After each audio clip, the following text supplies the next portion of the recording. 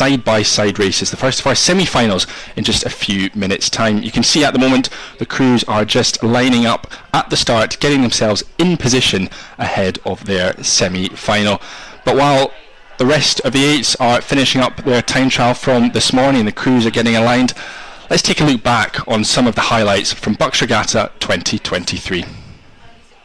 It's amazing. Like, I've done a competitive sport my whole life, but BUCS is quite something else. Racing with all these different teams from all over the country. The atmosphere is just incredible. All the crews are so friendly and everyone's here for everyone. Welcome to BUCS Regatta 2023. Honestly, it's been brilliant. Like, this pub is the best pub ever. Everyone's so lively, cheering each other on. Doesn't matter what level, beginner, whatever.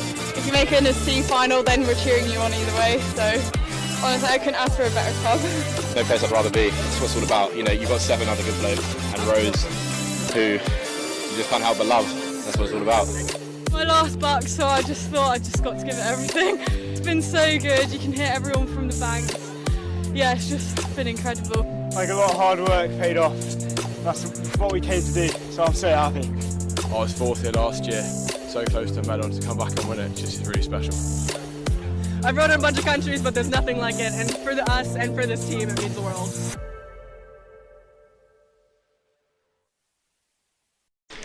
So many happy memories from last year's BUCS Regatta, looking to make new ones this year in 2024. 3 days of action-packed racing to look forward to, and as I said previously, we are now ready for our first side-by-side races of the day.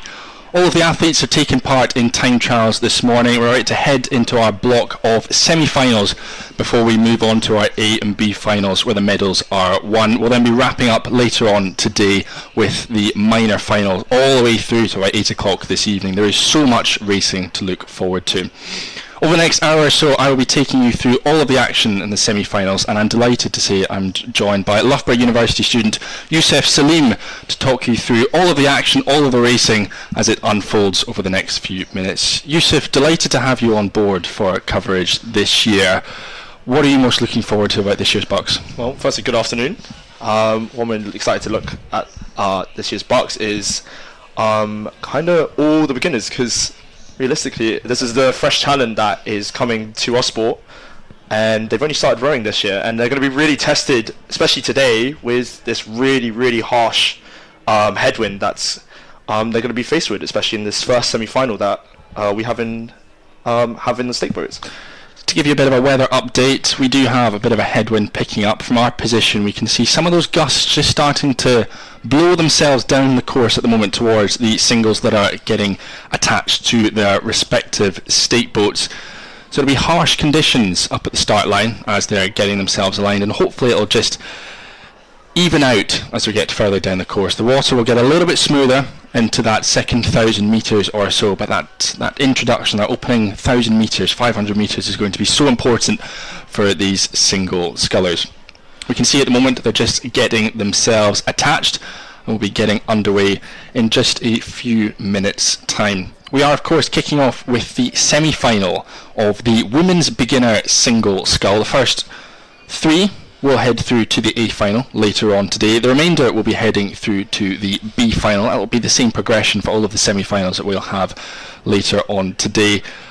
And Yousef, I suppose the big challenge for these scullers is getting themselves into that top 3, making sure that they're in a position where they can hopefully go and contest a medal later on. Yes, it really is, especially in a single, because you're the only one really making that speed of that boat. So it's going to be testing not only these athletes' physical standpoint, but also their mental standpoint, because it's a very gladiatorial races, especially in the singles. So I'm quite excited to see who comes out on top. Just to talk you through some of these athletes that are taking part in this race. In lane 1, it is Ella Oldland from the University of Birmingham, Birmingham's top sculler racing. We've then got Durham University A, Amy Strode in lane 2. We've then got the University of Nottingham racing on home water. Nottingham, of course, training on the Trent, just down the river from where the National Water Sports Centre is. Next to her, in the middle, is the first of 3 scullers from Edinburgh University. Millie Drury, next to her, Mariella Jack, and Clara Mee in lane 6. Edinburgh University, of course, so strong in these beginner events in recent years. Just a couple of years ago, they locked out the entire final of women's beginner single sculls. 6 scullers from Edinburgh University racing in that final. A tremendous feat from the Scots a few years ago, and they'll be looking to replicate it again this year. We can see though on screen our scullers just tapping, just making sure their bows are in position. And Yusuf, it's a real challenge getting yourself exactly where you want to be at the start line in a single scull. Yes, especially again with this headwind that you mentioned. Like, it's going to be buffeting you, it's going to be blowing you around, and you just got to make sure that you can kind of predict where your boat's going to go even before the start, because as soon as that umpire calls attention, there's no real changing it until you get that race start, and you really want to make sure that you get that really solid start to make sure you get ahead of the field, especially in these single sculls where the start is very important. And the scullers are being called to attention, and they're off. We are underway, the first of our side-by-side races of BUCS Regatta 2024. We can see that a couple of the scullers are absolutely thundering out of the block. Some coping slightly better than others with the conditions, and of course with it being a headwind, it is bumpier up at the start line. The roughest conditions that these rowers will be facing will be in that first 250, 500 metres of this race. But that's a beautiful shot there of all 6 of our scullers out in front. And just to run you through it, just from the right hand side will be our lane 1 sculler from the University of Birmingham. That's Ella Oldland over on the right hand side, and then of course it is Durham, Nottingham, and then your 3 scullers from Edinburgh University. Millie Drury in the middle, next to her Mariella Jack, and it will be on the far side, the left hand side of your screen as we're looking at it, is Clara Mee. But it looked to be, Yusuf, a really good start for the scullers right in the middle of the course. That'll be Ella Weeks of University of Nottingham and Millie Drury from Edinburgh. Yes, it seems the middle lanes are possibly favoured at the start, maybe because the wind isn't buffeting them as much as the outside lanes. So this is how they've clearly got a good start. But it seems the conditions are still affecting our scullers as they've been blown into the buoys, especially in those far to right lanes. Really struggling with the wind, but still doing really well to maintain with it. Yeah, it's strong winds we're seeing blowing across the screen, but particularly in the middle. Really impressive sculling there from Amy Strode in lane 2. Next to her though as well, Ella Weeks from Nottingham University. Looks to be taking this race by the scruff of the neck in these early stages. She's of course got that wave of baby blue of Edinburgh University over to her left hand side. We'll get a better view once the camera pans round, once she moves up in line with the camera, but that looks to be a tremendous start from Ella Weeks of Nottingham University. Yeah, she seems to have she seems to have settled into a very strong and consistent rhythm, and it seems that this rhythm is just a bit quite fast compared to the rest of the field. And yeah, if she maintains this, she'll have a very good and strong row up down until the final few hundred. A tremendous opening first 500 metres from Ella Weeks of University of Nottingham through the first 500 metres, 6 seconds up on Ella Oldland of the University of Birmingham. Ella, of course, just over on that right hand side of your shot, sitting strong there in second place, and that's been a really impressive opening 500 metres from her. And what's very interesting is we've got Birmingham sitting in second place, and then just a couple of seconds behind is the first of our scullers from the University of Edinburgh. It is Mariella Jack holding that 3rd position through this opening quarter. She's followed by Amy Strode of Durham University, and then we've got Clara Mee of Edinburgh over on the far side, right over next to where all those other boats are lining up. So actually, Clara's in quite a good position as she's coming down, because she'll be able to get so much support from her club mates. Yes, of course, Edinburgh's got a massive and strong beginner programme, and of course, since there's a lot of her peers, she knows where she faced against them, so she'll probably go into this race possibly with a lot of confidence, knowing that she could she knows that she's faster than some of her peers. It just seems that she needs to be able to take that confidence and use it against the other universities on the screen here. Certainly. Well, out in front, our leader is still University of Nottingham on home water, training on the Trent, but also here they'll come down, they'll make use of this phenomenal facility during weekends and during holidays rather than jetting off to Greece or France. The University of Nottingham comes to the National Water Sports Centre. I mean, why wouldn't you? Phenomenal piece of water to train on. Approaching the 1,000 metres, halfway in this first semi-final of the women's beginner single sculls. Nottingham University out in front, just starting to distance herself from the rest of the field. It's been an enormously impressive second 500 metres from the Notts sculler. We can see there just every single stroke starting to inch away from the rest of the field. And this side shot, this is the one we want, just to get a real gauge of what's happening further back for those all-important second, third and fourth positions, because as we said, top 3 scullers will be heading straight through. But that's what an awesome second 500 there from Eloise. Really opened up a very strong clear water gap. The Uni of Notts student Eloise really getting into that really strong rhythm, taking this race by the storm. Yeah, as you see now, very strong, very powerful rhythm that she's setting, slowly followed by the Edinburgh University sculler Millie Durry, still doing a very decent job battling these really tough conditions. Well done to all these scullers. Yeah, tremendous. And it's been a very impressive second 500 metres from the sculler from Durham University, Amy Strode, sitting in 4th place coming through the 500 metres, but she's just clawed herself back into contention with the likes of Ella Oldland from Birmingham University, who again stormed out. She was sitting in 2nd place for the opening 500 metres, but Durham brought themselves back into contention as we approach the 1,000 metre marker, and the contingent from Edinburgh University as well.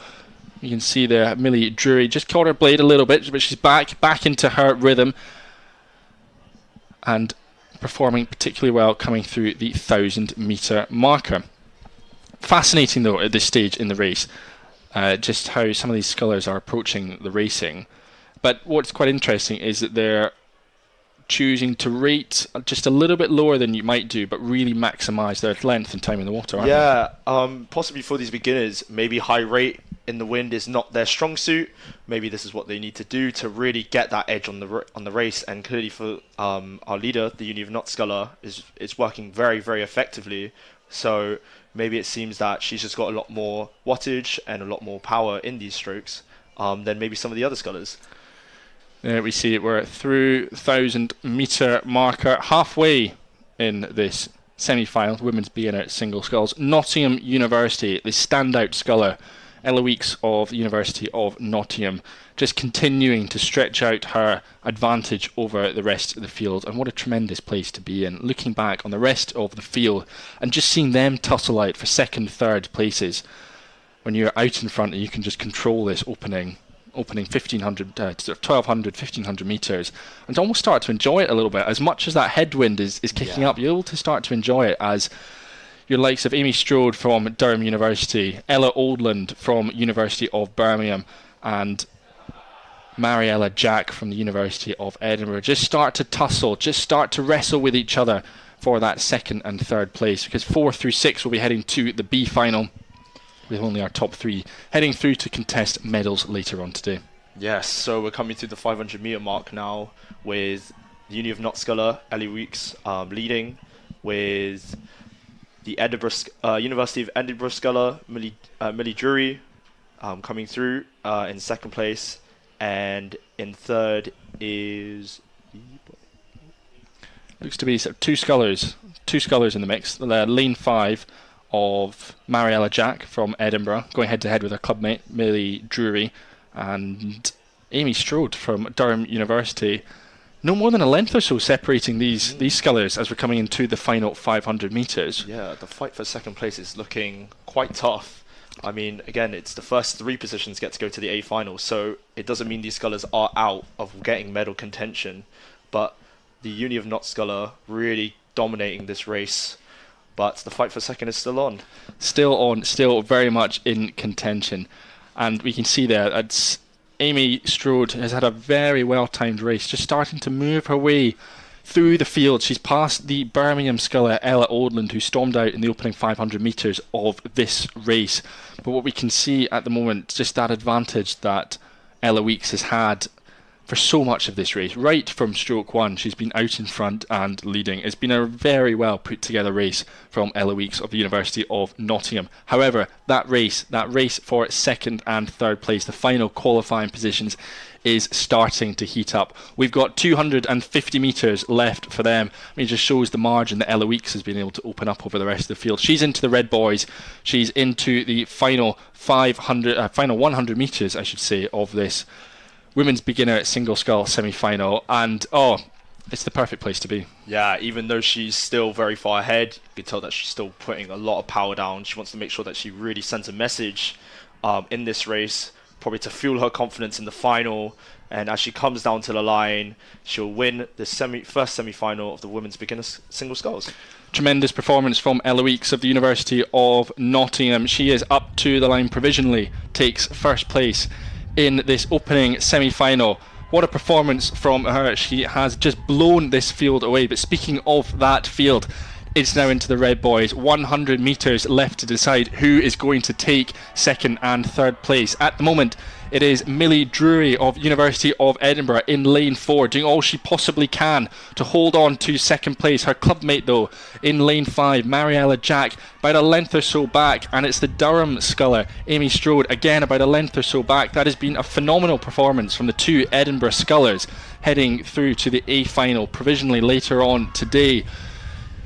Amy Strode of Durham University, she will sprint up to the line, but it will be fourth for her.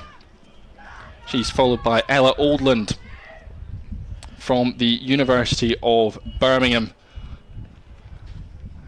And then wrapping up this opening semi-final will be Clara Mee of the University of Edinburgh. But racing is coming thick and fast here on day one of BUCS Regatta 2024. The second semi-final of women's beginner single sculls is already on the course. It's already through the opening 500 metres. It's through the opening 1,000 metres. We're over halfway through this field. And to run you down, we've just sung the praises of Edinburgh University. Well, we're going to do it all over again in this race. Edinburgh University, Katie Robertson in lane 1. University of Bath's Freya Ridge in 2. Louise Brooks of University of Leeds in 3. Ellen Flewitt of Edinburgh in 4. Naomi Davis from Arts Bournemouth in 5. And Izzy Langley in lane 6.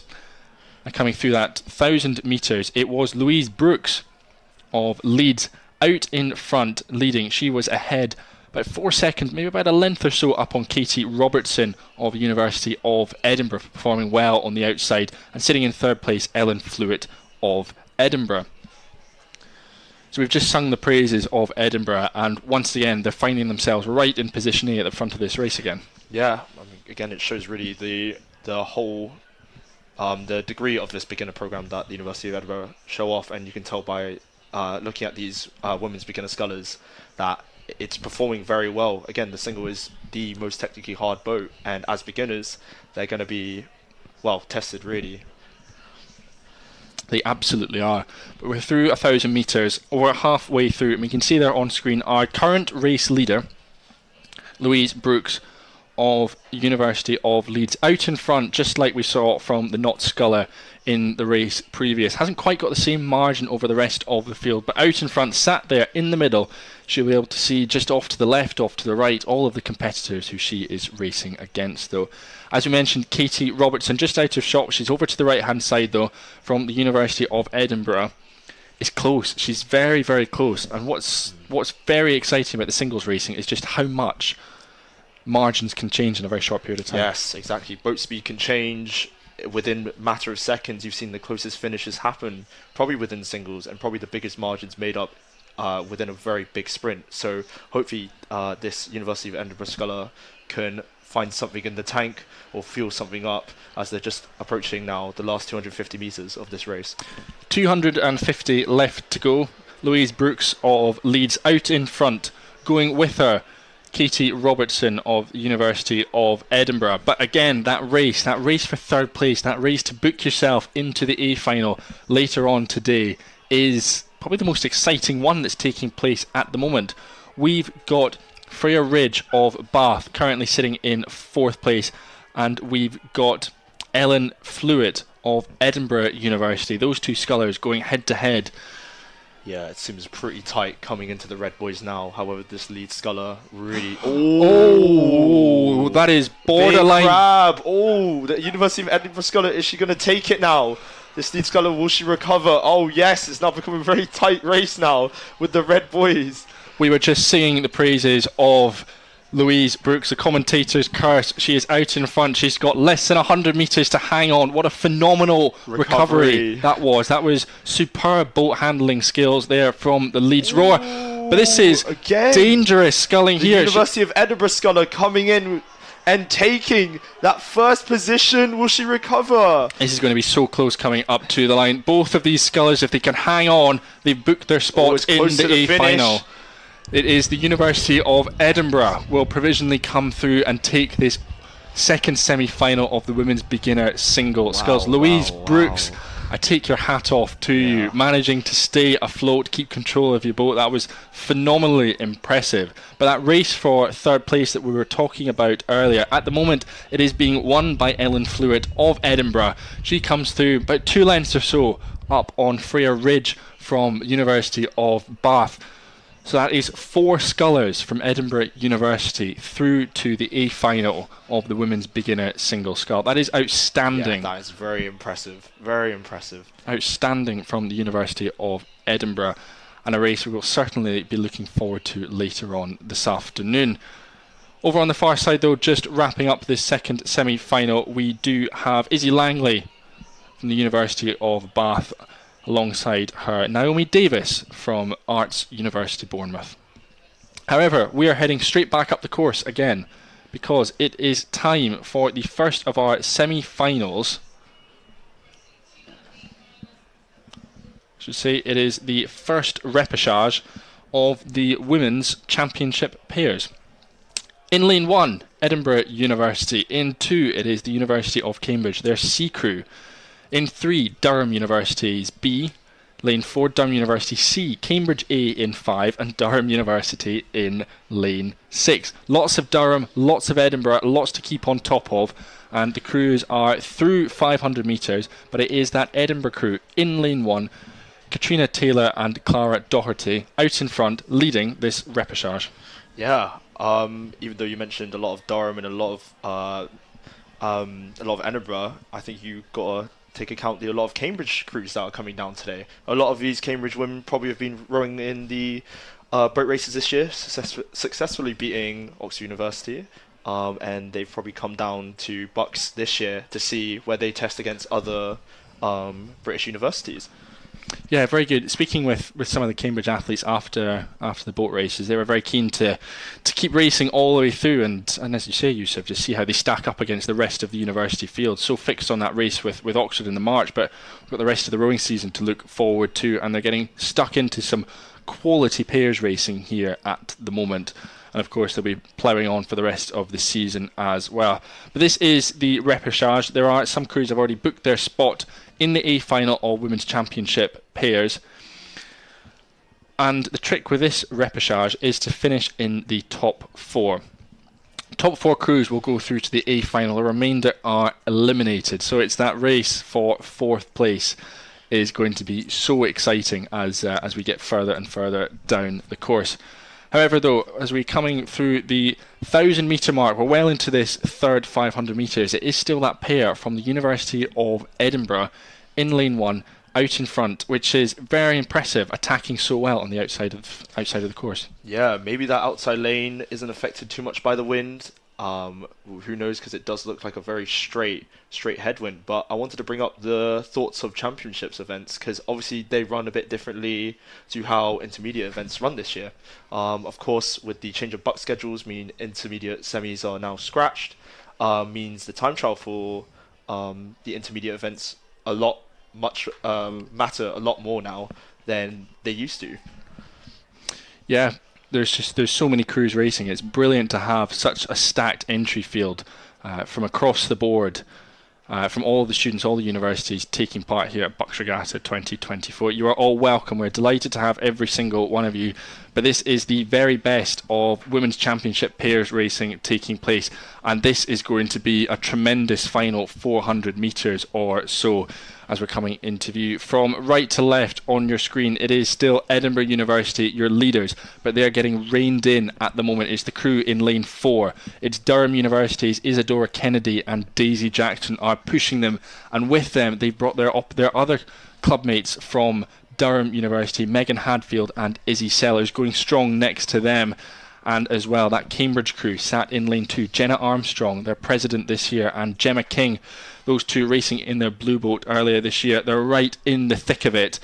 And we're coming up to 250 metres. This is looking to be a phenomenal repechage. Yeah, it seems to be quite a close finish. Even though it's still a rep and you want to get in those top 4, you also want to get the fastest lane possible. So winning this rep gives you that advantage of being in the most favoured lane. So it may still be important for these athletes to really go and take that win, so they make sure they get the most advantage they will when they make to that A final of this championship pairs event. So 100 metres left in this repechage, and here come Durham University, here come Cambridge, here comes Durham, their C crew, Isadora Kennedy, Daisy Jackson. They've now taken their lead. It is the Durham bows in front as we're coming up to the line. 50 metres left. Cambridge are charging in 5. Durham doing all they possibly can to hold on. Cambridge in 2 look to have held on to second place at the moment. It's the top 4 that go through to the A final. This is going to be a blanket finish on the line. Durham, Cambridge, Edinburgh and Durham look to be your 4 crews that head through from this repechage. That was an unbelievable finish, and provisionally from our eyes up here it does look to be that Cambridge crew in lane 5 missing out on a place in the A final. What a finish that was. What a finish it was. Unfortunately to that that Edinburgh crew, sorry. Maybe a fast start wasn't what they needed today, but a good racing spirit from them. Well done. Outstanding racing in that repechage there. Tremendous racing. If that's what the repechage is, well, we've got so much to look forward to in the A final later on today. We're heading back up the course though. We've got another repechage. We're staying with championship events. This time it is the Open Championship single scull. In lane 1, I'm getting quite used to this. In lane 1, Edinburgh University, Josh Matthews. In lane 2, it is Angus Pollock of Bath. Hartbury are next to them in 3, Elliot Donovan Davis. Durham's Charlie Warren in 4. Reading B, Josh Lyon in 5. And the University of Derby is represented by Ollie Hanks in lane 6. Yeah, this is quite a stacked field. A lot of these guys have probably already been down to trials this year or done some sort of senior representation this year. So, you know, the championship singles is very, very stacked when you have these 6 athletes only in the rep. Yeah, a very impressive field of scullers through 1,000 metres. It was Josh Adams of the University of Edinburgh leading. He had a couple of seconds up on the rest of the field, and at the moment he's still holding on to that advantage as he comes into the final 500 metres or so of this championship single sculls field. Yes, Josh Matthews is still leading. Going with him though, sat in second place, Josh Lyon. The 2 Joshes, battle of the Joshes, out in front. This one, the Reading sculler, holding on to second place at the moment. This rep slightly different to the previous one. This is the first 5 heading through to the final, with the 6th sculler just eliminated from contention. So it's very simple, isn't it? Yeah. Don't come last. That's still a very brutal position to be though, because you don't know. These are probably the people that you're going to be expecting in the final, so you want to have an idea of who you're going to be racing and who's going to really be your competition in this race. So again, to fuel your confidence to when you actually come to the final. So at the moment, as we said, Josh Matthews, University of Edinburgh, still out in front, but Josh Lyon of University of Reading looks like he's just dropped the rate down a little bit as we're coming into the last 150 metres of this repechage of championship single sculls. Both of those scullers, they're able to sit out in front knowing that they've done enough to book their place in the final, which can be said mostly for the rest of the field as well. Angus Pollock, Elliot Donovan Davies, Charlie Warren as well are themselves sitting about 2 or 3 lengths up on the sculler from Derby. That's Ollie Hanks on the top of your screen. But coming into the final 50 metres, very strong performances from Edinburgh and from Reading. It is Edinburgh through the line first. It is Josh Matthews followed by Josh Lyon. Those two scullers comfortably booking their space into the A final.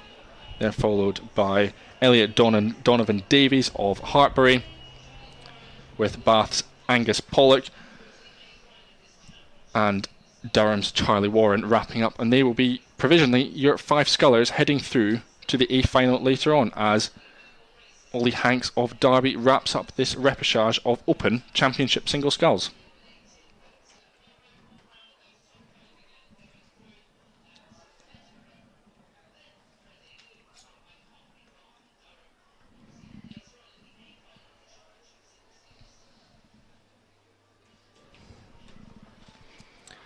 So our next race, we're back to semi-finals, we're back to beginners. We are getting ready for the first semi-final of the Women's Beginner 8. In lane 1 will be the University of Southampton, East Anglia next to them in 2, Durham in 3, Surrey in 4, Bristol in 5, and the University of St Andrews in lane 6. There seems to be a bit of a collision at the start with the first 2 lanes.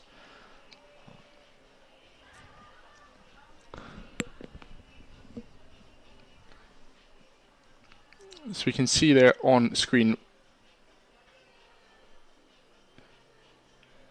it looks like we will be bringing you that semi-final in probably a couple of minutes' time. I think the crews just Had a bit of difficulty maybe attaching to the stake boats. a couple of challenges there, Yeah, particularly in an 8 with this headwind. It's very very challenging to really get straight and get aligned, and again, because they're beginners, this is all very new to them. So yeah. Yeah, just talk me through the art of getting yourself attached to a stake boat in an 8. In an 8, it's quite difficult because once again, it's not just yourself like in a single, so it's not that easy, and you also have a cox to kind of command you where to go, and it's also a pretty tough process to do it, especially in this headwind. But the main process is you have your stern, and you have to try and back it down to a person called a stake boat hauser, who will be a person lying down at the start with the hands out, and all you have to do is basically aim your stun, and so they can hold you still and make sure that you are in your lane and ready to race. Yeah, challenging for any level of athlete, particularly for these beginners. Quite often this will be their first opportunity of getting to do this. They'll have done their head racing through the winter months, doing their time trials on various rivers up and down the country, getting used to this wonderful sport. But this, for many people, will be their first taste of side-by-side racing. And for the wider field, for our championship and intermediate crews as well, quite often this will be their first side-by-side event of the year. BUCS Regatta, quite often considered the gateway to summer racing. Yes. I say quite often, that's what I consider it to be. Yeah. Sat here, I've got my shorts on, loving life. It's nice and sunny, temperature's coming up, and it's quite a nice day, to be fair, minus the wind of course, but conditions should be quite enjoyable, not as cold as head season where you need to wear a lot of layers to go out rowing, so hopefully these student athletes enjoy the rowing here a lot more than in the winter. Yeah, certainly.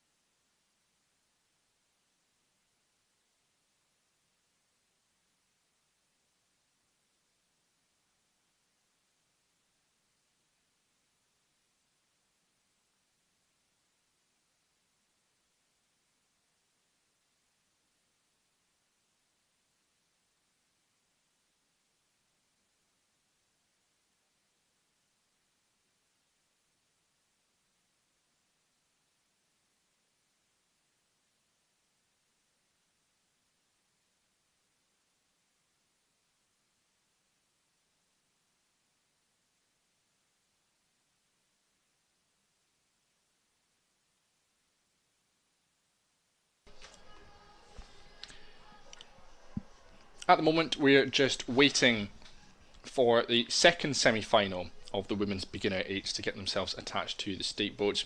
We'll just switch the running order of these eights around. It'll be the second semi-final off first, and then it'll be the first. But what we're going to do is just have a quick break, and we'll see you on the other side of this.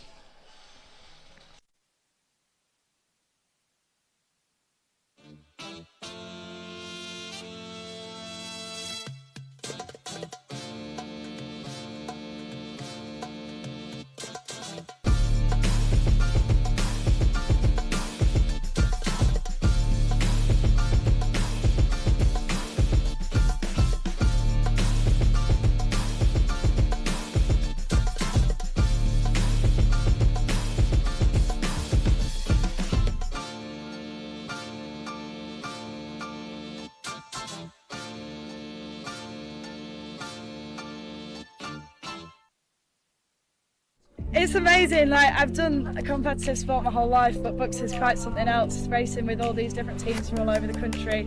The atmosphere is just incredible, all the crews are so friendly and everyone's here for everyone. Welcome to BUCS Regatta 2023. Honestly, it's been brilliant. Like, this pub is the best pub ever. Everyone's so lively, cheering each other on. Doesn't matter what level, beginner, whatever. If you make it in a C final, then we're cheering you on either way. So, honestly, I couldn't ask for a better pub. No place I'd rather be. That's what it's all about. You know, you've got 7 other good blokes and Rose, who you just can't help but love. That's what it's all about. My last BUCS, so I just thought I just got to give it everything. It's been so good. You can hit everyone from the banks. Yeah, it's just been incredible. Like a lot of hard work paid off. That's what we came to do, so I'm so happy. I was 4th here last year, so close to a medal, to come back and win it, just really special. I've run in a bunch of countries, but there's nothing like it, and for us and for this team, it means the world.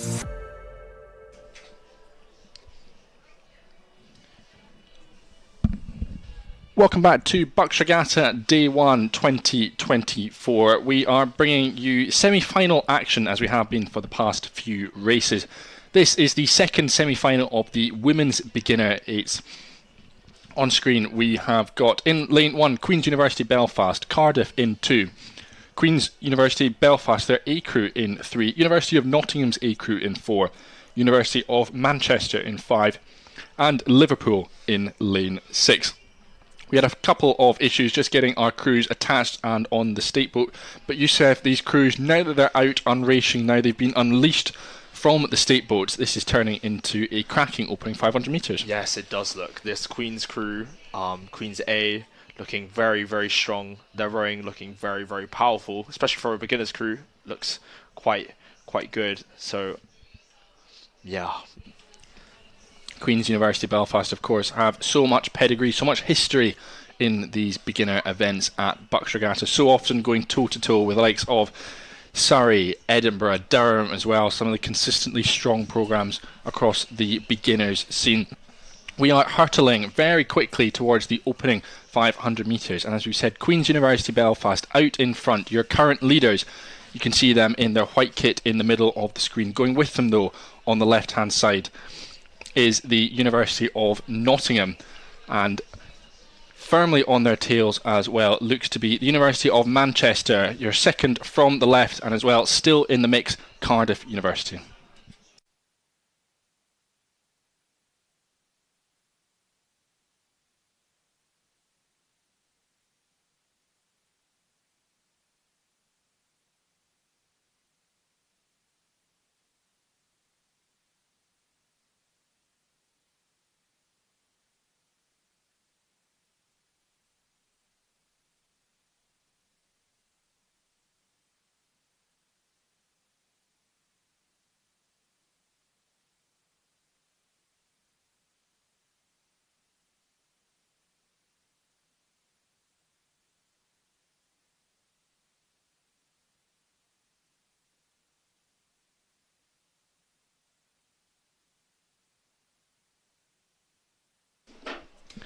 It is Queen's University Belfast leading the field, followed by University of Nottingham, and then Cardiff University in 3rd, Queen's University Belfast B in 4th, and University of Liverpool in 5, shortly followed by Uni of Manchester at 6. So to recap, this is a semi-final. So the first 3 crews will be heading to the A finals of the Women's Beginner 8s, and it is Queen's University Belfast leading by a length, followed by Nottingham in second place, and the third place could be a bit of a tussle, Fergus.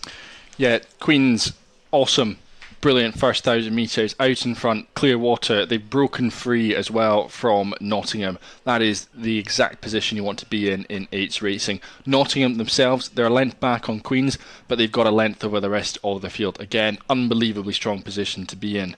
Those 2 crews out in front, in control of this race. So again, that race is on. It's the top 3 crews are heading to the A final later on today. At the moment, as we come through the 1,000 metre marker, it is Cardiff University holding on just ahead of Manchester. So it's Cardiff against Manchester at the moment for that all-important third place. It's going to be so close as we come up to the finish line, because I'm expecting a couple of these crews really to step on in this third 500. Yeah, unlike singles, of course, 8s are quite a big boat. Your base speed is not is very fixed speed and shouldn't really change that much. But who knows? It is a beginner category. Mishaps could happen. So let's see if Uni of Manchester could make a move through this third 500 and book themselves into the A final.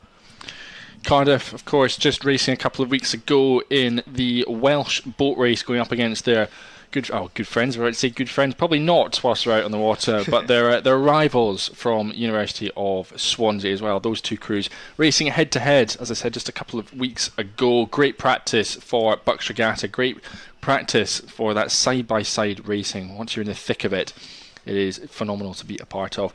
We can see there, though, Queen's Belfast out in front have been tremendous. That blade work into this headwind is utterly sublime. And they're out in front, they're long, they're powerful, and there's a reason that they continue to pull away from the rest of this field as we move down. Heading, though, into the final 600 metres or so of this race, we've mentioned how strong the Nottingham crew is just next to them. Cardiff as well going strong. Manchester, and just a little bit further back, but not necessarily out of this, is the University of Liverpool. They've got work to do if they're going to claw themselves back into contention. But as we sort of look on the screen there, we can see the 3 crews, Queen's, Nottingham, Manchester as well. And that Queen's crew is just superb, isn't it? Yeah, that Queen's crew really is working together. You can see that blade work all going in at the same time, all squaring up, and especially into this headwind. It's fairly impressive to say. It is very, very impressive. So, yeah, but it seems that tussle for 5th, 4th and 3rd could be a lot closer than we thought between University of Liverpool, University of Manchester and Cardiff University. So let's see what happens in these final few stages. Yeah, it does look to be Manchester perhaps just dropping back a little bit, or maybe that is the B crew from Queen's Belfast pulling themselves back into this race. But out in front, we've got 250 metres left in this second semi-final. We rejigged the order. We're running the second semi-final first, then you got your first semi-final. Queen's Belfast out in front, clear water over the University of Nottingham, who themselves have clear water over Cardiff. But that margin actually, that margin that Nottingham have over Cardiff as we come into the final 200 metres, is just starting to narrow. They're not going to make it up, Cardiff, but that's been a tremendous sort of third 500 metres from the Cardiff crew. Especially because they pulled away from the rest of the field. It was a lot closer within the 1K, but it seems their base pace through the 1K and that third 500 seemed to be a very fixed and strong pace, and they're even moving up slowly on this Nottingham crew. However, Queen's University Belfast come into the last 100 metres, very strong, very powerful rowing, giving a length lead from the Nottingham University crew, shortly followed behind, give it maybe a boat length behind Cardiff University, and those will be your top 3 in this semi-final. So up to the line, Queen's University Belfast provisionally take the win in the second semi-final of the Women's Beginner 8. So dominant in this field and across beginner events. University of Nottingham will take second place, and they will be followed by Cardiff, who provisionally book that third spot into the A final. Nottingham University, cheers all round, high fives, fist bumps, the full shebang. They are delighted. It has been a tremendous few races or so for the beginners from Nottingham University. Their sculler, of course, booked her spot into the A final earlier on this morning, when she dominated her semi-final of the women's beginner single as well. So great outing so far for the Nottingham beginners. We then got Manchester, Queen's Belfast B and the University of Liverpool rounding out this semi-final. And what we can do is head back up the course, because it's time for the first semi-final of the women's beginner race. I could have just called the first one that we've just seen the first one and this one the second one, but I'm going off the sheet. This is semi-final 1, women's beginner 8, top 3 through to the A final. In 1, Southampton. 2 is East Anglia. Durham in 3, Surrey in 4, Bristol 5, St Andrews in lane 6. Yes, so it seems through the 500, it seems University of East Anglia is taking the lead with only a second separating them and the University of Surrey. In third position is Durham University. In fourth position is the University of Southampton.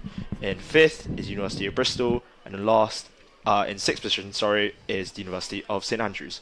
It seems to be quite a tussle for this, in between these 3 middle lanes for first place, Fergus. A tremendous racing there. The race is split into two parts here. We've got our leading 3 crews, who at the moment, if the race was 1,000 metres long, well, they'd have booked themselves a spot in the A final. But it's not, it's 2,000. They've still got another half of the race to go.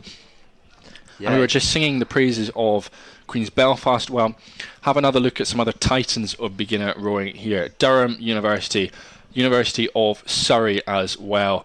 Those 2 crews sitting first and third respectively, going through the 1,000 metre marker, but still in the mix. Very impressive outing from the University of East Anglia, who again have done so well just to distance themselves and give them a bit of a buffer, a bit of a margin over the rest of the field. Yes, I've heard about University of East Anglia's programme is still again a pretty strong one, and you can see here that their 8 who's currently sitting in second position, is showing the development of these athletes. Yeah, tremendous row from these girls so far. That race, though, as we said, split into 2 halves at the moment. Durham, East Anglia, Surrey out in front, and then racing in 4, 5 and 6. It is Bristol, St Andrews and the University of Southampton. But our camera there at the moment is sitting on the 500 metre marker to go, and that race for those top 3 crews is so tight, as we were mentioning, about a length or so separating them at the 1,000 metre marker. We'll get a much better idea of what's unfolded over the last 500 metres as it starts to pan round, but it is still Durham University out in front and leading this semi-final of women's beginner 8. A really impressive outing from the Palatinate crew. Going with them though, Surrey, and those 2 leading crews almost look to have put a little bit more distance into the University of East Anglia, who are still sitting firm in third place. Yes, I think they are very strong and very comfortable. As you said, it was kind of a split in the 2 races between the middle 3 crews and those outer lane crews, but it seems that Durham University has pulled away in this third 500 and is taking a few seats off the University of Surrey crew. Surrey doing well, overhauled East Anglia. Surrey pushed themselves into second place as we come through 1,500 metres. We're into the final quarter of this semi-final of women's beginner 8. Durham University, your leaders right from the 1,000 metre marker. They were sitting in third place in the opening 500 metres, but that race pace, that boat speed that they've been able to generate over the past 1,000 metres, no one has been able to match that. Hold themselves right through the field and find themselves at the moment right at the tip of this chevron that is hurtling down the National Water Sports Centre. Yeah, it seems that University of East Anglia crew is actually walking on the University of Surrey crew, so it might be a bit of a tighter finish for third place than we thought. However, as Fergus said, the Durham University crew is clearly just in its own rhythm, own base pace as they head down to the 250 metre and the Red Boys. Durham University, they're long, they're powerful, they're quick up at the front end. There are reasons they're continuing to walk away from the rest of the field as they hit the Red Boys. It is 100 metres left in this semi-final of the women's beginner 8s. Durham University, so used to being in this position in the beginner crews, are doing it once again in 2024. comfortably looking like they will be heading through to the A final later on today. And what a final that is set to be, squaring up against Queen's Belfast and Nottingham, to name just two of them. Durham University, Clearwater over Surrey, who have done all they possibly can. They've pushed through University of East Anglia. They'll have to settle for third place. Durham come through, take first place. Thrilled with that. Punching the water from the girl sat at bow. Surrey come through, second place for Surrey. Again, claps, they're delighted with that. And here we see University of East Anglia are the provisionally third and final crew to take an A final spot.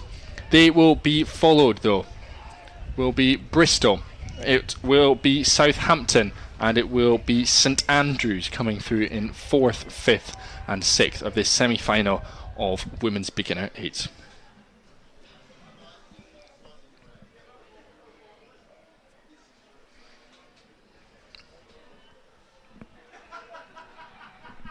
Next up, though, is the first repechage of the Women's Championship Lightweight Double Sculls. There are 2 reps of this. We'll get the first and then the second. In lane 1, University of East Anglia.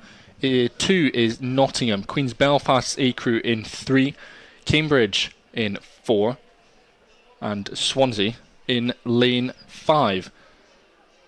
So yeah, it's the top 2 in this rep. Is going to go to the A final in this championship lightweight women's double sculls. It seems that Queen's University Belfast, their A crew, has taken a lead, and pretty substantially, over the University of Nottingham. Fergus, thoughts? Tremendous from Queen's Belfast. Phenomenal sculling programme that they've been able to put together over recent years. You see them in the open weights, in the lightweights, consistently leading the sculling events, and no surprise again to see them in such a strong position in this repechage of the women's champ lightweight doubles. University of Nottingham again sitting particularly well, about 5 or so seconds. Clearwater up on Cambridge, who occupy that third place position.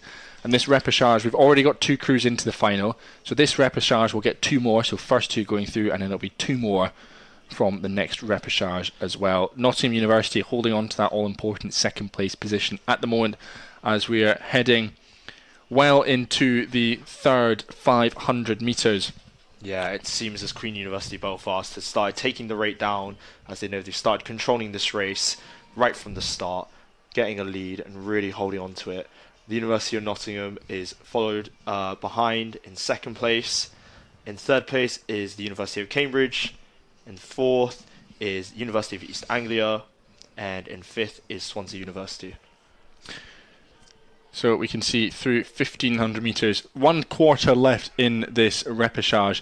Queen's Belfast out in control, out in front, leading this repechage. And I mean, talk about position A, talk about where you want to be. They're already starting to think about their final that's coming up. Yeah, clearly they already know that they've got it by the neck.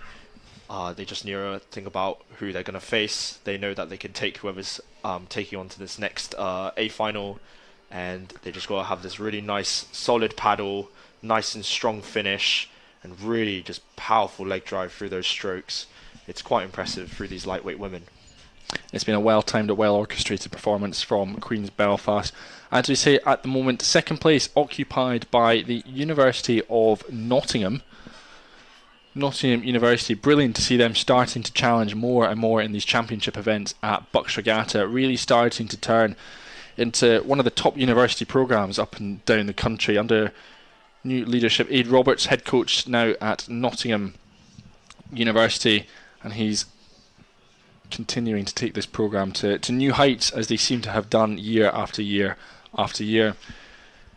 They continue to chase Queen's Belfast. Queen's Belfast still your leaders. You can see them on screen. That is such an impressive display of sculling there from the Queen's University Belfast double. We're seeing, though, Nottingham not quite able to back off just yet, because Cambridge are about a length or 2 back, are still going to keep pushing Nottingham. Yep. it's still not like the Queen's University Belfast kind of distance that Nottingham maybe wanted to put on it, the rest of the field. So unfortunately they will have to expend more energy to make sure they really book themselves into that A final. However, with them continuously rowing like this, they will comfortably make their way to the A final of the Women's Championship lightweight double sculls. Queen's Belfast up to the line in this first repechage. Women's Championship lightweight doubles will be followed by the University of Nottingham. See the blades balance there from the Queen's double. Job done, box ticked, on to the final later on today. Nottingham thrilled with that performance there. And next it will be Cambridge across the line in third place, and they will be followed. It will be followed by University of East Anglia and Swansea as well.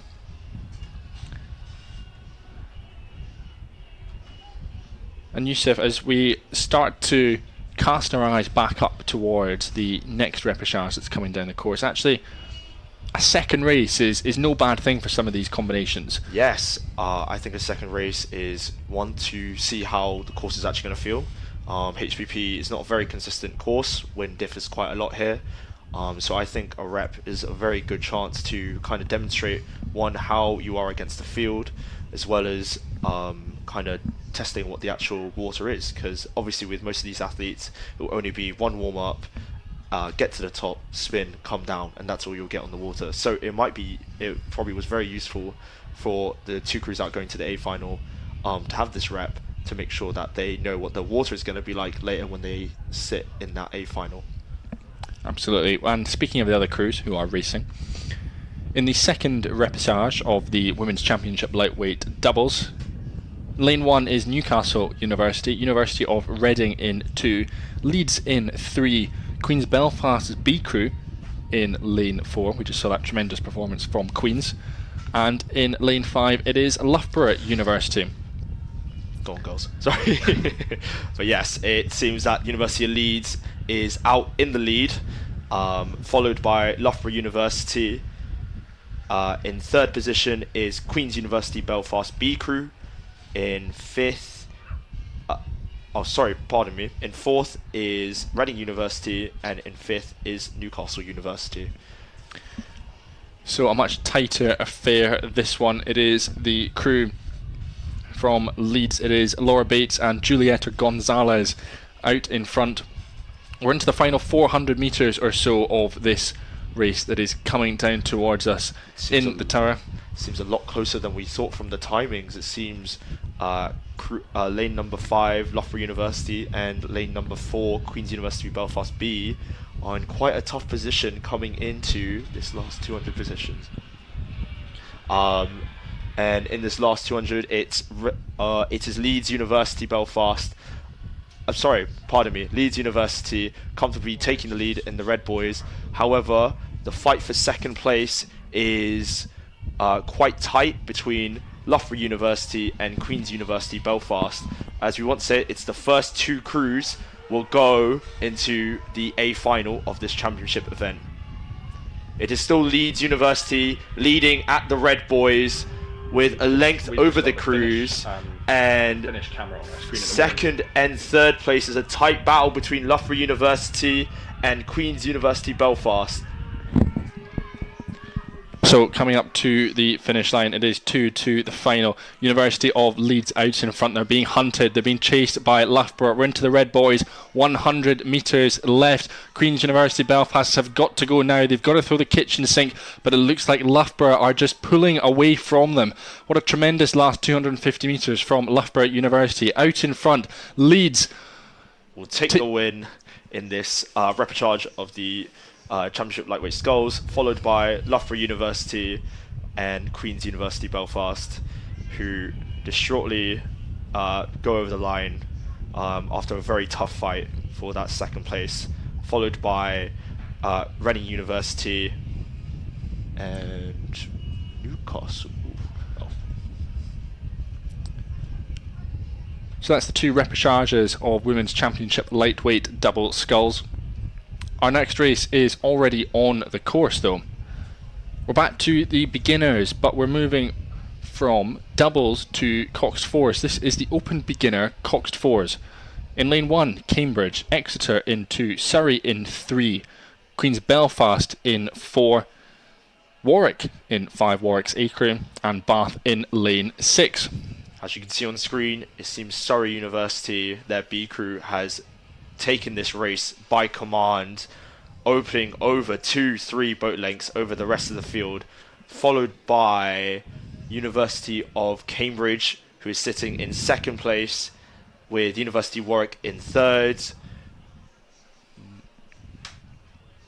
and University of Exeter in 4th, and lastly is Queen University Belfast's B crew.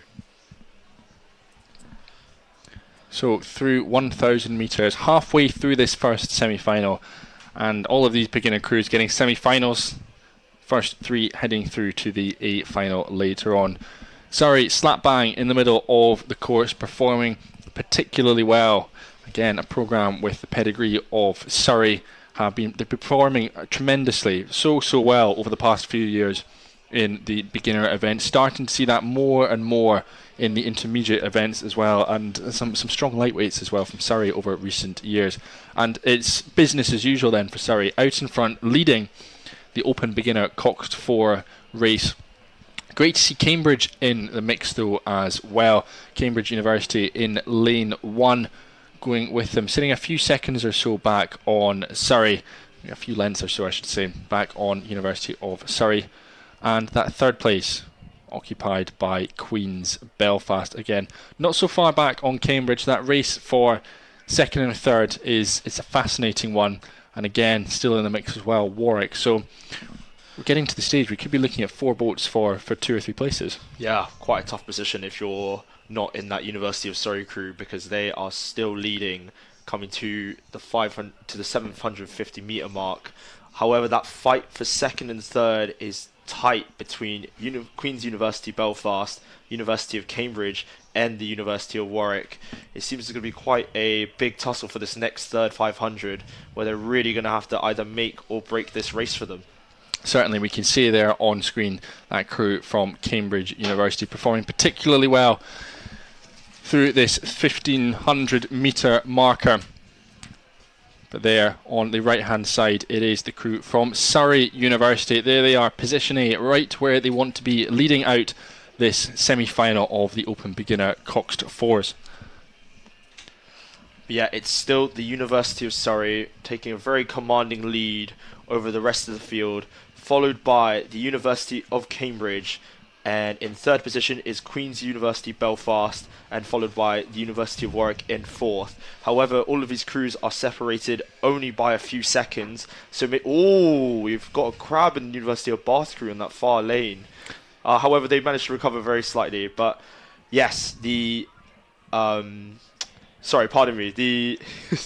of commentary. But yes, it's a few seconds between these 3rd, 4th, and 2nd place crews. Surrey University out in front, but that race for 2nd and 3rd, who's going to get their final couple of positions ready to go into the A final? At the moment it is Cambridge University holding on to 2nd place, but with about 300 metres to go, this could go anywhere. This could go to Exeter, maybe it'll go to Queen's Belfast, or maybe it'll be University of Warwick. We've got 200 metres left. We've got Surrey right where they want to be, able to control this race. And at this point, their bow, maybe their 2-man, will just be passing back some information, saying to the coxswain, well, where we want to be, but it's quite a race that is heating up behind us. It's quite a race for that 3rd place position between Exeter, Queen's University Belfast, and Warwick. Surrey University coming into the Red Boys now, getting to watch this race unfold behind them. Cambridge University comfortable in that 2nd place position. However, the fight for 3rd place is a lot tighter than we thought between Queen's University Belfast and University of Warwick. Right, here we go. Surrey through the line, provisional winners of this semi-final. Cambridge University now doing all they can to hold on to 2nd place, but here come Queen's, here comes Warwick. It is neck and neck with just 3 strokes to go. Cambridge come through, Queen's holding on for all they possibly can, and on the line it is just Queen's by my eye, just Queen's Belfast pipping out Warwick University for that 3rd and final spot in the semi-finals, which will come, in the finals that will come later on today. That was outstanding racing. Wow, great final here that we just unfolded in the beginner quads. In 5th position is the University of Exeter, and in 6th position is the University of Bath. Moving over to our next race now is the second semi-final of the Open Beginner Coxed Quads. In lane 1 is Glasgow University A crew. In lane 2 it is York. In lane 3 is Edinburgh. In lane 4 it's Surrey's B crew. In lane 5 it's Imperial College London A. And in 6 is Imperial College London B. Well, hope you've caught your breath back after that finish and are ready to go again. This looks like it's going to be another brilliant semi-final from these crews. Leading at the moment, it does seem to be the crew in the middle, the crews from the University of Edinburgh. Certainly out in front in the mix as well. Going with them again, Surrey University. We just saw a tremendous performance from their A boat. Their B boat looking to book a place in the A final as well, and that just shows the depth that this Surrey programme are able to produce year after year. Yeah, considering both their A boat and B boat are really showing strong performances in the Cox squad, I'm quite excited to see what they'll do in their beginner 8, which I'm sure is a combination of both of these crews. So as you see on the screen, it is the University of Edinburgh opening clear water on the University of Surrey, which is open clear water for 3rd place, which is the University of Glasgow crew A, followed by York A and Imperial on the far side of the course. So 1,000 metres halfway through, we are done and dusted with the opening 1,000 metres. And this is where we'll start to see who's going to put their pushes in, who's going to step on at 1,000 metres, who's perhaps keeping their powder dry for a little bit further down the course. York doing all they can to keep themselves in contention as well, with that Glasgow crew who are just starting to push up on the outside. Glasgow and their black and gold kit just on the left hand side of your screen are doing very well, but it is their Scottish opposition. It is Edinburgh University. There you go, in the middle of your screen, just in the background. Really powerful strokes there from the lads from Edinburgh. Yeah, it looks like a very, very strong rhythm being produced by this University of Edinburgh crew, which has given them the lead that they need to make the A final over the rest of the field. Just for timings, it is still the University of Edinburgh in the lead, dominating the race by over clear water to the University of Surrey, who sits in 2nd, followed by the University of Glasgow in 3rd. In 4th place is Imperial College London's A crew. In 5th is the University of York, and in 6th position it's Imperial College London's B crew.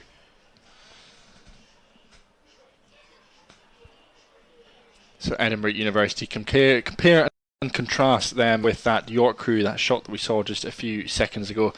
Edinburgh out in front, just looking the much calmer of those two crews, and it just tells the tale of the position that these guys are in at the moment. Edinburgh out in front, leading this semi-final. York doing all they possibly can to scrap themselves back into a position that will book themselves a spot in the A final. They've got a job to do though. They're sitting back on the legs of Glasgow, on Surrey, Imperial College London as well. Imperial with 2 horses in this race, their A crew and their B crew. Wouldn't it be fantastic to have one of those crews racing in the final with 2 of them in the semis so far? But there we see Edinburgh University. What a diagonal shot that is. Edinburgh University out in front, but it is Surrey still scrapping away, and on the far side of Surrey, the top crew from Imperial College London doing all again to haul themselves back into contention.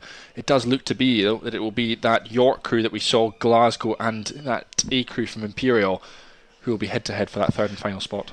Yes, coming now close to the 250 metre mark, Edinburgh University still in control with their Cox, James Moore, coxing them with a very strong row. You can see him there sitting in the bow of that University of Edinburgh boat, followed by the University of Surrey crew, who is taking the lead right behind, over in front of the Imperial College London A boat. And yeah, coming into the last 500, we have the University of Edinburgh coming into Red Boys, still very dominant in this row that they've had in this semi-final, followed by the University of Surrey. University of Glasgow in lane 1, still going very strong, holding for that 3rd position. In 4th is the University of York. In 5th position is the A boat of Imperial College London, and in 6th position is the Imperial College B boat. That has been an outstanding last 500 metres from Glasgow. They have pushed past York well and truly through that top boat from Imperial, and they are up and running against Surrey. Edinburgh have just extended their advantage. Red Boys less than 100 metres to go in this semi-final of the Open Coxed Fours, the beginner category. Edinburgh, that is a performance to savour for them as they come up to the line. Provisional winners of this semi-final, heading to the A-final. But here come Glasgow. Glasgow have just been outstanding in the past few hundred metres. They have overhauled Surrey. Surrey cannot respond to this push that is coming from the Scots. That is a Scottish 1-2. Glasgow are utterly thrilled with that performance. They are pushed through Surrey. Surrey will have to settle for 3rd place. But it is York who will come through in 4th, ahead of the first of the crews from Imperial College London, and then their club mates will wrap up in 6th place this semi-final of the beginner Coxed Fours.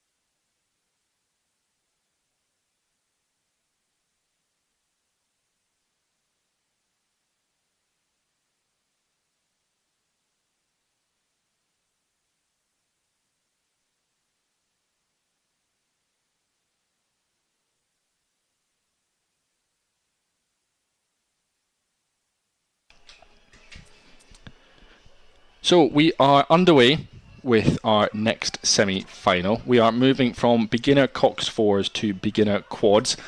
And in a change in boat class, I'm also delighted to have a change in voices as well. I say thank you and goodbye to Youssef, and welcome to the live stream to Finn McCarthy. Finn, delighted to have you alongside me for the next batch of semi-finals and repêchages. You must, of course, be thrilled with some of the performances you've seen from Edinburgh, being a baby blue man yourself. Yeah, I'm very, in my humble opinion, Edinburgh has one of the best, if not the best, beginner programme in the country, and that was demonstrated, I think, in the last race, by Clearwater over Glasgow. Always nice to see a Scottish one too. But it'll be interesting in these quad races that we've got coming up, because Edinburgh have, I believe, held the beginner interquads on the men's side, the title, since 2021, and it will be interesting to see someone new take that mantle now that Edinburgh is focusing on the fours, on sweep as opposed to sculling. So yeah. Well, speaking of those lineups, we've got Plymouth in 1, St Andrews in 2, Queen's Belfast A in 3, Nottingham Trent's B crew in 4, Liverpool University in 5, Queen's Belfast their B crew in 6. So once again, we had Imperial going head-to-head against each other in the 4s. This time round, we've got Queens going up against each other in lanes 3 and 6.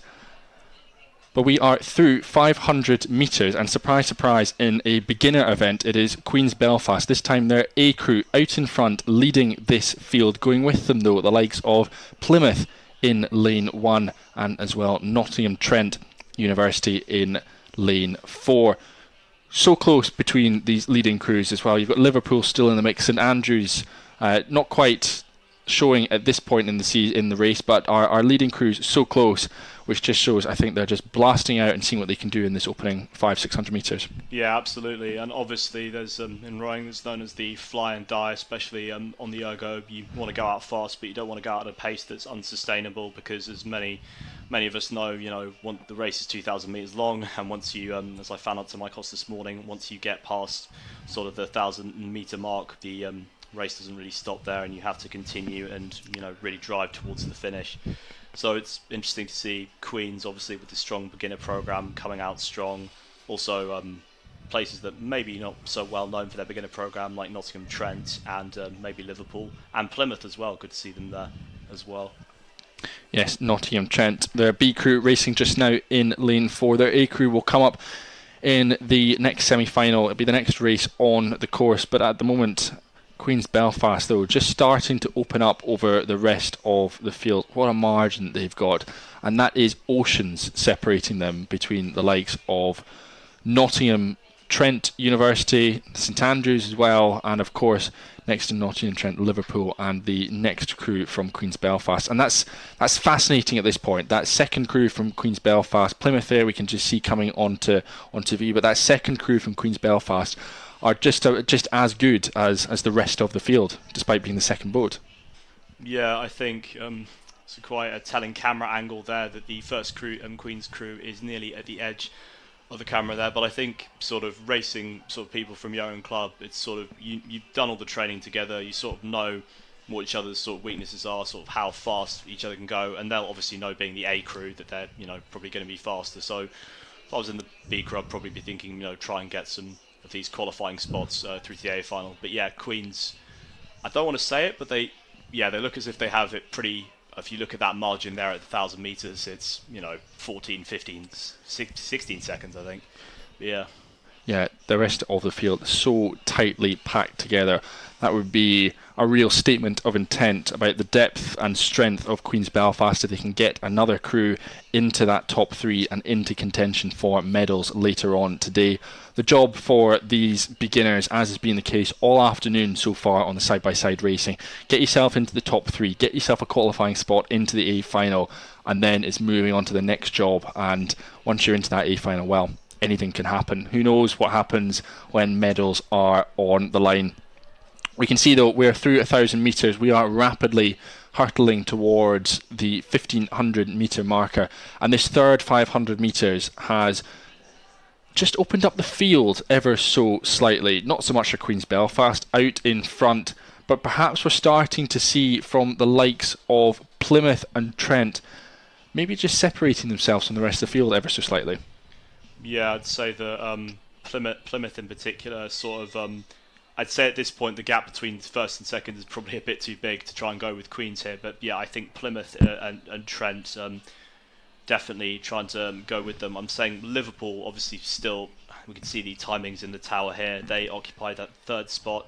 But then it's really not a million miles. I think about a 40th of a second back to Trent in fourth. So it's really all to play for in the minor placings here.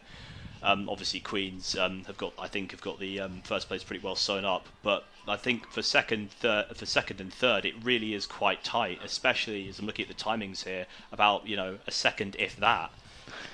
So you are Liverpool University, you're Plymouth. You've got less than 500 metres left. What are you thinking at this point in the race? Are you going flat out sprinting to get yourself into second place? Or are you going to just try and do what you can to make your way into the final? I think probably try and make. I don't know what the expectations of these athletes would have been, but it was probably sort of to make the A final. So if it was me, I'd sort of be going flat out. We'll see here, if they drop off the pace. But I'd say probably especially for Plymouth. I don't remember the last time I've seen a Plymouth crew in an A final at either beginner level or intermediate level, so this would be a real coup for Plymouth, I think, as a programme. But obviously their Queen's miles ahead of the rest, out in front. So Red Boys now 100 metres left for Queen's University Belfast. We can see there on screen, they're not letting off.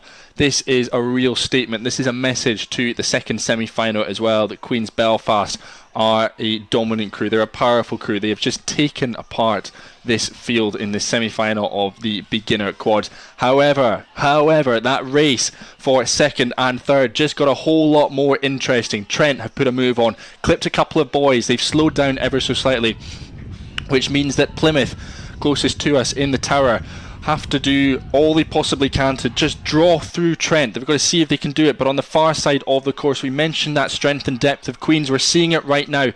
Here come Queen's B crew. They look to have gone through Liverpool. Liverpool are out of contention now, and it is whether or not Queen's can overhaul Trent on the line. It's going to be so close, but it will just be Nottingham Trent University who hold on to second place. Queen's Belfast have done it. They have punched their ticket to the A final later on today. Plymouth couldn't quite find the beans there in that final 500 metres. Same with Liverpool, and it will be the University of St Andrews who come through in 6th place, wrapping up. That was an outstanding display of sculling. What a sprint there from the Queen's Belfast B crew. Yeah, it really was, and also a particular mention for Plymouth sort of faded away. I think they really deserved it. In the K, they were in the race, and it's a shame that they sort of dipped out. But well done to sort of the home favourite boys of Nottingham Trent. They did really well to hang in there and qualify for that A final.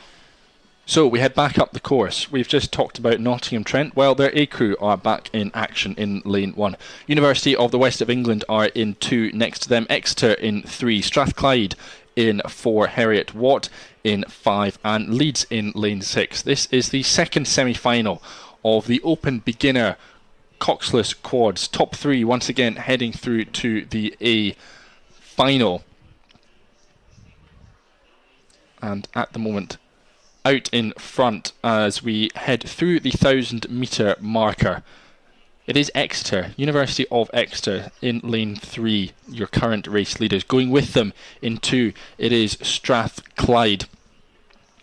Those crews just separated by just a mere second or so, and then just a couple of seconds back on them. Again, Nottingham Trent.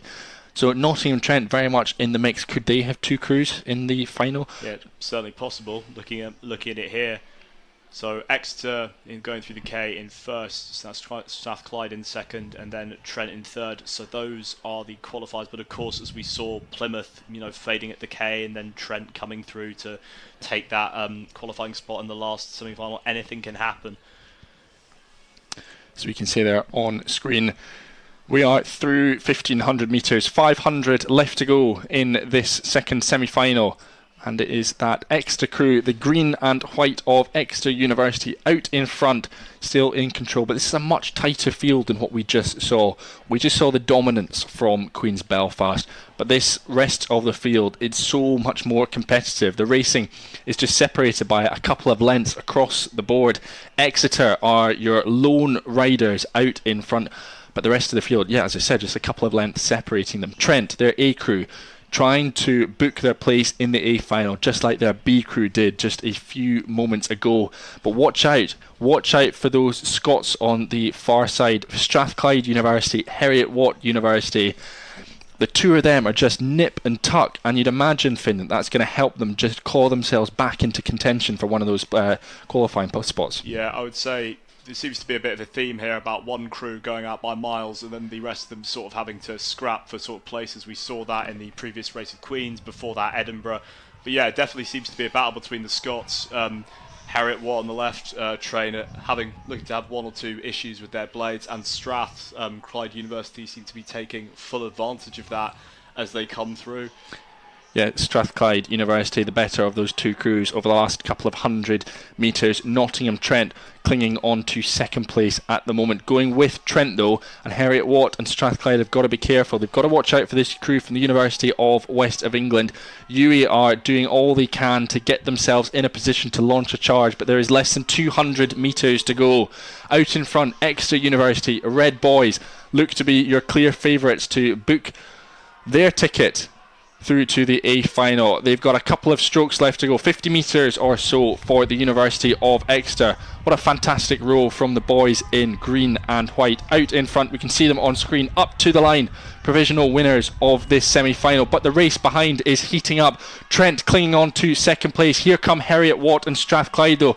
Trent, have they been caught napping? We're going to see as we come up to the line.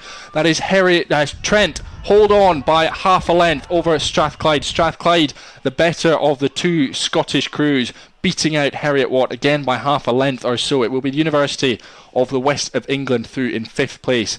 And on the far side of the course, it is the University of Leeds through in 6th position. Wow, we've had two races now where the battle for the qualification spots into the A final has been really intense, and particularly worth mentioning there that Nottingham Trent University have now qualified 2 quads into the final of the men's beginner quads there. So astounding depth from a beginner squad that's probably not, that well known in comparison to the heavy hitters of the Newcastles and the Edinburghs, but very well done to Trent there. Trent 2 quads in, Queen's Belfast 2 quads in. That is set to be a very exciting final of the Open Beginner quads. What we're going to do though is we're going to head to the next race. It's already on screen. It's already through 1,000 metres. This is the repechage of Women's Championship quads. Lane 1, Nottingham. 2 is Durham. Reading is in 3. Edinburgh is in 4. Bath in 5. And Cambridge in lane 6.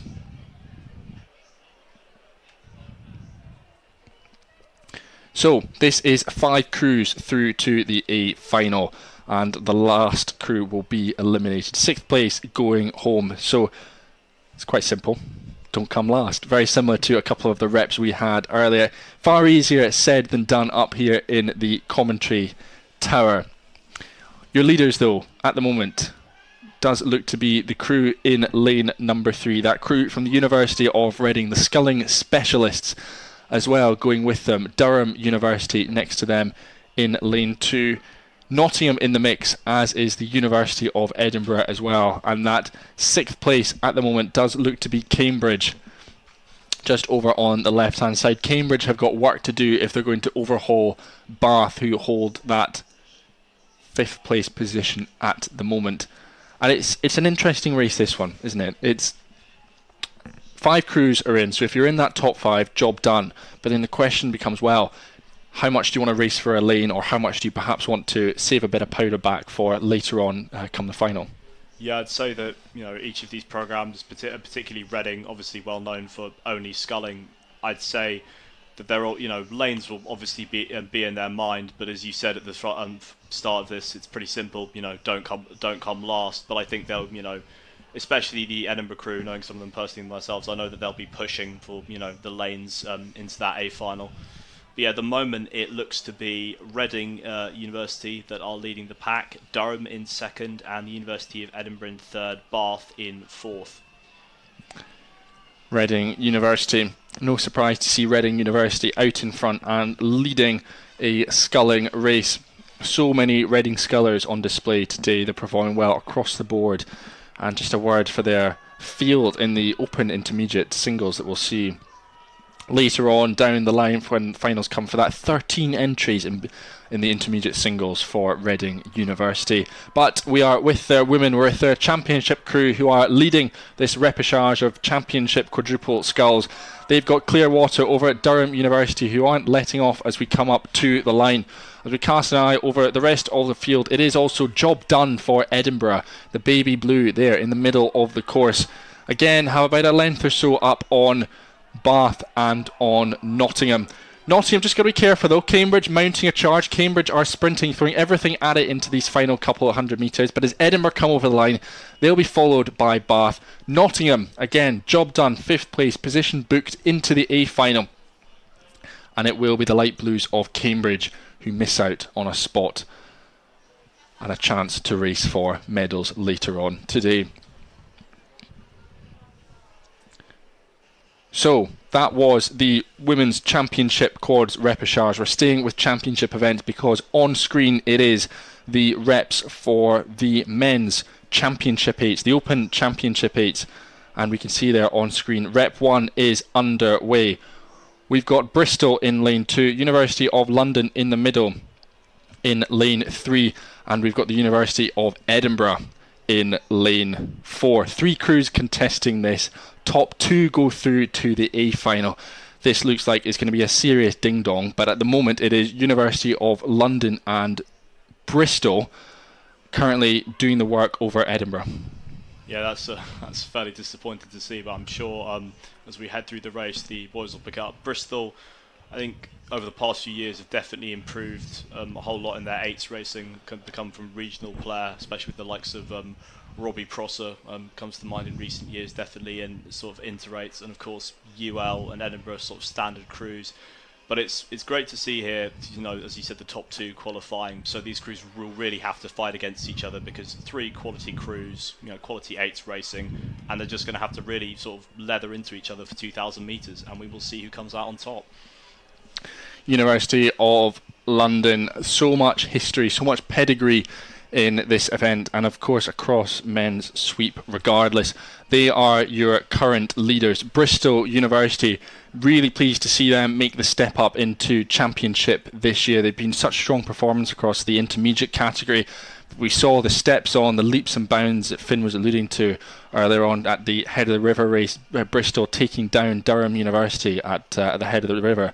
Really outstanding performance from them, and here we are, they're having a crack, and at the moment they are set to be progressing through to the A final later on today. It is University of London, it is Bristol at the moment, but Edinburgh are not done and dusted yet.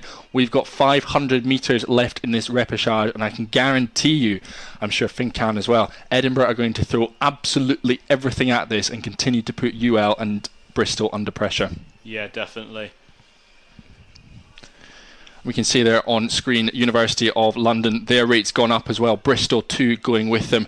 Their rate is increasing and increasing. Edinburgh University doing all they possibly can to keep themselves into contention. We're now down to about 400 metres or so left to go. As we came through the timing marker, it was just 2 seconds separating all of these crews. UL, your leaders, had about 1.5 seconds over Bristol, who in turn had about another second, not quite, over the University of Edinburgh. Edinburgh, this camera angle quite doesn't do it justice. Edinburgh are so in the mix against Bristol at the moment. This is going to be an epic conclusion to this repechage of the Men's Championship 8. University of London have led from start to finish, but this has been a tremendous third 500 from Edinburgh. Yeah, it really has, and you can see UL them going with UL, maybe Bristol slightly off the pace, but Edinburgh are clearly, you know, motoring it through. The quality crew that they are, having a good old ding dong, and it looks, the angle, I think UL have just taken up the rate considerably. Bristol maybe slightly dropping off, but it's a really close as we head into the final 250 here. UL are coming, so are Edinburgh. Bristol slightly dropped off the pace, so I think those will be your 2, but Bristol have just upped the rate. Here we go then, red boys, 50 metres to go in the repechage of Men's Championship 8. University of London have a canvas lead over Edinburgh. Have Edinburgh rode through Bristol as we come up to the finish line. UL cross first on the line. It is so close between Bristol and between Edinburgh. Edinburgh had to put an almighty charge together. Bristol having led for much of that race over University of Edinburgh. That was close. That was very, very close between those 2 crews. But as our times have just lit up here, University of London, the leaders provisionally, University of Edinburgh, have done it over University of Bristol by just 0.3 of a second. What an outstanding sprint there. We will wait for final confirmation to come through on that, and we'll wait for it to be announced on the big board and everything, but if that's the repechage, Champ 8's final is going to be electric later on. It really is, and I'd say sort of the difference in, just looking at some of the splits here, it was about 2 seconds, 1 second at the K, and that was a truly spectacular finish, and especially from the University of Bristol sort of sticking in there. But it was on tenterhooks as an Edinburgh man myself, just putting my hand, willing them forward, and they got the job done by about, I'd say, a 30th of a second over Bristol in the end. But yeah, that was spectacular. It really was.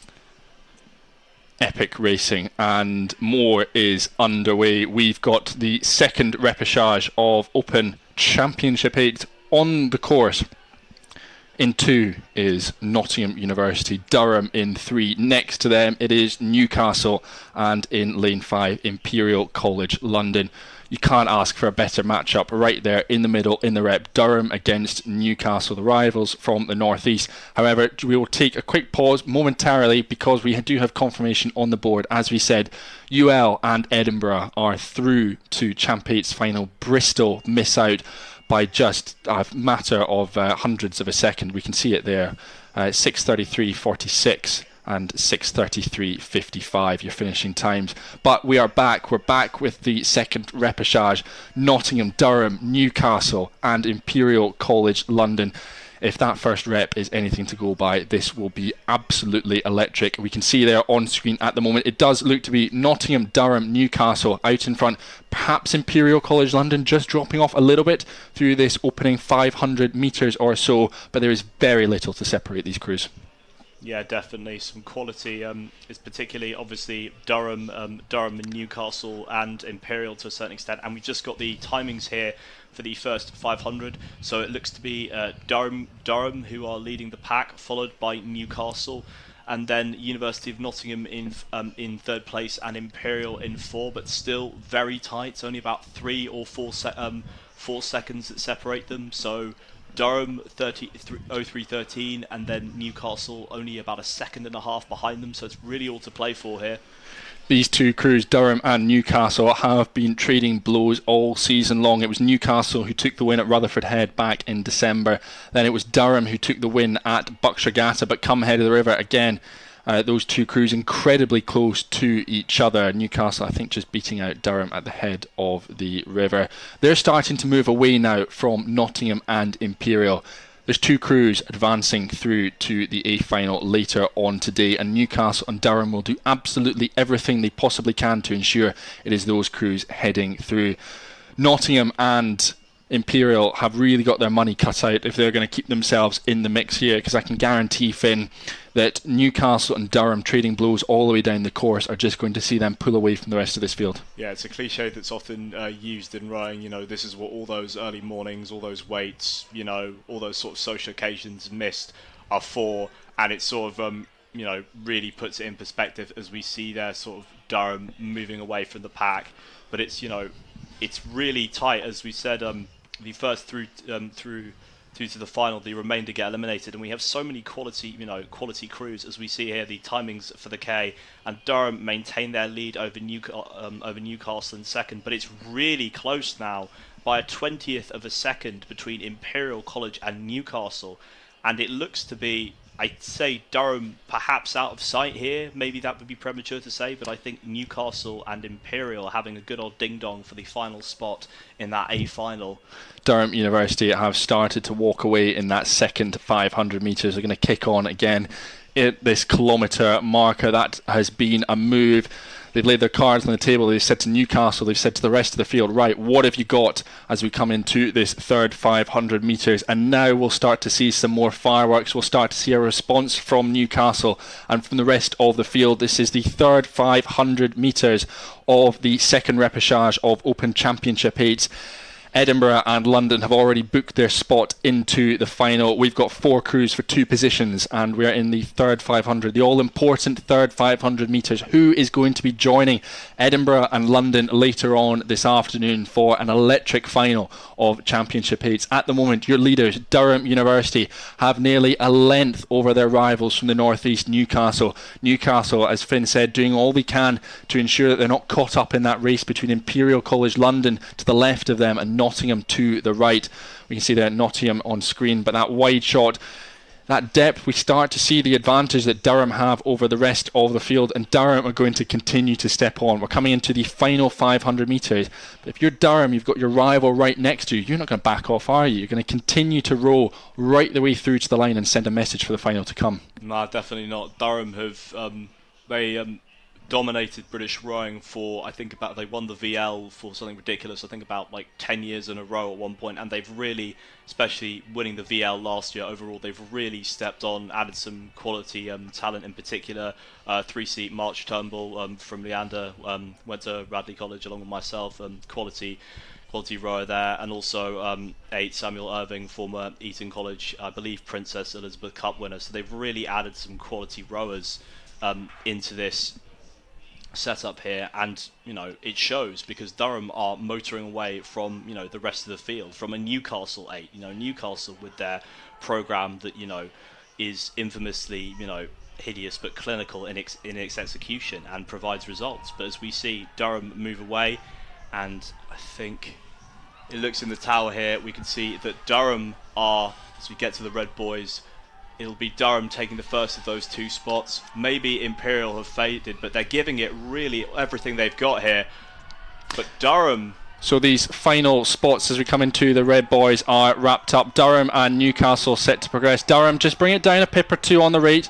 Newcastle again continue to move, holding at about 2/3 of a length as we come up to the finish line. So in the repechages, it is 1-0 to Durham in this rivalry. They've been trading blows and punches all season long, and the next round will be taking place in the final of Open Championships later on. They join the University of London, they join Edinburgh University, who themselves have booked their spot as well. It's heads down in dejection from Imperial College London and from Nottingham University. Those 2 crews eliminated after this repechage, as Durham and Newcastle head through to the A final. And that final is set to be rather spectacular. London, Edinburgh, Durham and Newcastle joining Oxford Brookes University in a final that will come later on down the line. So that repechage of Open Championship 8 concludes our semi-finals and our reps that we have had. That takes us very nicely onto the B and A finals of some of the intermediate and beginner events. The first of which is already on screen, and I can see at the moment that in lane 1 it is Queen's Belfast B Sculler, in lane 2 it is Reading University B, Queen's Belfast A in 3, Canterbury Christchurch in 4, Birmingham A in 5, and University of the West of England in 6, and this is the B final of the Open Intermediate Lightweight Single Scull.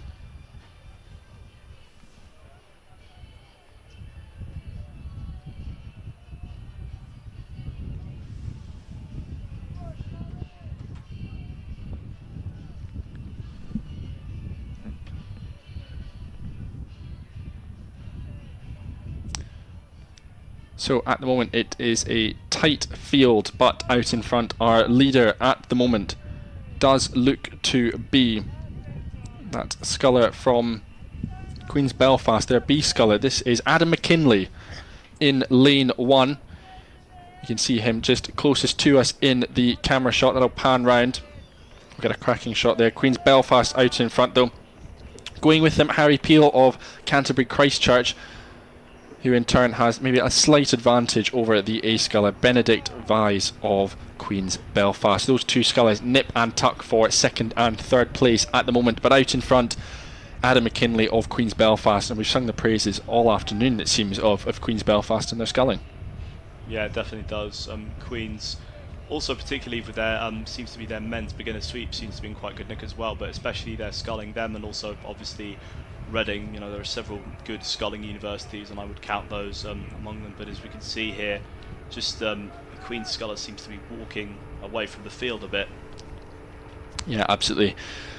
2 Queen's scullers in this race. We've got their B sculler and their A sculler. Adam McKinley, their B sculler, currently leading this field. Benedict Vise in the middle of the field. Lane 3 going with him well, as is Harry Peel of Canterbury Christchurch. You can see that's a tremendous shot there of their Scullum. Adam McKinley out in front. Next to him, though, it is Dan Oakley of Reading University. They are B sculler in this event. What's worth noting, though, that this is the B final of the Open Intermediate Lightweight Single. The next race that we will have will also feature the 3 Championship Lightweight Singles. There will be medals awarded for both the Championship event and the Intermediate Crews racing in there as well. But this is all Intermediate Crews. They're all lightweight and they're all in single sculls. And we can see there we are into the third 500 metres. And it is still Adam McKinley of Queen's University Belfast out in front leading this field. Going with him as well, Dan Oakley, Benedict Weiss, his Queen's Belfast clubmate, and Harry Peel. Look to be your 4 leaders at the moment, but certainly not too far back is Charlie McCutcheon of Birmingham and Felix Cook of the University of the West of England.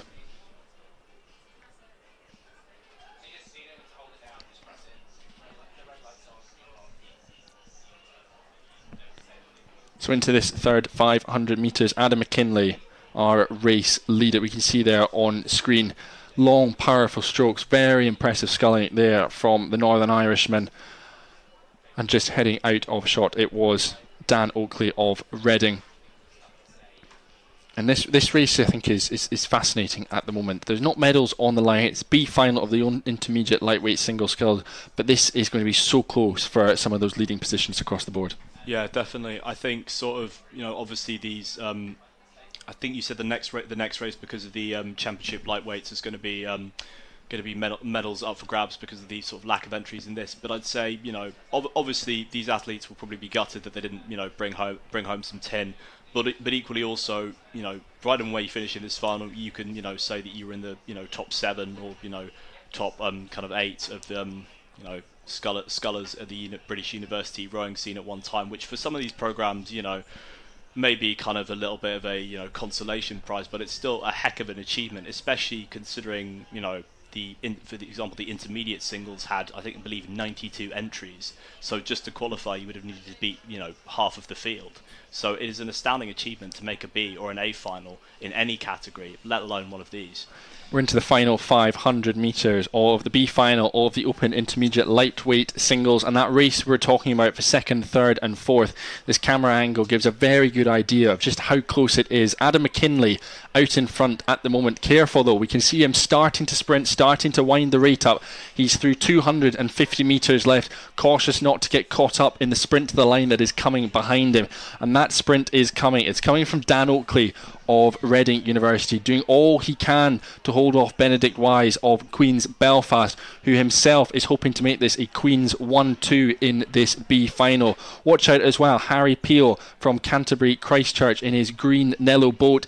He's not backing down. We've got less than 150 metres to go for that chasing pack, but out in front into the red boys, it is Adam McKinley of Queen's University Belfast.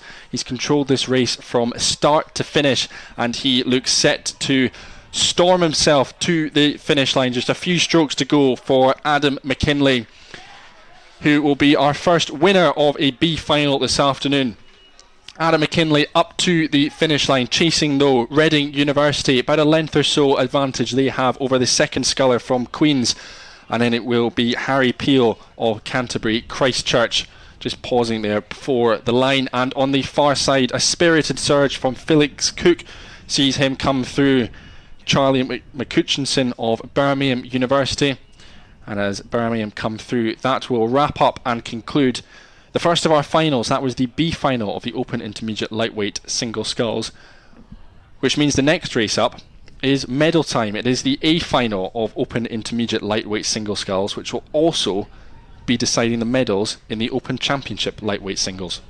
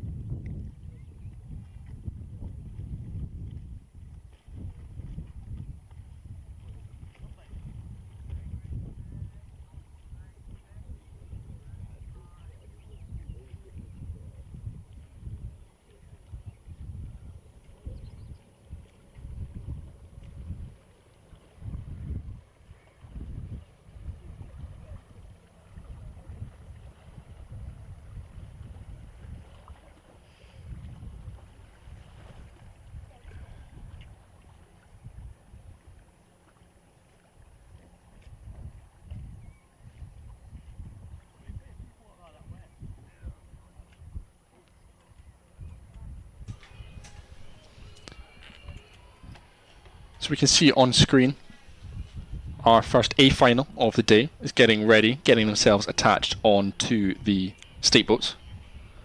This will be the A final of the Open Intermediate Lightweight Single Scull, but also the final of the Championship Lightweight Single Scull as well.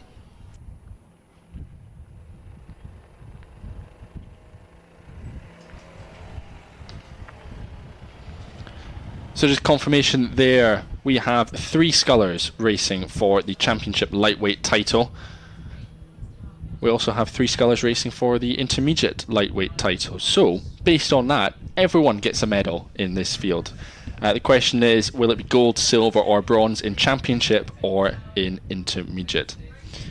We'll run you through crews. In lane 1, in the Intermediate category, Jerry Owen of Nottingham Trent. In the Championship category, next to him will be Lucas Salmon of Nottingham University. Next to him, racing champ, is Kieran Purdy of Queen's University Belfast.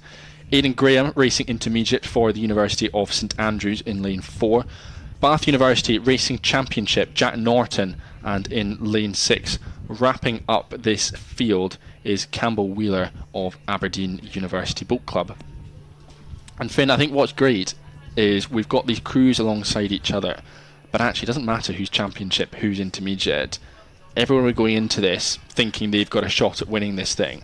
So I think some of this racing we're going to have down the stream is going to be fantastic. Yeah, definitely, as we see them pull away there from the start, it should really be a cracking race, especially given the sparsity of entries in the Open Championship Lightweight Men's Singles. As you say, Kieran Purdy, Jack Norton and Lucas Salmon have both been placed in the event. I think we've just had it confirmed that they will get a gold, silver and a bronze for that event, sort of regardless, but you know, even so, they will still be racing to beat, you know, every man in the field. There are 6 and they will want to be the first out of those 6.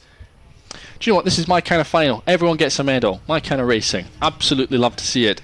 We've got Championship on the line, we've got Intermediate on the line. It's been a clean start across the board in this opening 250 metres.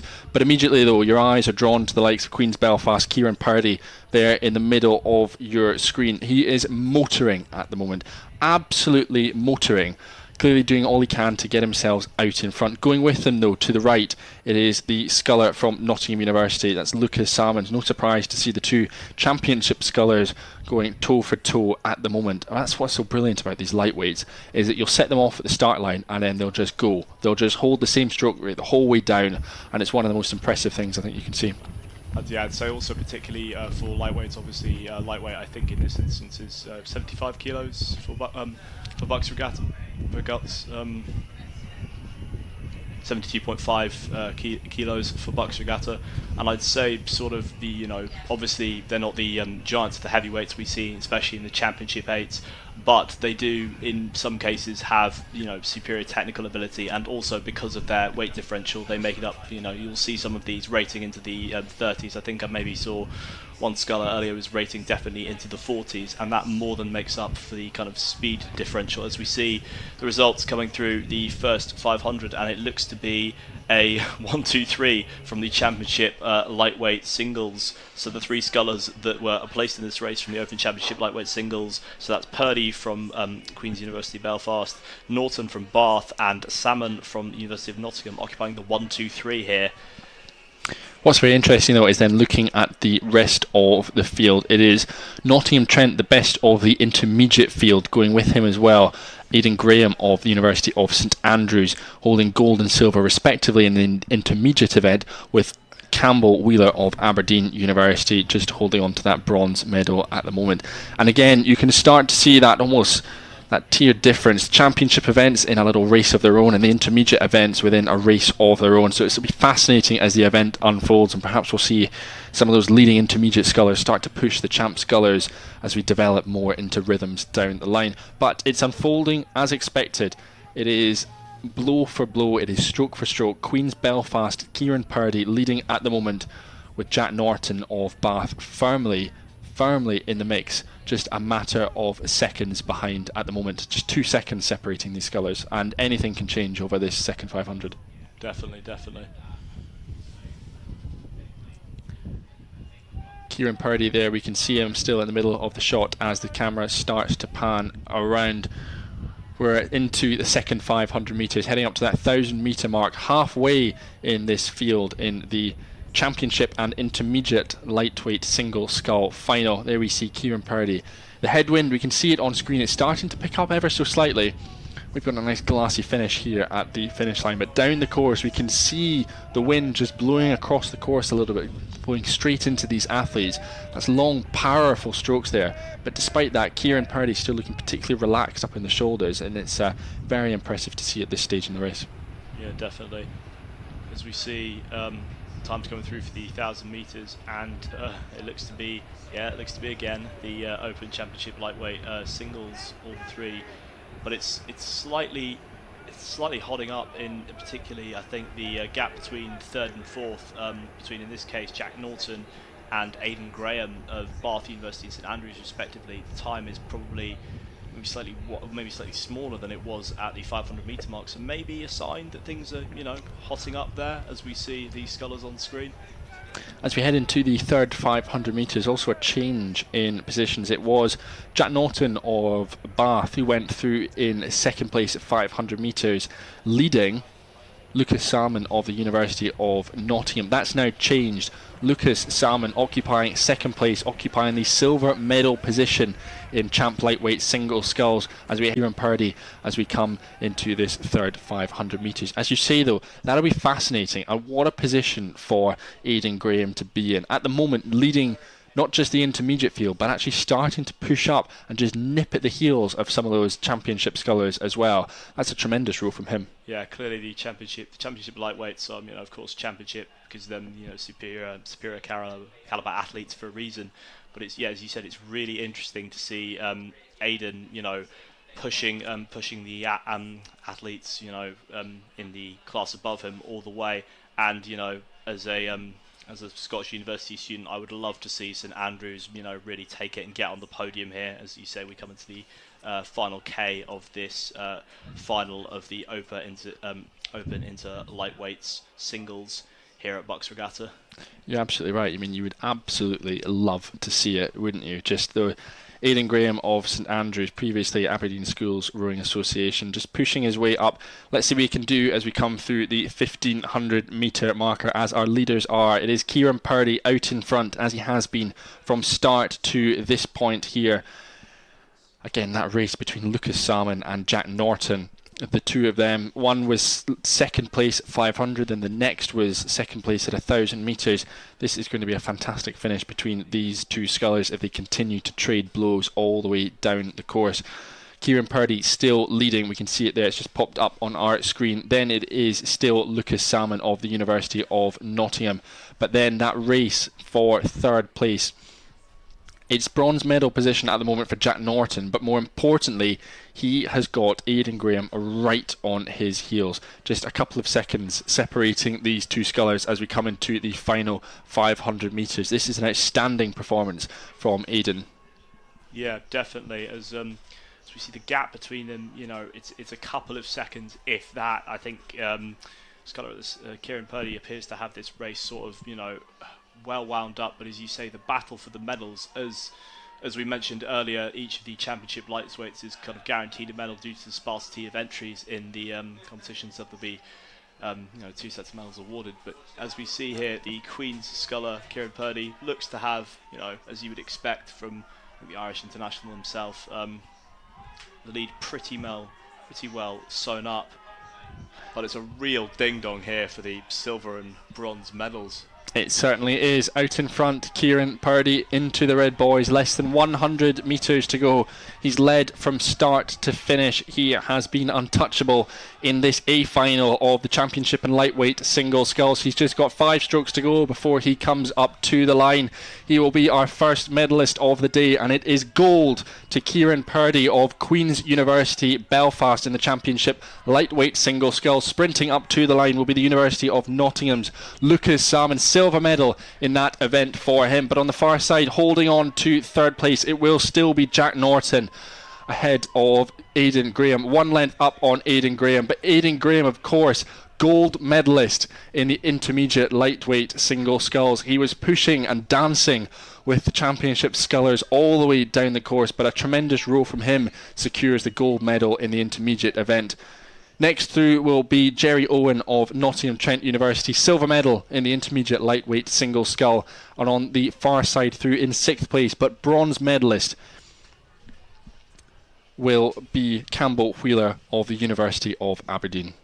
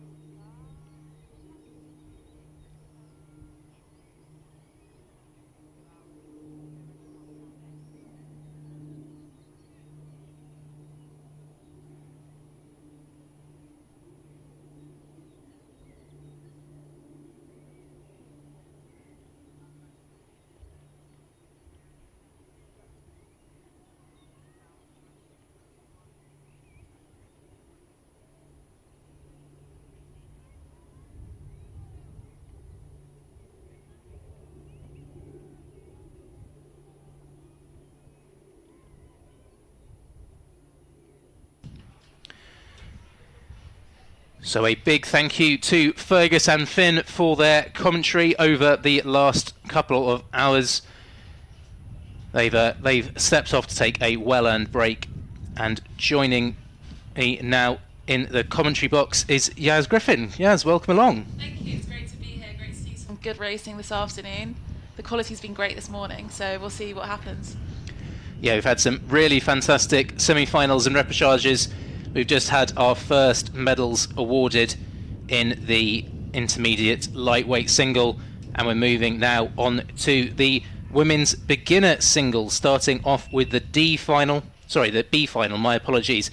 So in lane 1 we've got Edinburgh University E, in 2 Birmingham University A, in lane 3 Durham University A, in lane 4 Bath University B, lane 5 Bath University A, and in lane 6 Arts University of Bournemouth.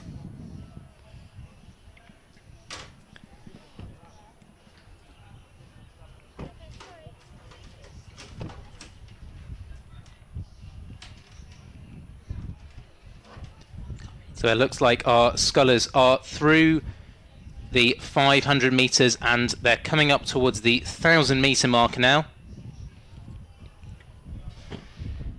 So this is the first of our finals for the beginner events. And so to race in these beginner events, you have to have started rowing in this academic year. So all of these will only have started rowing in kind of September or October or so. So to get here and be racing in a single after only a few months of training, that's pretty impressive. I remember when I was a novice and I was in an 8 and I found it daunting, so I can't imagine what they're feeling right now. The weather seems pretty good. It does seem like there is a slight crosswind, but no capsizes yet. Yeah, thankfully we haven't had too many issues for any of the athletes racing today. As Yaz mentioned, bit of a crosswind and a headwind, sort of blowing across from down towards the finish, so making these races a little bit longer than perhaps these scullers would have liked. Slightly difficult conditions in the headwind, but the water itself seems fairly smooth, not too rough, so it's just gonna be a little bit longer. We're coming up towards the 1,000 metre marker now, and it looks as though it is the athlete, the Durham University athlete in lane number 3, who is out ahead of the Birmingham athlete in lane number 2.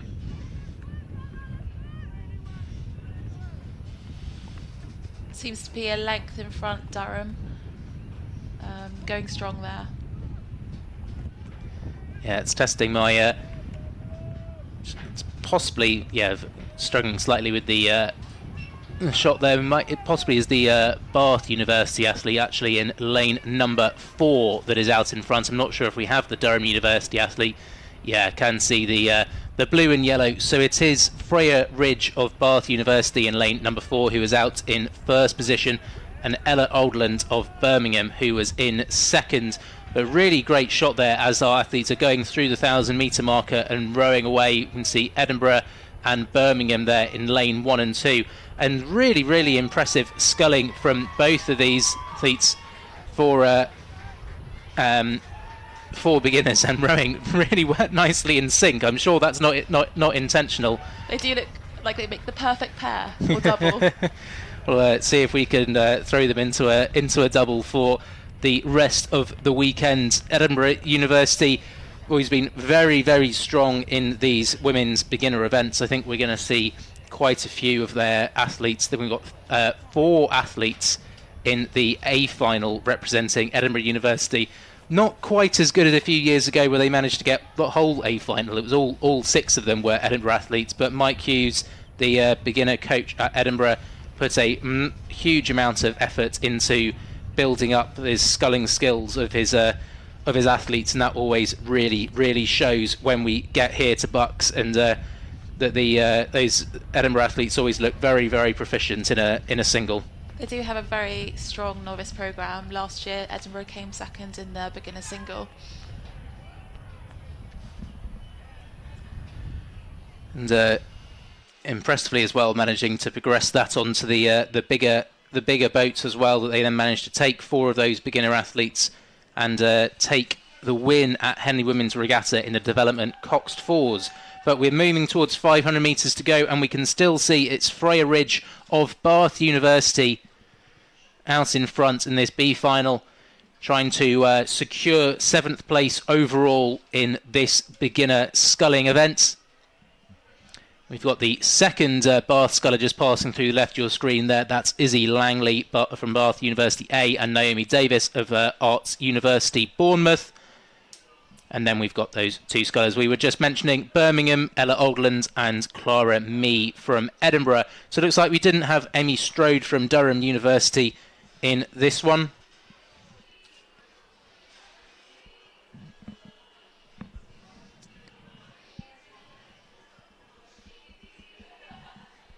And we have our Edinburgh University athlete just passing through there. And we'll shortly cut away to our camera on the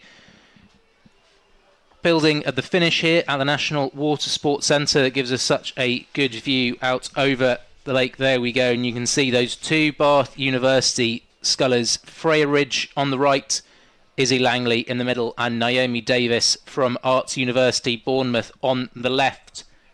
You can just see those ripples on the water, just showing that that wind is just pushing that water in the opposite direction to what you would like. And say not looking too rough or tricky conditions. Right now they must be feeling quite fatigued, lactic acid building up. But as you hear the cheers from the crowd, they probably be fueled to get to the line and finish it off. Having done a good race. Yeah, a 2,000 metres when you race it in an 8 can seem quite short, but in a single, in a headwind, in probably your first 2,000 metre regatta, I'm sure that it seems anything but. It probably seems quite a long way, and very impressive by all of these athletes. Looks like Freya Ridge there from Bath. It's in one of the British rowing development boats. Bath do have a very strong development program, pushing athletes up into the GB trialling system under Dan Harris. She's out 2-3 lengths in front, looking very calm.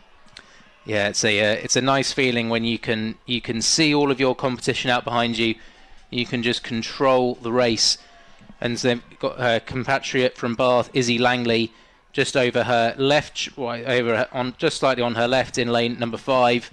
But I think sort of just out of shot, the Birmingham athlete in lane number 2, currently sitting in that second position. But Freya Ridge of Bath has really dominated this race pretty much the whole way through. And she comes past our camera here with about 50 or so metres to go, looking really long, really loose.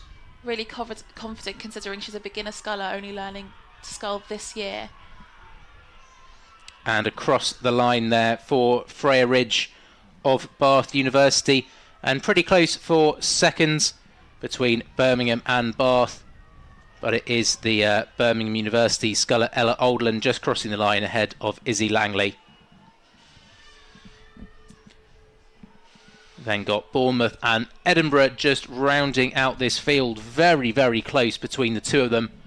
They're coming up to the line now, and couldn't really pick anything at all between those two single sculls. But we've already got the A final of this event on the course. So if we jump back down towards 500 metres to go, they've got these races going off quickly to try and catch up some of the time we lost in the time trials earlier. So we've got the A final of the women's beginner single sculls. Now, very quickly go through the lane order for you. Mariella Jack of Edinburgh in 1, Millie Drury of Edinburgh in 2, Ella Weeks of Nottingham in 3, Katie Robertson of Edinburgh in 4, Louise Brooks of Leeds in 5, and Ellen Flewitt of Edinburgh in lane number 6. So 4 of those Edinburgh athletes in this one.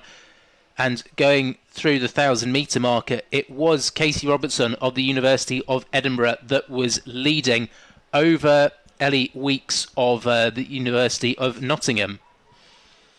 You can just see how strong the Edinburgh beginner programme is. 4 out of the 6 contestants are Edinburgh. Yeah, super impressive from the Edinburgh programme. There's Ellie Weeks of Nottingham. She won the time trial by around about 8 seconds, and she looked very, very good in her semi-final as well. But currently you can just see Ellie Weeks on the right hand side of your screen just coming into shot. She is being trailed by Katie Robertson of Edinburgh. Katie Robertson, who almost didn't even win her semi-final. She only won her semi-final because Louise Brooks of Leeds caught a couple of crabs in the last 250 metres. And oh, just as I say that, catches another one. Louise Brooks with an amazing save. Oh gosh. But a good recovery, a quick recovery. She's back onto it. Yeah, a fantastic save, but I'm afraid that was a horrible commentator's curse from me. I do apologise to Louise, but they're into the last, coming up towards 250 metres to go, and this is going to be a one-on-one race between Ellie Weeks of Nottingham and Katie Robertson of Edinburgh. They are absolutely flat out to the line now, and I think Katie Robertson does still have a bit of an advantage at 500 metres to go. Did lead by 5 seconds, but I think that lead has maybe shrunk slightly, and the Nottingham sculler is just pushing up a little bit.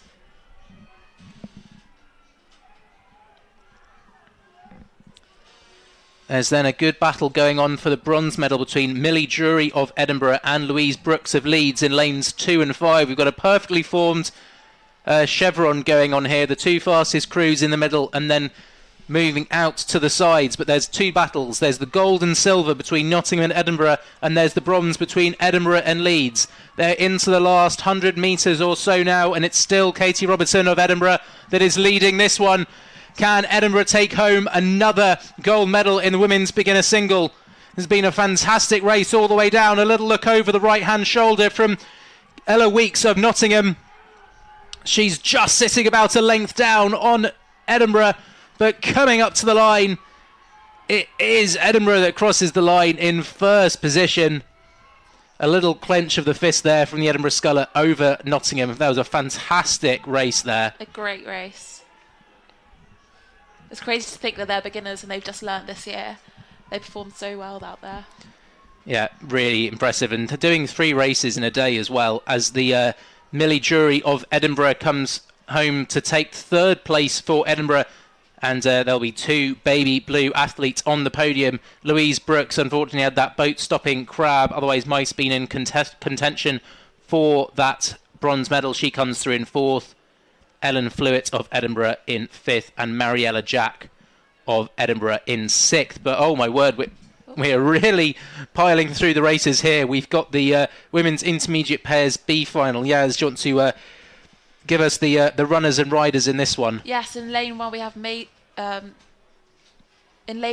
Surrey, Alyssa Rushworth. In lane 2, Cambridge, Fizz McNally. In lane 3, Nottingham, Grace Church. In lane 4, Bristol with Aoife Wilson stroking. We have lane 5, Durham, with Amelie Davies, and lane 6, Imperial, with Leah and Orla Johnson. I know them pretty well. We won in the Henley Women's Regatta last year in our Cox's 4, and these girls are strong athletes, and they're looking pretty good out there. And when they went through the 1,000-metre marker, you see on your screen, it was the University of Cambridge in lane number 2, Alice Burns and Viz McNally, who went through in first, and they did that at the 1,500 metre as well. The University of Nottingham in second position.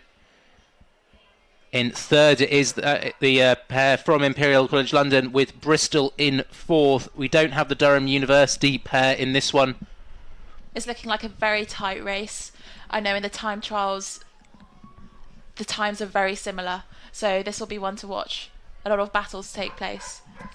Yeah, really tight. Just you can see 3 seconds that Cambridge had. I think the total times there are a little bit out, the systems that our timing teams are using, but the gaps between them I think are pretty accurate. But you can see Cambridge in the lead there, ahead of Nottingham. Imperial on the left of your shot. I think they are still sitting in that third spot, with Bristol in fourth. The University of Surrey in lane number 1. They're out of picture, but I don't think they're that far off. They're just a little bit, because of the there's no crew in lane 1, so they're just kind of a little bit out of the way. It looks like Imperial seem to be walking from this angle. Maybe a possibility at second place. Yeah, close between Nottingham and Imperial. It's I think battle for seconds. They're running out of water a little bit though. As Cambridge come past our camera position there with a comfortable margin of 3 lengths or so. Nottingham sitting just over a length ahead of Imperial. Cambridge crossed the line, Nottingham coming through in second position, and it will be Imperial over the line in third, with Bristol just behind.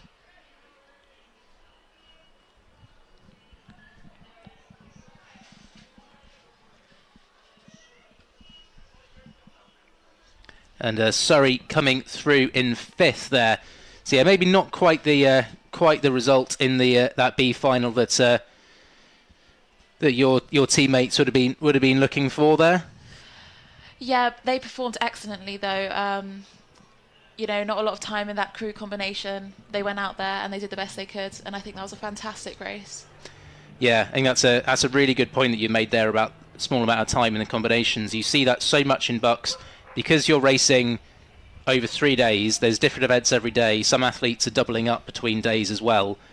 That sometimes you can have possibly up to 6 different crew combinations that you're having to race in. Only one of those is probably your priority for the rest of the season, whether that's aiming towards Henley Women's or Henley Royal. Yeah, definitely. That actually oftentimes you just get thrown into combinations coming into BUCS Regatta, and sometimes they'll just click, and sometimes they just need a little bit of time. But we're coming up towards 1,500 metres gone in this A final. We've got Aberdeen in lane 1, Newcastle A in 2, Durham A in 3, Edinburgh in 4, Bristol B in 5, and Cambridge B in lane number 6. We unfortunately don't have any times on this one, but I would say it looks like it's Newcastle and Durham in lanes 2 and 3 that are contesting this one. Actually, we're just getting some times as they came through the 1,500 metre marker, and it was Newcastle in first, ahead of Durham by around about 3 seconds. University of Edinburgh sitting in that bronze medal position 8 seconds back. So I think this really is looking like it's a two-way battle for the gold medal between Newcastle and Durham, those two big northeastern universities.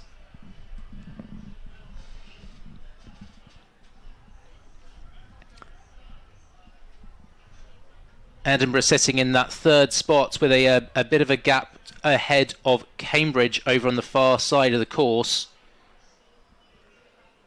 But we've got Newcastle and Durham. They're used to racing against each other, but Newcastle, I think, are actually having some problems with their steering. They're just moving towards the... They've moved into the lane of Durham, and they're having to move back now. I don't think there was any contact there, but definitely so that's not going to cost them a lot of time. Yeah, absolutely. It's gonna just Any time that you've got the rudder on, it's going to slow you down. You're taking a long course, and it's going to disrupt your rhythm while the person steering the boat is worrying about where they're going. And is that going to give Durham an opportunity as we go into these last couple of 100 metres? Newcastle seem to have recovered quickly from that steering error, but they do seem to be swerving into the other lane now. Something must be wrong with their steering at this point. Yeah, in the race. I think the pair is one of the hardest things to steer because you've only got one blade on one side. But they're coming back. They're coming back. I think Newcastle just still holding on to that lead that they had over Durham as we're coming into the closing stages. They're still holding on. Pull it back. A fantastic sprint from Newcastle, struggling with a little bit with the steering, but they are held on. Now that was a fantastic save, considering the steering. That was amazing. To come back from that, phenomenal. That really was impressive. Edinburgh University coming through in the 3rd position, with Cambridge coming through in 4th. Aberdeen down at the bottom of our picture are going to come through in 5th position, with Bristol coming through in 6th. Yeah, and I think as you're so exhausted at the end of a race, and you're having to think about pushing as hard as you possibly can, but you're also having to steer, and these tiny little fractions of movements of the footplate can really turn the boat quite a considerable amount. So I'm always incredibly impressed by any steers person, but in a pair especially. I do not blame anyone at all for having issues, especially right towards the end of a very grueling 2K race. And for them to remain composed and to just get on with it, put the watts down and get across the line, amazing. Yeah. Because you could. Oh, now we have the champ women's pairs, the A final. We've got Durham in lane 1, Durham C in 2, Imperial College in 3, Cambridge B in 4, Cambridge C in 5, and Edinburgh in 6. Now, we've got Imperial College, Laura and Lizzie Witt, who won this back last year and were first in the time trials this year. We'll see how they do today. Yeah, so going through the 1,000-metre mark, it was actually Durham University in lane number 2, who just managed to go through around about half a second ahead of Imperial. Now the time trial results are very close, some of which crews performing exactly the same times to the millisecond. So we'll see how this plays out. I think there's going to be a lot of battle. It's going to be a battle to the finish. Yeah, so Imperial and the Cambridge B crew, they qualified straight through. The other 4 crews, the crews in lanes 1, 2, 5 and 6, had to go through a really, really tricky repechage where there were only 4 spots available. And that was a really, really tough race. So see how much it's taken out of those athletes, especially the Cambridge C crew in lane 5 and the Durham University crew in lane 2. We'll see how this plays out. Imperial College won this before. They know what they're doing. They look calm, even in the pack. They're just going through that 500 metre to go marker now, and it still looked very tight between Durham and Imperial in lanes 2 and 3. So Isadora Kennedy and Daisy Jackson of Durham versus Elizabeth Witt and Laura Ellington of Imperial. You can see that there's the 2 crews in the middle of your shot at the moment. We've then got Cambridge just further to the left. But I think it's going to be an amazing race here between Durham and Imperial. Imperial trying to defend their title from last year and take the championship pairs title back to the Tideway. They must be feeling a lot of pressure right now, but it doesn't show. Both crews looking very calm. They know what they're doing. They're both very experienced, and they're just going through the motions. Yeah, I'd say that Imperial pair in the centre looking a bit more aggressive and punchy through the water. Durham maybe a bit more relaxed, just taking their time, making sure they're really hanging on to the blades as much as they can. When it comes to rowing a pair, there's no real right way of doing it. There's what works for you and your pairs partner. As we see downstairs are some of our medal presentations. We can see Newcastle there taking their gold medal in the women's intermediate pairs. Looking at the results for the champ women's pair, there's nothing much in it. To the point second, in fact. Yeah, there was just 0.2 of a second separating Durham and Imperial as they went through 500 Now, metres to go, and they're is coming going up to be the towards watch. 250. So it's between Imperial, Durham, and Cambridge seem to be coming through as well. Yeah, Cambridge holding on to that third position over the second Durham pair. But Durham and IC, they've been neck and neck the whole way down this course. It looks like Imperial might have it. They're calm. They're composed. They seem to be upping the rate, but I think Imperial might have it. I'd say their it title. looks basically neck and neck. If anything, I think it Imperial? Durham might have It could a be foot. Imperial. I think we've got a completely impartial observer. But just To the coming up to the line. line, It's meant to be to there's the line. nothing between them. Oh my Oh word, my what a gosh. race. I'm not sure who A had slap that. of the water. Cambridge, I could tell you Cambridge came through in third, that's That for was sure. Durham come through in fourth. That was a Cambridge and phenomenal Edinburgh in race. fifth and sixth. Now, did Imperial defend their title? A phenomenal race. That was Now they definitely the race of the day so far. We're going to have to wait for the photo finish to confirm the result of that one. right now these athletes And you can must be- be feeling quite a lot of pressure. Yeah, and Who's won? you'd have no idea. I was always amazed when I was racing. You could tell, even if it was a couple of tenths of a second, you could usually tell. But I think that one was so close that we're really going to have to wait. I think with 50 metres or so to go, I think Durham still had a couple of feet, but Imperial seemed to come back right at the very end. Our system is still saying in progress. As soon as we get a confirmed result for that one, we will absolutely let you know. This is what rowing's all about. Being side by side and just pulling. Yeah, and we can see that the two pairs are still just waiting. Unsure. They're not really sure who got the silver and who got the gold. I can see that Durham are making their way down onto the medal pontoon. I think all crews should be very proud of that performance. That was quality rowing. No matter the colour of the medal. And I think it has come up on the screen now in front of us, and I can tell you that it was Durham University that took the gold medal in that race by 0.07 of a second. Insanely close, insanely close. That was just a really, really cracking race, and we were quite honoured to have been able to watch that. And not just those two pairs were locked together the whole way down the course. I don't think at any of the markers there was anything more than a second separating them. No. And the intensity. And as the athletes inside that, in that moment, I can't imagine what they would be feeling.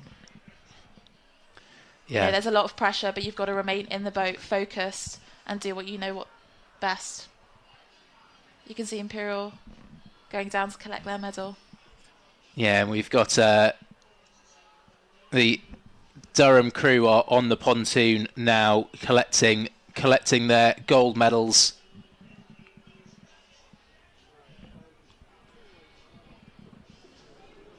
I think that was the best race I've ever witnessed.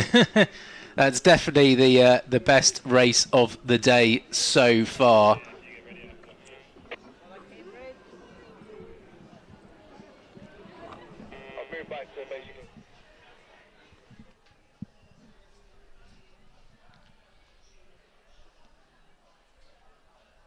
Can we cut to the camera on the pontoon?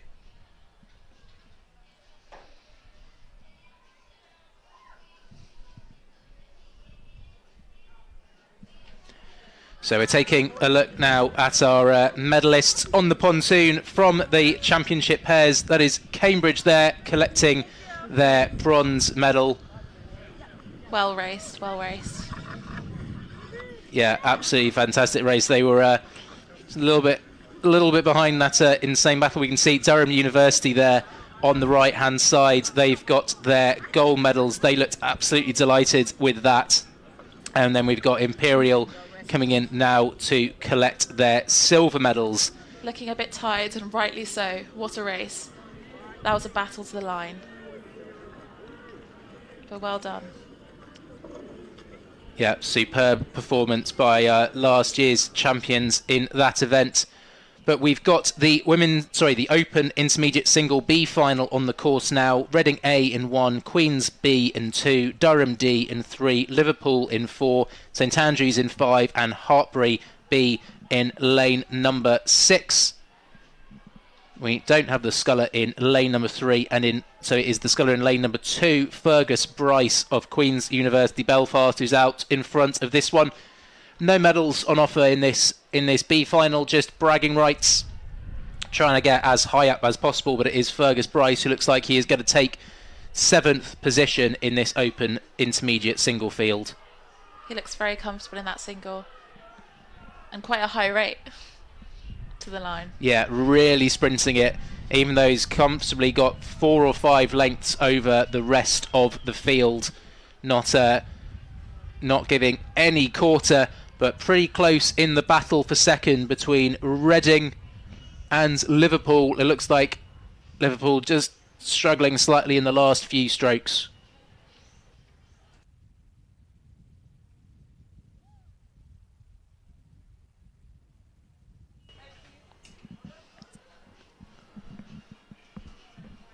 And the last of our athletes there in the B final coming across the line. But we should have the A final of the Open Intermediate Singles on the course now. Looks like they're just coming up towards the 1,000-metre marker.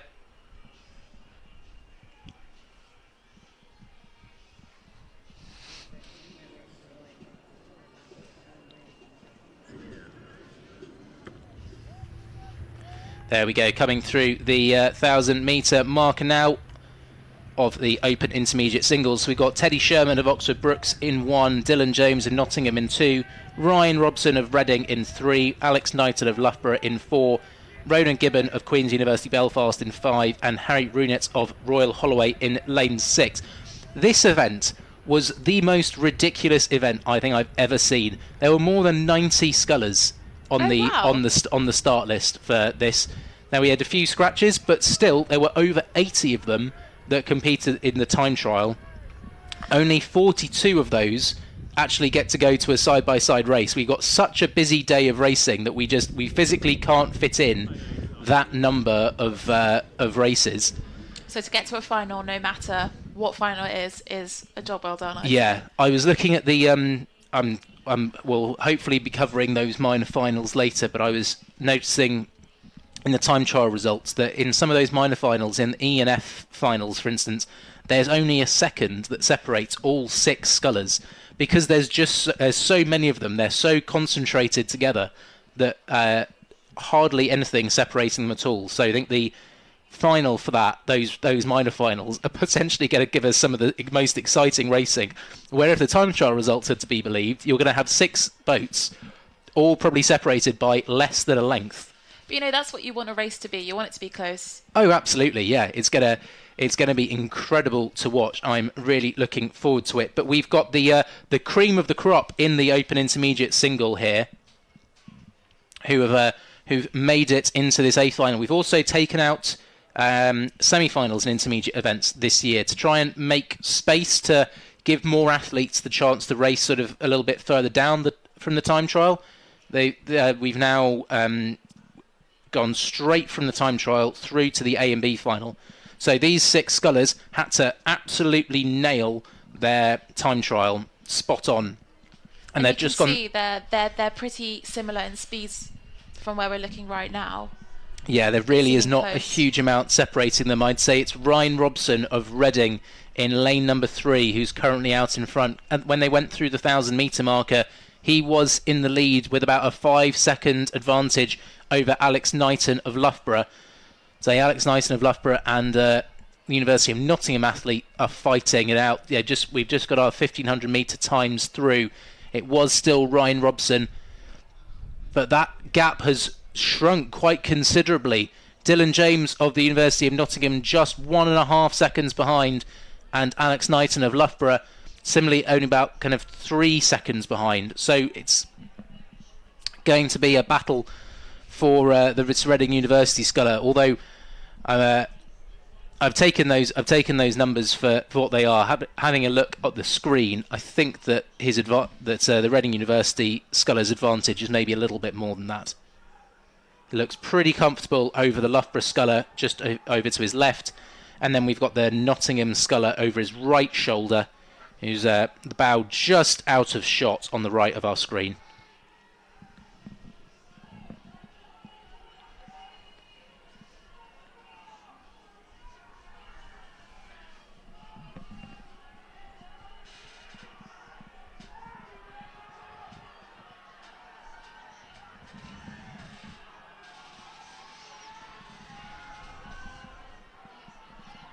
It looks like the University of Reading is in the lead there by, I'd say, 2 lengths, quite comfortably.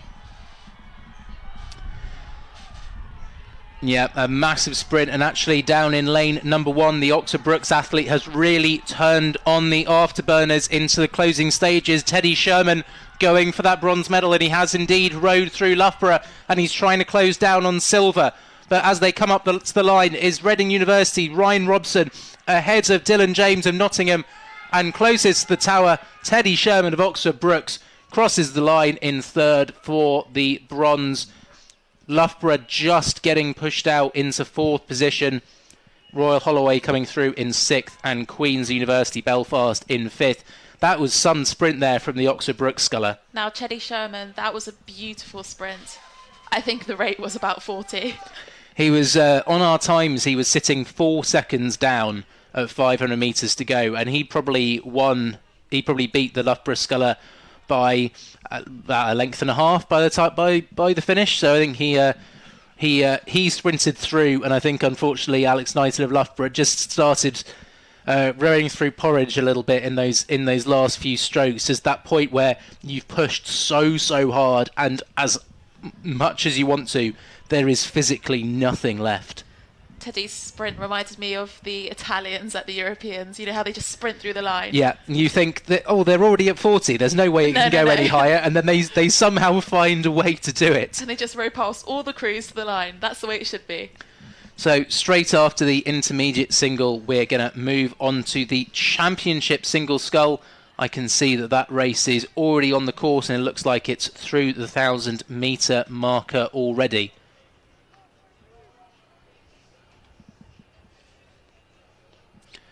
So in this A final of the Open Championship Single Sculls, we have Angus Pollock of Bath in 1, Josh Lyon of Reading in 2, Matt Long of Reading in 3, Josh Matthews of Edinburgh in 4, Elliot Donovan Davies of Hartbury in 5, and Charlie Warren of Durham in 6. This is another one where there was a really tough repechage. There are only 7 athletes in this one. So Matt Long of Reading, he qualified fastest from the time trial, and he's been sitting pretty because he got to put his feet up after the time trial and just sit around. The others must be feeling quite fatigued from that repechage. All five of the others had to go to repechage, where it was the race not to be last. There were 6 of them. Wow. 5 of them got a spot in the A final. Unfortunately, one of them had to finish early, but it was Josh Matthews of Edinburgh that won that one, and that's why he's got that favoured position in lane 4. But you can see in your shot, as we're coming up towards 500 metres to go, it is the Reading University athlete Matt Long in lane number 3 who is out in front here. I think he looks to be the class of this very, very talented field in the Open Championship single. But I think the battle for the other medals between Josh Lyon, Josh Matthews and Elliot Donovan Davies is going to be really, really tight.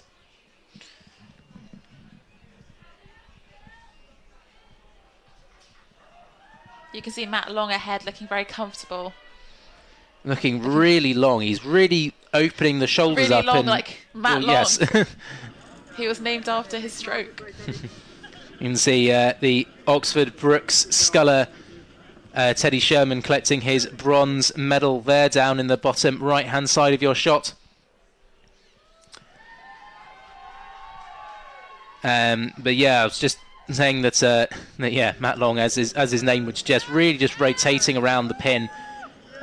A silver medal there being awarded to Dylan James of Nottingham, and the gold medal to Ryan Robson of Reading. But I think the battle for gold here is is pretty set, but there's 3 athletes going for 2 medals: Hartpury, Edinburgh, and Reading. Josh Matthews went to Junior Worlds, developed by Tom Young as part of the British Rowing Start programme. Now moved on to Edinburgh, went to the European Under-23 Championships last year,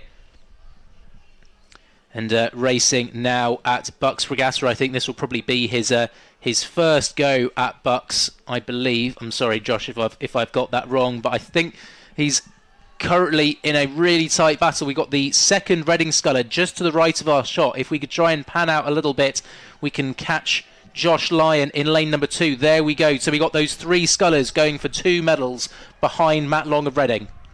Now the race for silver.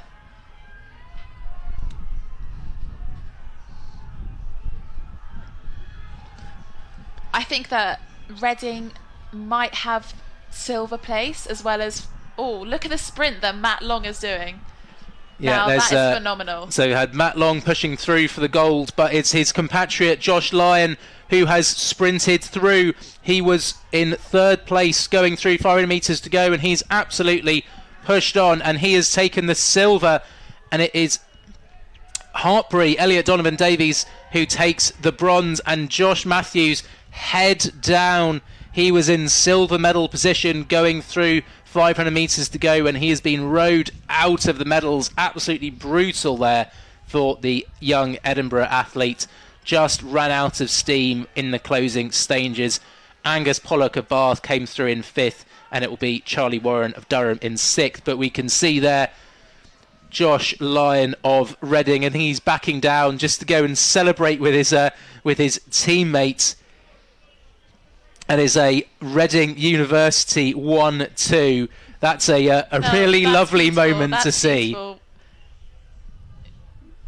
You know, it just shows how strong the Reading sculling programme is. And just what a help it must be if you're an athlete competing at that level to have someone else who's doing the same thing, who can really push you on. You're not training in a vacuum. You know, you've always got someone to really, really work against. I think that must just be such a benefit. Yeah, I can imagine them going out on training sessions and Josh wanting to beat Matt and Matt wanting to, you know, work off Josh. And I think that's how you improve as a rower. You always want to work off someone that's better than you. And who knows, you might be seeing those two in a double later on this weekend. That will be good. I think if you've taken 1-2 in the champ single, I think that might make you a bit of a favourite for the double. But we'll wait and see. You know, just lingering on this winning scenes from the championship single, because we haven't got our next race on the course yet. So good to get an opportunity to see what it's like for these athletes. They come across the finish line. They take 20-30 seconds or so to catch their breath, and then pretty much straight away they get asked by the umpires to, if you're one of the 3 lucky ones to win a medal, you spin round, and as you can see our Hartpury athlete Elliot Donovan Davies doing, spins round and comes down to the medal pontoon, which is at the bottom of the finish tower, which is where Yaz and I are sitting. Oh, and fantastic, we get to see the shot off the start as the B final of the women's beginner 8 gets underway. What a brilliant shot there, as we can see all 6 of these 8s, our first 8s final of the day, rowing off away from the start tower. Absolutely amazing.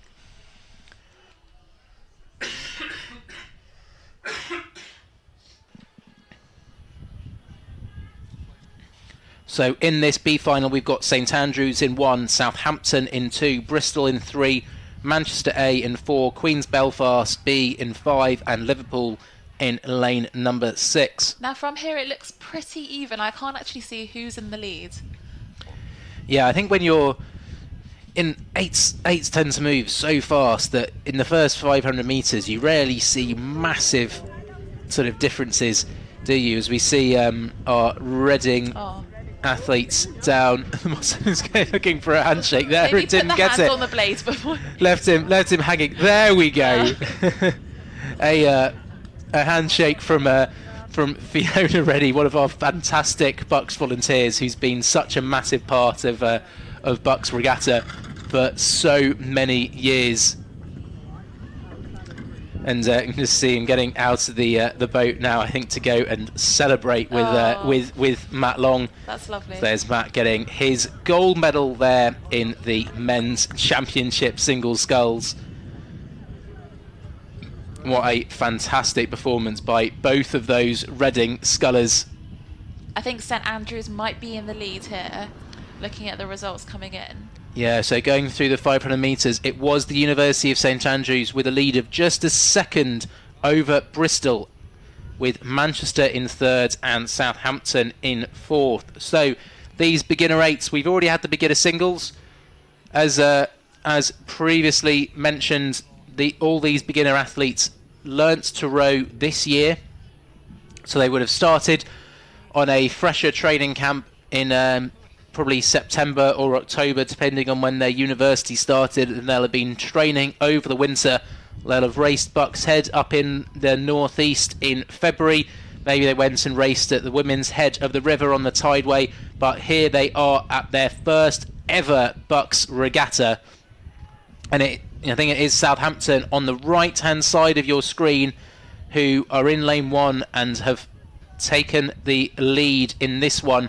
St Andrews, that was. What did I say? Southampton. Southampton. Oh, I'm very sorry. It's my brain's getting confused. We're coming up towards 1,000 metres, and it is St Andrews in that light blue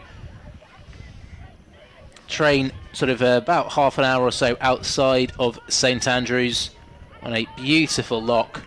But coming up to the 1,000 metres, and maybe just over Manchester and Bristol, St Andrews have stretched out to a lead of almost sort of 3/4 of a length or so now. Very strong from St Andrews.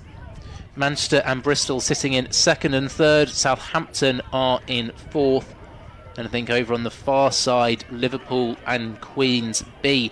Very impressive of Queen's to get their B8 into this B final. We're then going to see their A8 in a second, racing in the A final. Really good stuff from Queen's. Yeah, very good strength and depth. They've always had a strong beginner programme, but yeah, very impressive to have 16 athletes and 2 coxes in the A and B finals here.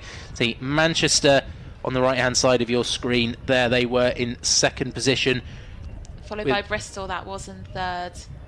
Yeah, I think it's very tight between Bristol and Manchester, the race for silver, but we are only halfway and anything could happen. Yeah. You can see the background, and as a rower, whenever you hear the crowds or see the tents, you know it's time.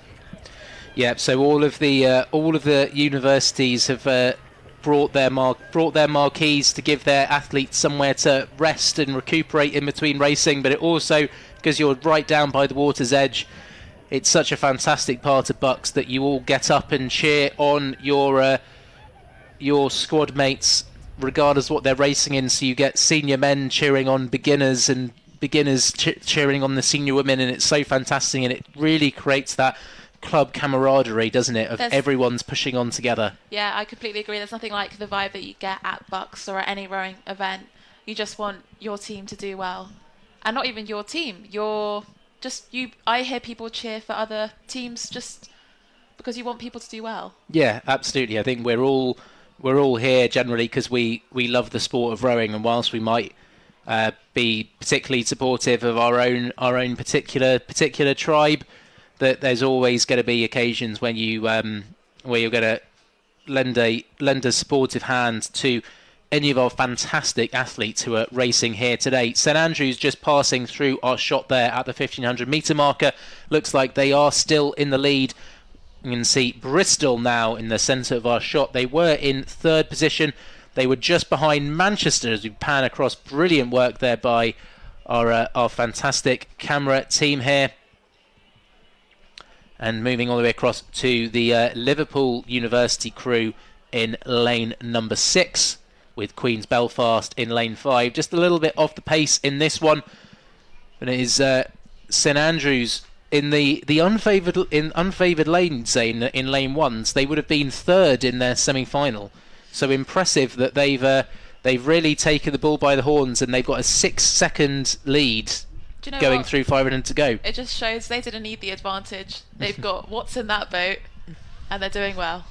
But I think, and this is absolutely not to kind of do down beginner rowers in any way, shape or form, but it shows how hard it can be to really deliver consistency and get the most out of yourself and your whole crew. Yeah, I mean, when I was a novice, I didn't really understand the rhythm and feel of a boat as well as I do now, and kind of keeping that same rhythm throughout a whole 2K race can be hard when you've never really done that before, or you've only done it a few times, especially with pacing as well. So getting consistency is hard as a beginner. Yeah, it really is, and I think it makes you instantly so impressive then when you then see the top level athletes, that if you look at our championship events here or at the international level, and you're seeing crews that they're separated by half length, and every race they're separated by half length because every race they're getting everything out of themselves. But back to the B final of our women's beginner eights here, and it is the University of St Andrews closest to the tower in lane 1. They have dominated this race from pillar to post. There's Manchester and Bristol fighting for second place. It looks like Manchester might be creeping up on Bristol, but Bristol are pushing back. Yeah. But it looks like St Andrews is going to be a first, and they do take it. Yeah, very tight in this battle for second. Manchester and Bristol just coming up now. I think Manchester just going to hold on by a canvas over Bristol, but really not much separating them. Then got Southampton and Liverpool coming through in 4th and 5th positions. I think it's going to be Southampton in 4th, Liverpool in 5th, and it will be Queen's University Belfast who will round out our field in the women's beginner eights. A time of 8:14.9 there for St Andrews. I'm just going to try and keep that in the back of my mind because that's such a dominant performance in a B final. You can see how happy they are there. I'd be interested to see, obviously the conditions can change slightly and no two races are completely the same. I'd be interested to see what that time would do in the A final, because that looked like a very accomplished performance there from the University of St Andrews. A great performance. As we cut back down to the start now, you can see our A final of the women's beginner eights is already underway. So in this one, with the medals on the line, we've got the University of East Anglia in 1, Southampton in 2, Bristol in 3, Manchester A in 4, Queen's University Belfast. Oh, I'm so sorry. I've been going through the start order for the B final. University of East Anglia in 1, Surrey in 2, Durham in 3, Queen's Belfast A in 4, Nottingham A in 5, Cardiff A in 6. And based on both the time trials and the semi-finals, I think this is going to be a great matchup between Durham and Queen's University Belfast's A crew. Going through the 500 metre marker though, it was actually the University of East Anglia that had just put themselves out in front, ahead of Durham by just 0.4 of a second. Queen's Belfast a further 0.4 of a second behind. So very, very tight in this one going through 500 metres. We'll probably see those margins just stretch out slightly as we go further down the course. But University of East Anglia, on the right-hand side of your shot, they've made a really impressive start.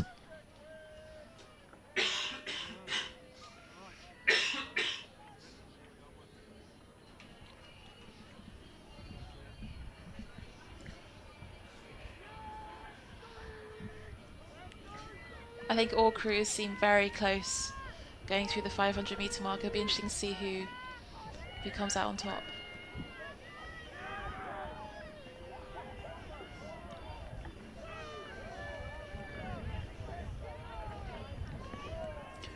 Yeah, really not much separating. I think these sort of 4 crews closest to our camera position here.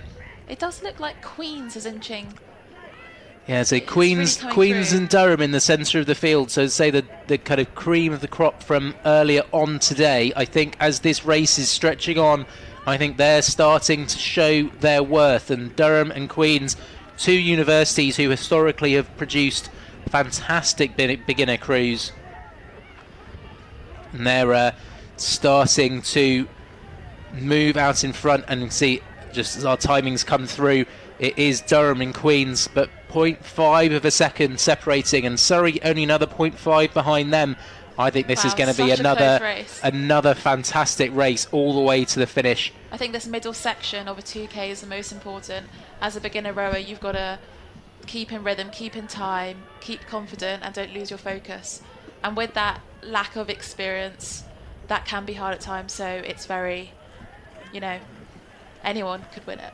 And suddenly when you've got crews around you, there's a huge amount of pressure on the line. You're trying to go for that. You're trying to go for that gold medal. It's your first BUCS. It's your first day of racing. It's probably for all these athletes. It's their first multi-lane 2K regatta. Yes, you'll have done simulations in training and things like that, but it's a completely different matter when you actually get to it. I think the key is to not get rattled as an inexperienced rower. You can't look around. You've got to keep your head in the boat, keep focused, and just get on with the job at hand. Because these girls know what they're doing. They've done it all year. It's exactly the same as what you've done in training. You've just got to put it into a 2K race with other crews around you and a bit more pressure.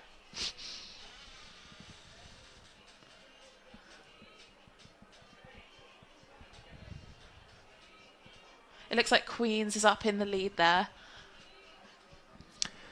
Yeah, we're coming up towards 500 metres to go, and I think it's making it a little bit tricky to see exactly who's in front, but I think we can still say it's those three in the middle. I think University of East Anglia maybe paying slightly for their fast start, but Surrey, Durham and Queen's Belfast really pushing in the centre of the course for the medals on the line. For our timings at the 500 metres to go to update, but I can take a look out of my window and I can still see Queens, Durham and Surrey, and I don't think there's a huge amount separating all three of these crews. There's our timings: Durham, Surrey and Queens, 1.7 seconds separating the top three. So Queens actually, maybe surprisingly, just dropping off ever so slightly, and Durham have got themselves a 1 second advantage now. But Surrey on the right hand side of your shot, they're looking like they've got something to say in this last 500. Coming up to the last 500, you need to think. The girls will probably be thinking about their sprint now. What can I do to get up in front? It's pretty much neck and neck. So I think it's all about the sprint now and keeping focused. Queens are looking very good. Queens are looking good, but I think in the battle of these three, I think Queens are probably the ones looking like they're probably in the worst position at the moment. I think that sort of angle we're looking at just makes it a little bit tricky to see, but I think Queens, I think, are currently sitting in third. You can but see Surrey and Durham are the two who are battling here, and if anything, I'd say Surrey have actually got a small advantage and are looking like the livelier crew as we're going into the last 100 metres now. There's really not much separating Durham and Surrey. Surrey, who've really pushed on the scene with their beginner crews in the last few years. I've seen them all going for this sort of very, very bright look. There's really not much left. There is nothing in it. Surrey have got a canvas over Durham into the last few strokes, and Surrey, I said that it was going to be between Durham and Queens, but they have proved me wrong, and Surrey have rode through. They crossed the line. Huge slaps of the water. Amazing celebration there for the University of Surrey. They look absolutely delighted with that. Durham, their heads have dropped. Oh my word, I think Durham felt like they should have been getting the gold there. They look distraught. Queen's Belfast, they come through for bronze. University of East Anglia in fourth, Nottingham in fifth, and it will be the crew over on the far side of the course, Cardiff, who will come through in sixth position. Oh my word, what a race. I think Durham should be very proud of themselves, keep their heads held high. I think someone needs to have a word with Surrey, because they've won gold, but they're just rowing off into the pontoons. You need to come turn round and get your medal, Surrey. They're like, we don't need the medals. we're just here for the racing. We don't need the silverware. We're jumping straight back down the course though to our women's championship lightweight double sculls. The B final is on the course. Yeah, as who have we got racing in this one? So just looking at it, we've got Swansea University in lane 1. We've got the University of East Anglia in 2, Cambridge in 3. We've got Queen's University Belfast in lane 4, the University of Reading in lane 5, and Newcastle University in lane 6. So we're just looking at the screen now. It looks like, I can't tell what crew is that. I think it looks like Cambridge is in the lead, but I'm not really sure from the visuals. Yeah, as the sun starts to come round, it can get a little bit harder to notice the crew colours as they go through. But I would agree with you that as they went through the 1,000-metre mark, it was the University of Cambridge with about a 5-second lead over Queen's University Belfast in this B final of the Women's Championship lightweight doubles. So all of these athletes had to weigh in earlier today. Had to be here bright and early between 6 and 8 a.m. to weigh in for their racing. Yes, indeed, a very long day. I think there is a slight crosswind, so as a lightweight, you've got to really keep focused, use your body weight in the right way to move the boat effectively. And it's going to be hard. They're going to feel a lot of lactic acid build up, especially towards the end, because of the headwind. And for anyone that was worrying, I can tell you, someone did tell Surrey that they needed to turn around and come back. So they are coming in to get their medals. We'll hopefully be able to show them in that inset picture in just a couple of minutes' time when they're on the medal pontoon. But yeah, it's the B final of the Women's Championship lightweight doubles, just moving away now from the 1,000-metre marker. It looks like Cambridge in first place, followed by Queen's University Belfast in second, and the University of East Anglia in third. We're just getting the times on the other crews. They're coming in. But Cambridge looking very confident, very quick.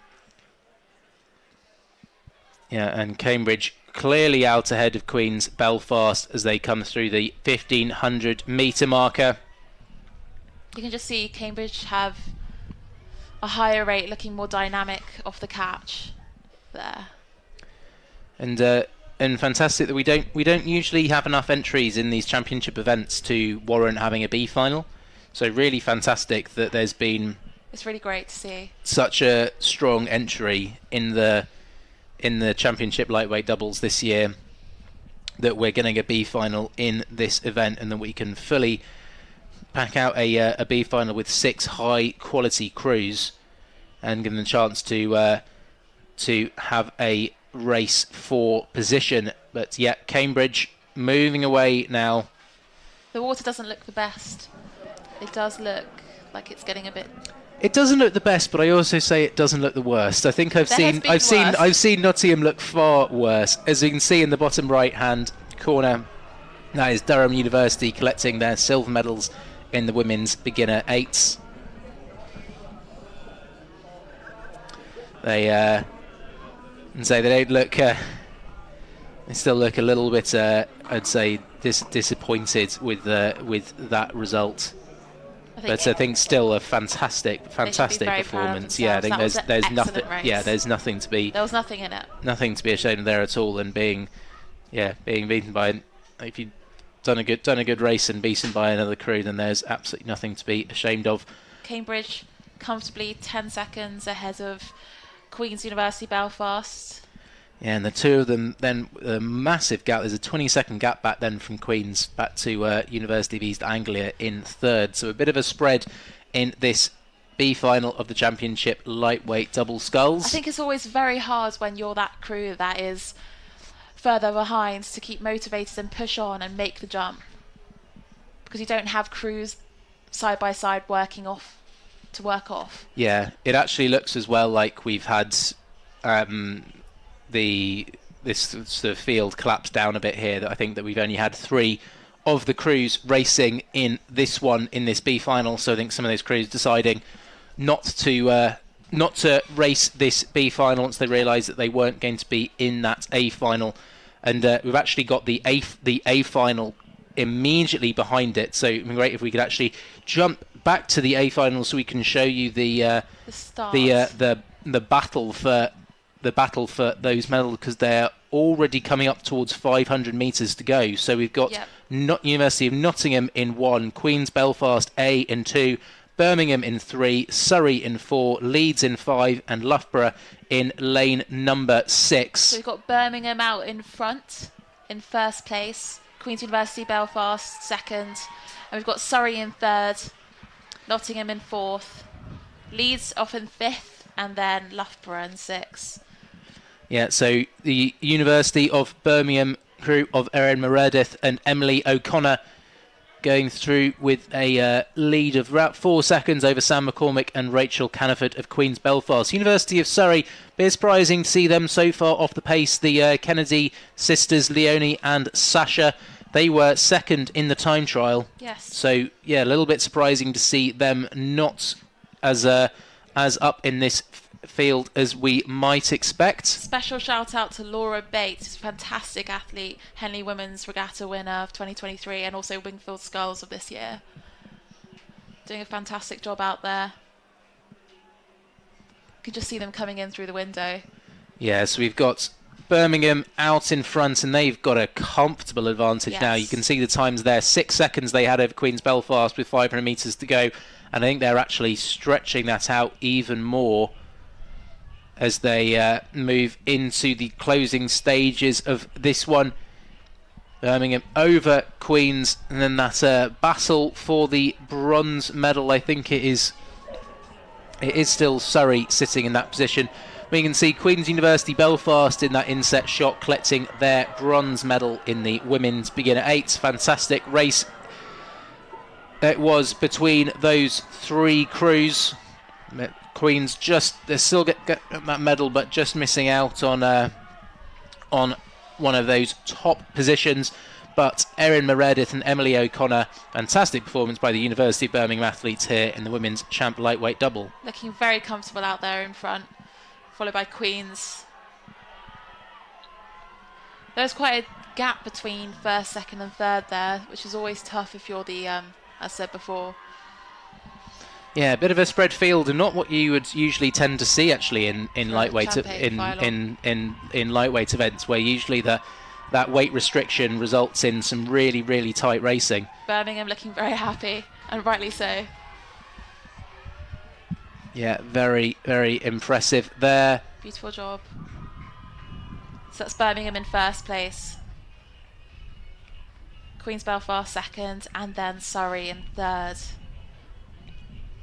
Followed by, so Laura Bates coming in at fifth in University of Leeds. And Loughborough just rounding out the field there in the champ lightweight double with Laura and Lily Britton. I think Laura's going to be joining us in the commentary team later this weekend. And I said they hadn't been doing a huge amount of training in that double. We've got the championship lightweight 4 coming into the last 500 metres already, so we're really getting these races off quickly. Just 4 forwards in this one: Newcastle, Oxford, Nottingham and Surrey in the 4 middle lanes here. They're just coming through 500 metres gone. At the 1,000 metre marker, it was the University of Surrey who were in the lead. We didn't have a time trial for this morning because there were only 4 boats, and expected the conditions to be reasonably fair. They were just randomly allocated their lanes. Just as anyone who was here at BUCS this morning, the time trials were very, very, very, very busy, and there were a lot of crews. So anything we could do to cut that down, I think, was well appreciated. But it is the University of Surrey.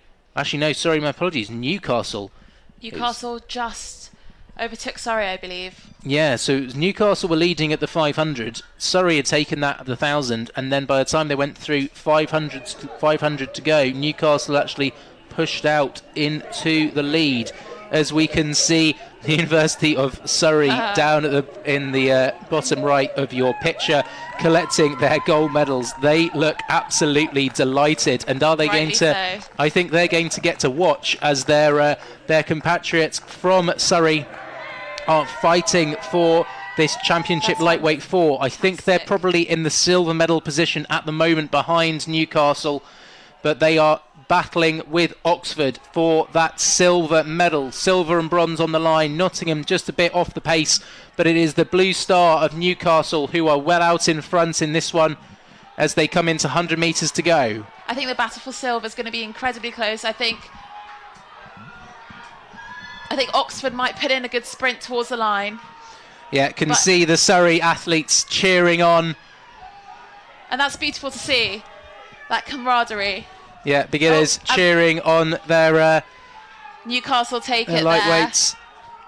There. A slap of the water there for the Newcastle University crew. Stroked by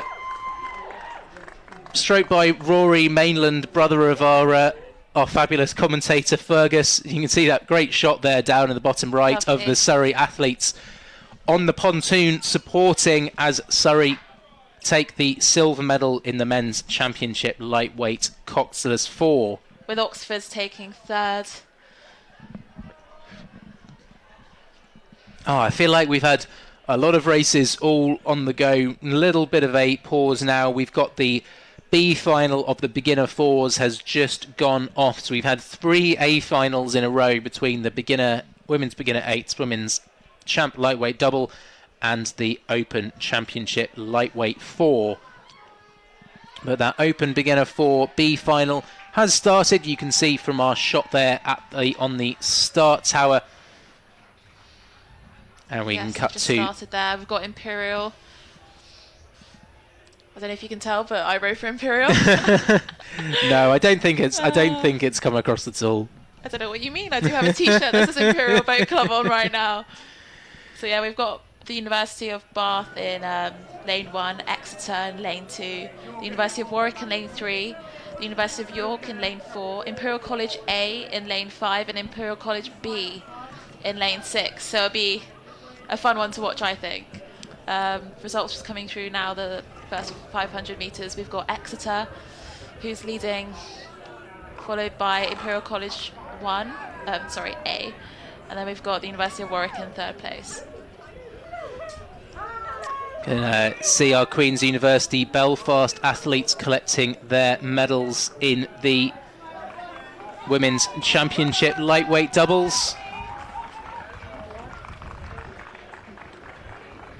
Congrats to them on a strong performance. They took the silver medal just behind Birmingham University. Just coming across the 1,000 metre mark now.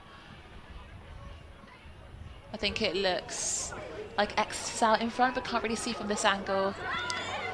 As we've got Birmingham collecting their gold medals in the Women's Championship lightweight doubles, and they look absolutely delighted. Erin Meredith and Emily O'Connor in that one, but we've got this B final of the Open Beginner Coxed 4s. It does look like Exeter's broken free from the pack, and they've got quite a healthy margin.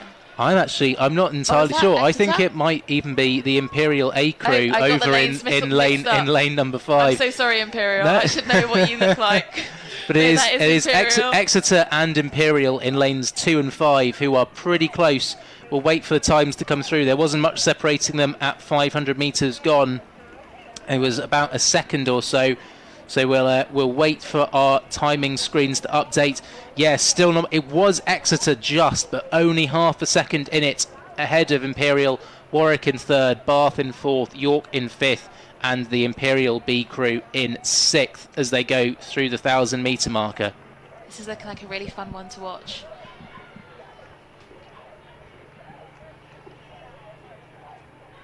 Exeter and Imperial College A looking very close indeed. As the wind here really feels like it's died down quite considerably, and the water conditions now look absolutely perfect. It doesn't look like Newcastle BUCS, Nottingham BUCS. It looks Looks great. It looks like summer training camp, really. It can be, yeah, it can surprise you, this lake sometimes. We've got this B final of the Open Beginner Coxed Fours coming up towards 500 metres to go. We can hear someone singing "Happy Birthday" down in the crowd. I think it might be the Newcastle lightweight 4 who are just collecting their gold medals. I think it might be one of their birthdays. What a fantastic way to celebrate your birthday! Go get yourself a gold at BUCS.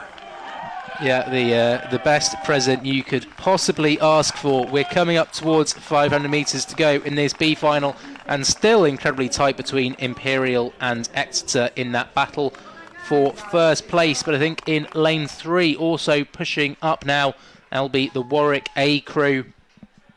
So great to see that there's such tight racing in this beginner fours event. Yes, Imperial College having a very strong novice programme at the club. And it just goes to show they're looking very dynamic there.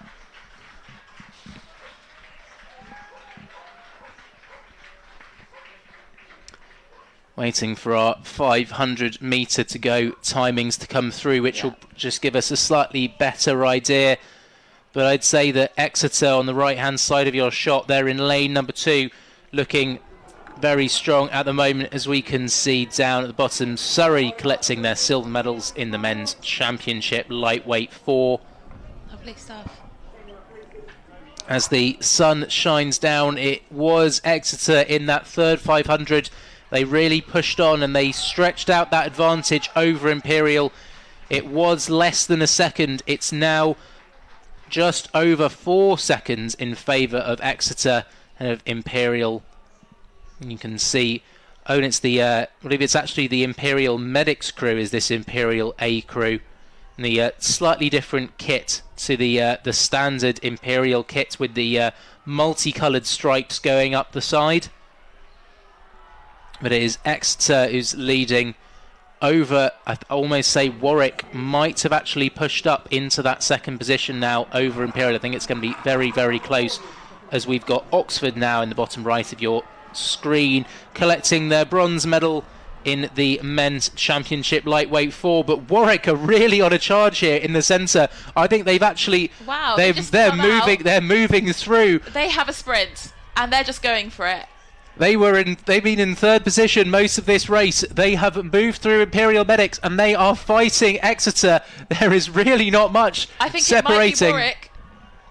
Have Warwick got anything left, or are they going to round us to water? I think Warwick have indeed broken through. What an incredible sprint from this Warwick crew, but there's still not much. Can Exeter respond? Coming up to the line, and it is going to be Warwick. What a race from them. Amazing stuff. A little bit of a fist pump there from the two-man of the Warwick boat ahead of Exeter. Imperial Medics just dropping down into third. We've got York and Bath coming through in 4th and 5th, with Imperial B coming through in 6th position. What a race that Lovely was. Stuff. I have not seen a sprint like that from a beginner crew in a long time. that takes experience, but they have it. So we've got our A final coming up now, but I think we're going to have a little bit of a switch around in the commentary box. We're going to say goodbye to Yaz for now, but I know that she'll be back with us tomorrow, and we're going to welcome in Nadine into the commentary box for the remainder of our A and B finals here at the first day of BUCS Regatta 2024.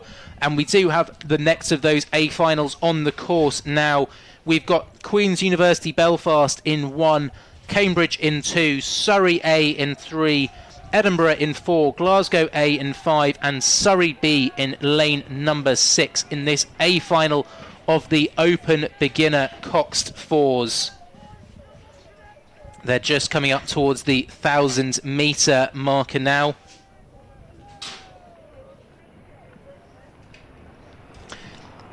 Nadine, welcome along. Hello.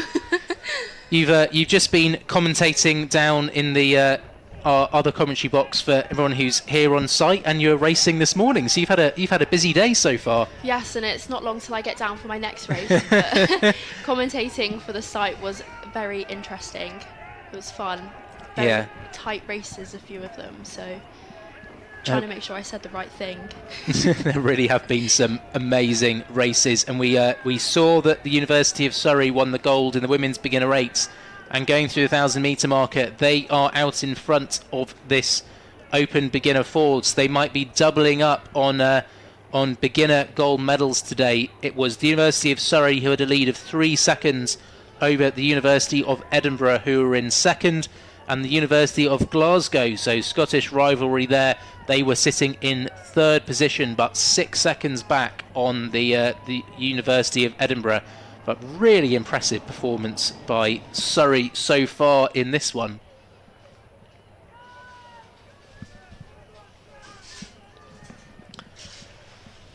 So as a reminder, all of these beginner athletes, they will all have started rowing in this academic year, which is just so impressive that the standard you see now of these beginner crews is so ridiculously high. Yeah, watching that women's beginner 8 come down the course, you wouldn't have known that was a beginner crew. Well, for all of them, those 3 boats that were very, very close crossing the line, you forget how new they are to rowing. Yeah, I think if you looked at an intermediate 8, maybe not an A final, but a B final, C final a few years ago, and you had those quality of crews, I don't think you'd have thought that was out of the ordinary at all. So just amazing how the level has really stepped on. But Surrey and Edinburgh looks like they are our 2 leading contenders here in this open beginner Cox 4s. They've just gone through our screen in those top 2 positions, and then closest to the camera now, we've got Queen's University Belfast and Cambridge coming through, just a little bit off the pace, but trying to push up towards those medal positions in the last 500 metres here. We've got Surrey on the right-hand side of your shot. They look a really powerful crew, don't they? Maybe not a huge amount of, and this is going to sound hard, maybe not a huge amount of finesse, but a huge amount of power going behind those blades when you compare it to the Edinburgh crew over there on their left-hand side. Yeah, they really are just powering themselves down the course.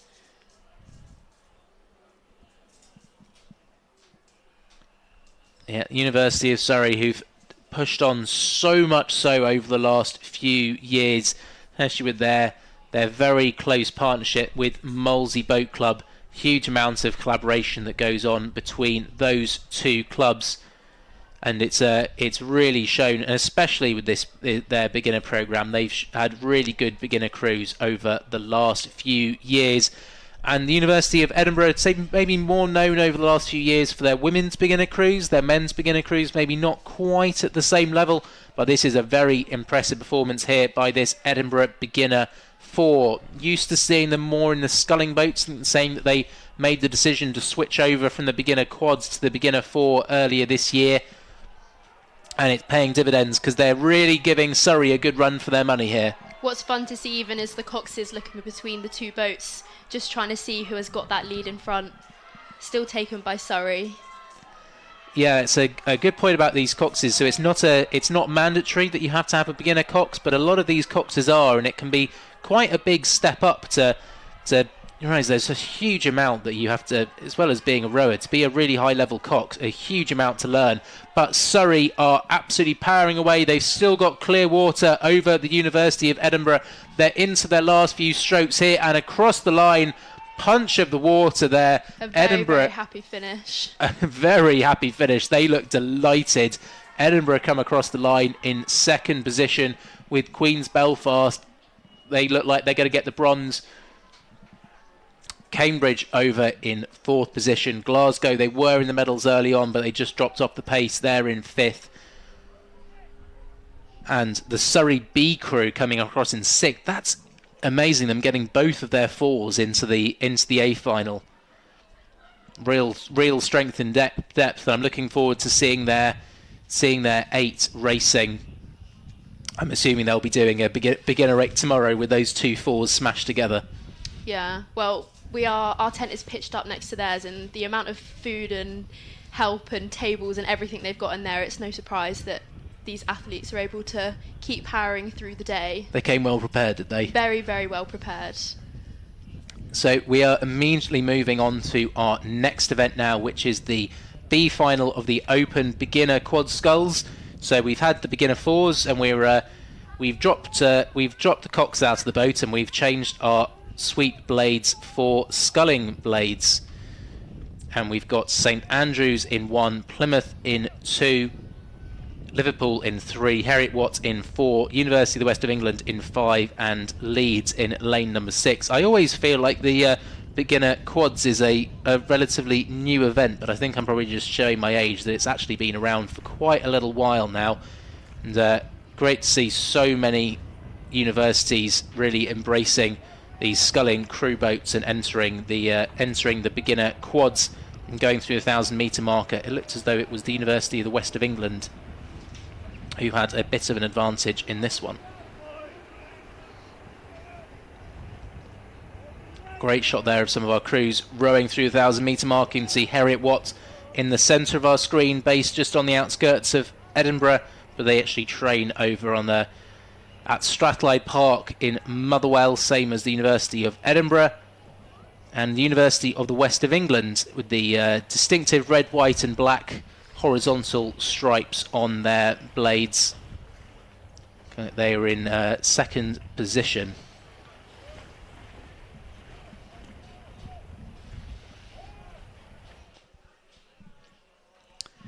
So we cut away to our camera at 500 metres to go. You can see our quads charging down the course now. And a fantastic job by all of these athletes to catch up time. We were running a little bit behind time earlier, but a fantastic job done by all of our volunteers, our marshals, our state boat holders, but also by the athletes to make sure they turned up on time, get attached nice and quickly and get their racing underway. It's kept us on our toes a little bit in the commentary box, so we've had 2, sometimes even 3 races on the course at the same time. So we can see Queen's University Belfast there collecting their medal in the Open Beginner Fours. Collecting their bronze medal, that is. But we're just coming up towards 1,500 metres now, and you can see in your shot, and that is the crew from the University of St Andrews, closest to our camera in lane number 1, with Plymouth and Liverpool just next to them.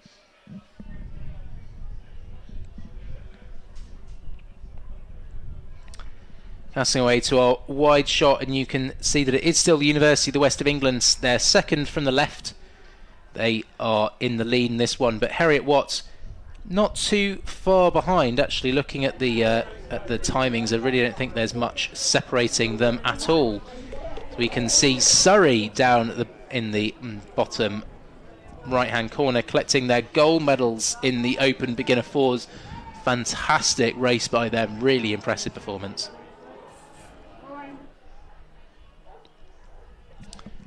As this race has gone on, I think Heriot-Watt are really starting to give University of the West of England a good race in this one. I think the Scottish crew are pushing back.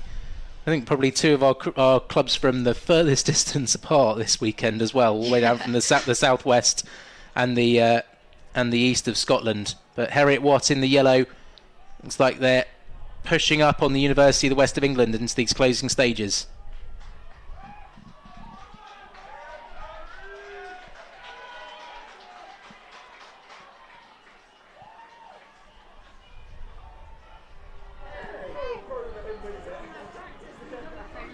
University of Edinburgh collecting their silver medal in the Open Beginner Fours. Very strong performance by them. And it is indeed Heriot-Watt who have rowed through the University of the West of England here in the second half of this race, and they've taken the lead here in the B final of the Beginner Quads. And without that Cox, it's really down to them to push for that finish. But they are settling very, very comfortably into the win across the finish line, with Yui just about a length behind. Some very happy celebrations once again. Absolutely, and we've then got And the Leeds coming through in 3rd position, St Andrews in 4th, very tight for 5th, but I think just Plymouth ahead of Liverpool in that one.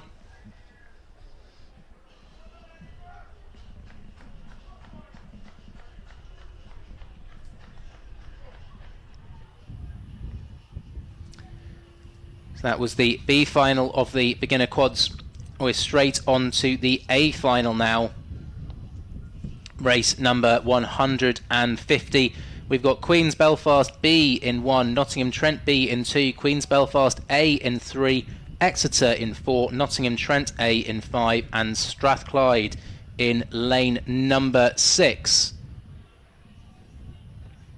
A good effort there from Queen's to have 2 of their crews into the final for their beginner quads. Yeah, very impressive, and I think it looks like their A crew, who are right in the middle of your shot there, looking very impressive. They went through the 500 metre marker with a 3-second advantage over the University of Exeter, so they opened up a lengths of lead, and I think as we're coming up towards the 1,000 metre marker, I would say that Queen's still looking like the class of the field here in the open beginner quads, so they'd still have an advantage of at least a length over Exeter as we come through the middle of this race.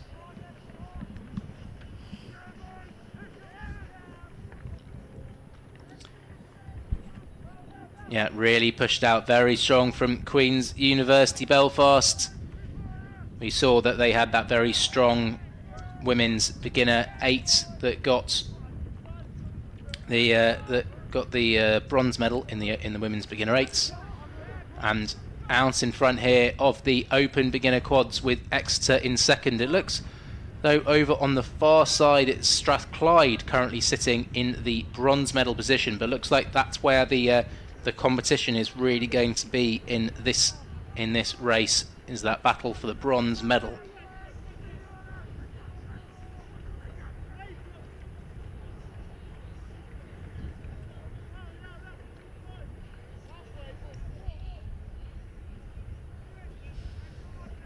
Great shot there of the Queen's University Belfast B crew. And very impressive to get 2 quads into this A final, and they look, and you can see the A crew at the back of the shot.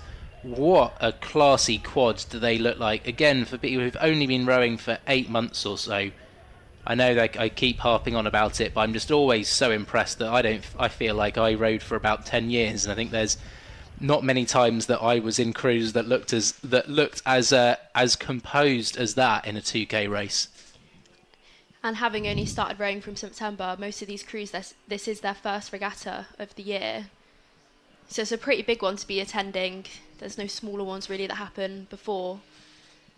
Yeah, going straight into 2,000 metres. You've got the boys on either side of you, especially if you're steering. You've got 5 crews. There's a huge amount going on during the time trials this morning where there's so many boats around that you've really got to keep your head on a swivel. There's so much going on at events like this as well that actually focusing on your racing can really take a lot of effort. You mentioned earlier about the nutrition and the rest that athletes have got to try and put in between races. That and quite hard, especially if you're pretty young. You come to something like this and you're just going to want to do stuff and talk to people, and you always got to say to yourself, no, I'm here to race. I've just got to relax, take the weight off my feet, and focus on what I need to do. But through the 500 metres to go marker, and it is still Queen's University Belfast with the lead over the University of Exeter.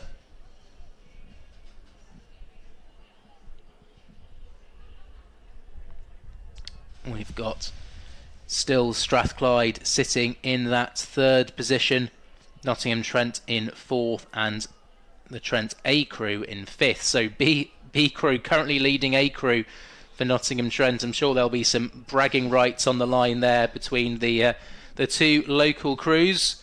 But Queen's Belfast and Exeter, those 2 quads have been the class of the field here today, and Queen's Belfast currently have got themselves in pole position to take home the gold medal here in the open beginner quads.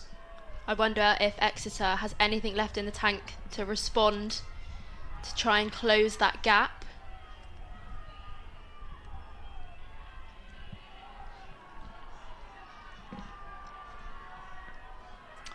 Yeah, I'd say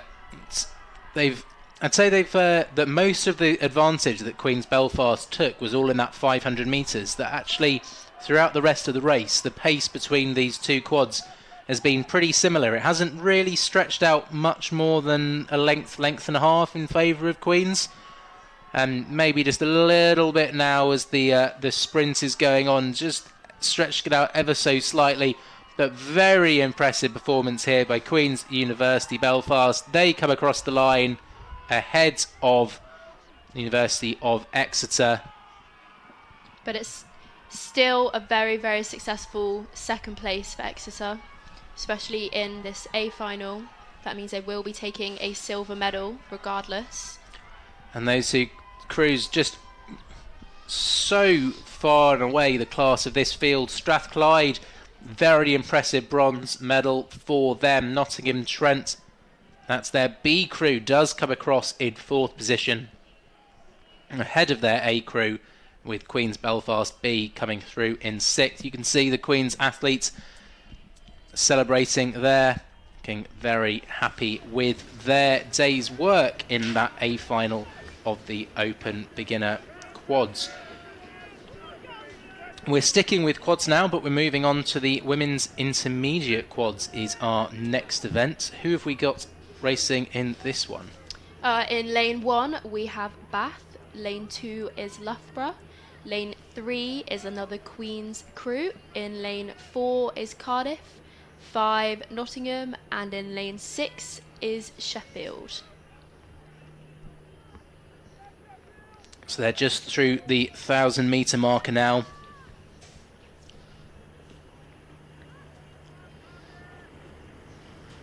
And again, it feels like we've been saying it a lot by Queen's University Belfast looking very impressive in this one.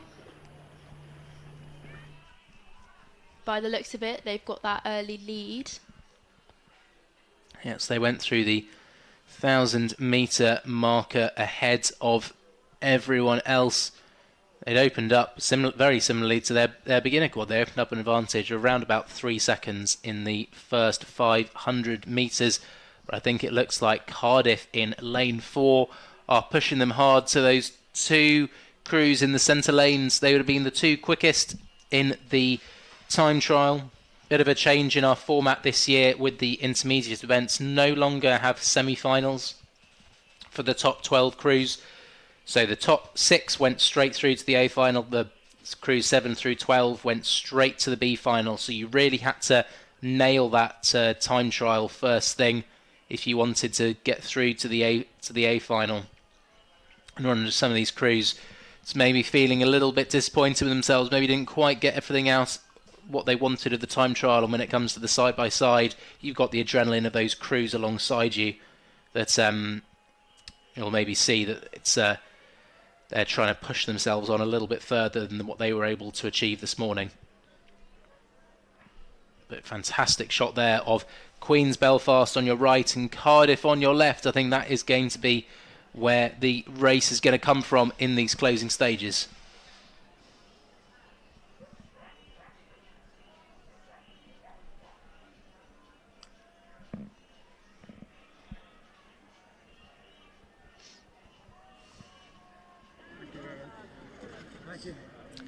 As we can see, Queen's Belfast down in the bottom of our picture, collecting their gold medals in the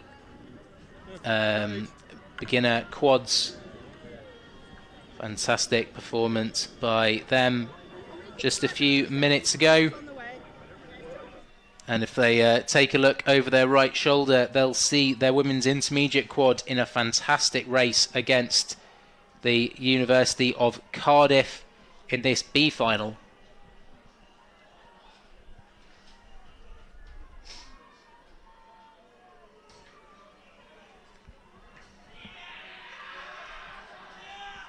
And from the tower here, we can hear the crowd starting to shout for their crews as they are nearing the finish. You can see these girls really start to give it their all as they know how close it's getting. Absolutely nothing separating these two crews in the centre lanes, Cardiff and Queen's. Have Cardiff been able to push through in the closing stages? Queens was still leading at 500 metres to go, but coming up to the line by just a canvas. I think it is going to be Cardiff who row through Queen's University Belfast. What a race that was, all the way down the course. And by the looks of it, that is third place to lane 1, which was Bath. All the way to the bows, all the way to the bows. Nottingham coming through in 4th position, Sheffield in 5th, and Loughborough in 6th position. So we saw there it was Exeter who was collecting their silver medal in the beginner quads. Great performance there in the women's intermediate quads there. Cardiff and Queens fighting all the way down the course. We're going to jump straight to the A final of this, where we got to Montfort in 1, Newcastle in 2, Newcastle B in 3, Durham A in 4, Reading A in 5, and Durham B in lane 6. So we got 2 Newcastle and 2 Durham in this one. They're already through the 1,000 metre marker, and what is now pretty much perfect conditions here at the National Water Sports Centre. I'm looking across at the windsock on the far side of the lake, and there's just an ever so slight headwind, but really not much at all. Nothing really to disturb the water, nothing to slow these crews down too much. By the looks of it, it is the Newcastle crew that has taken the lead off the start for the first 500 metres. It's a lead of about 4 or 5 seconds, followed behind with Durham. Yeah, so at that 1,000 metre marker, Newcastle stretching out that advantage as we see Strathclyde collecting their bronze medals. Durham sitting in 2nd and 3rd, so very, very good depth from the Durham crews. You can just see the Durham and Newcastle crew just going through your shot there. It is the Durham A crew that has a lead over their B. Yeah, whereas the Newcastle A crew clearly got beaten by the Newcastle B crew in the time trial, and they've been determined to make sure that does not happen again. You can see the Newcastle A crew in lane 2. They're the 2nd from the right there. They've put a good margin into the Newcastle B crew sitting in lane number 3. And I think Newcastle B, despite being one of the quickest in the time trial, they're going to struggle to pick up a medal here. It's going to be a great race in this the closing stages here of the women's intermediate quads.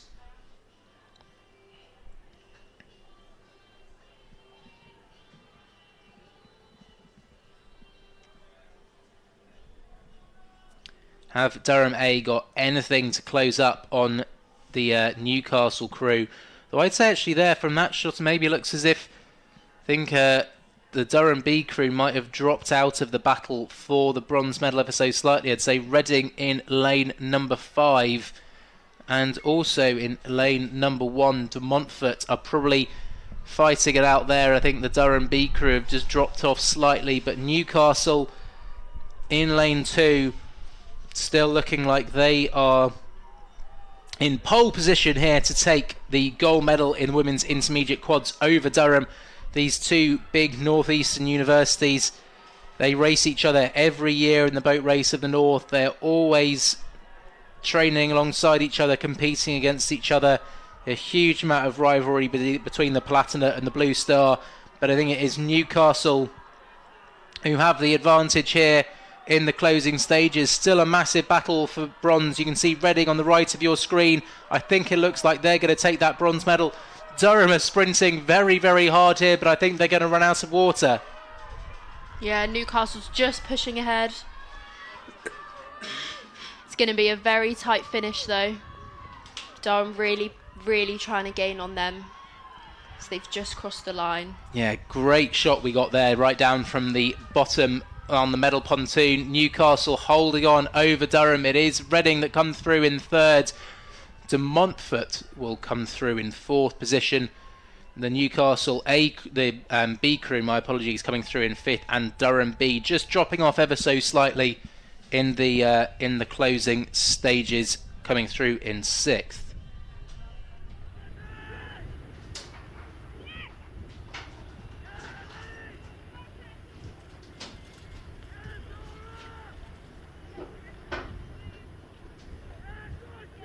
Some very happy girls there in the Newcastle boat, knowing that they've just taken the win for the women's intermediate quads. Always a tough category. Yeah, it really is. We're moving straight on though to the women's championship quads A final, which is already through the 1,000-metre marker, and it is Newcastle who took the gold in the intermediate event. They're currently 2 seconds up over Reading in the championship event as well. So we've got Bath in 1, Durham in 2, Newcastle in 3, Reading in 4, Edinburgh in 5, and Nottingham in lane number 6. So going through that 1,000-metre marker, it was Newcastle.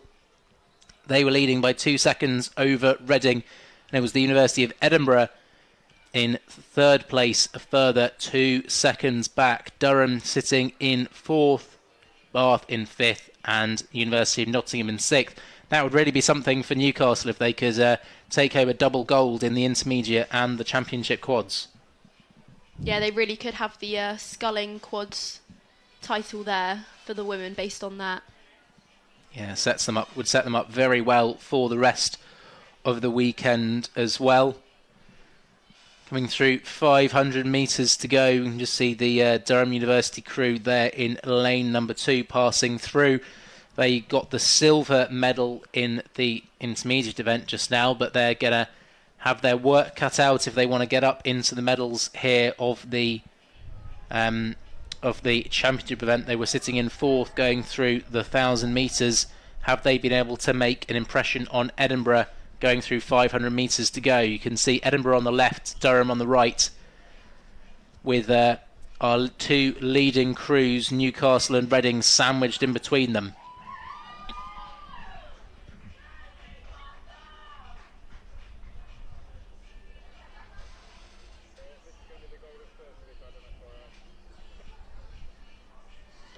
It looks so tough from this angle. Right in their eye line, they can see crews, that middle crew there, can just see both crews either side of them, meaning they're having to push the whole time. Yeah, knowing you can't make a single mistake. Any mistake you make is going to be absolutely leapt on. I'd say as we see the Newcastle intermediate quad getting their gold medal, their compatriots on screen are still in the top position, but there's 4 crews who are fighting and there's only 3 medals available. We've got Newcastle, we've got Reading, we've got Edinburgh, and we've got Durham. I think Durham and Edinburgh are going to have a fantastic race for the bronze. I think Durham, who are just out of your screen on the right hand side, are going to potentially be past Edinburgh. We're into the last 100 metres. The crowds rise up. There's a huge number of Blue Star fans down at the bottom of the tower, and they are cheering on as Newcastle come into the closing stages. But where's this bronze medal going to go? The gold and the silver are going to go to Newcastle and Reading, but I think Durham have pushed through in the battle for the bronze. Newcastle, Reading, Durham and Edinburgh. Newcastle do take the double in the women's quads. They've just took the intermediate, and there they've gone and taken the championship as well. What a fantastic performance. Bath come across in 5th with Nottingham in 6th. That was a incredible performance there from Newcastle, just holding Reading off all the way down the course. Literally 2 seconds between each of those crews there, making for a very, very tight final. Very well earned medals though for those top 3 crews.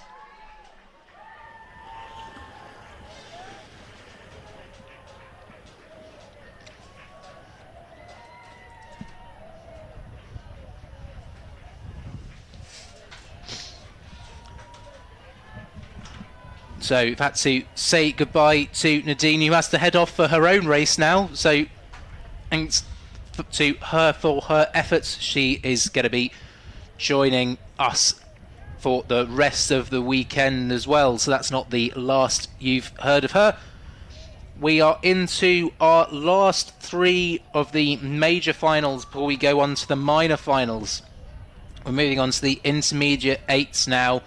We've got Edinburgh B in 1, Edinburgh A in 2, Imperial A in 3, Newcastle B in 4, Oxford Brookes D in 5, and Glasgow in lane number 6. They're already at 500 metres to go as we continue to make up time here. In fact, I'd almost say that I think we actually have finally caught up to time. Going through 500 metres to go, it was Newcastle, I believe, who had the advantage on my timing screen, but I'm not entirely sure that's correct. I think it might actually be the Edinburgh A crew in lane number 2, who you can see on the right hand side of the screen, racing against Oxford BUCS D. Oxford BUCS D, and I also point out they're going to have 2 8s in Championship 8s coming up as well. So this is the Oxford BUCS 6th boat, and it's here in the B final of Intermediate 8s, and they're fighting for the win. We're going to see their A, B and C crew in the A final in just a minute's time. But into the closing stages, couple of 100 metres to go. And I think it is Edinburgh in lane 2, just out of shot, who are leading this one. Newcastle and Oxford BUCS and Imperial trying to chase them down, some of the titans of the university rowing scene. But the Baby Blues of Edinburgh, I'd imagine they'll have been disappointed to have found themselves here in this B final rather than in the A final. And they are making it count by trying to take home the win here in the B final of Intermediate 8. They're just holding on over Oxford BUCS D, who are sprinting hard, but I don't think they're going to make it. Edinburgh do come up to the line. They cross the line in first position ahead of Oxford BUCS, ahead of Imperial. Glasgow through in 4th. Edinburgh, their B crew in 5th, and Newcastle in 6th to round out that field of the Open Intermediate 8s. We see Durham University down at the bottom of the screen, collecting their bronze medal in the quads. And I can see that we've already got our penultimate final of the day, the A final of the Open Intermediate 8s. It's on the course, and it's already coming up to 1,000 metres. And I think it's going to be a Oxford BUCS party here. So, line up for this one. We've got Newcastle A in 1, Oxford BUCS C in 2, Oxford BUCS B in 3, Oxford BUCS A in 4, Durham in 5, and the University of London in lane number 6. And coming through the halfway,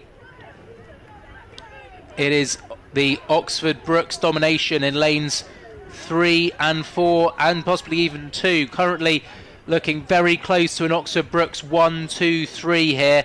Newcastle in lane 1 looking like they're trying to disrupt the party, but it is Newcastle.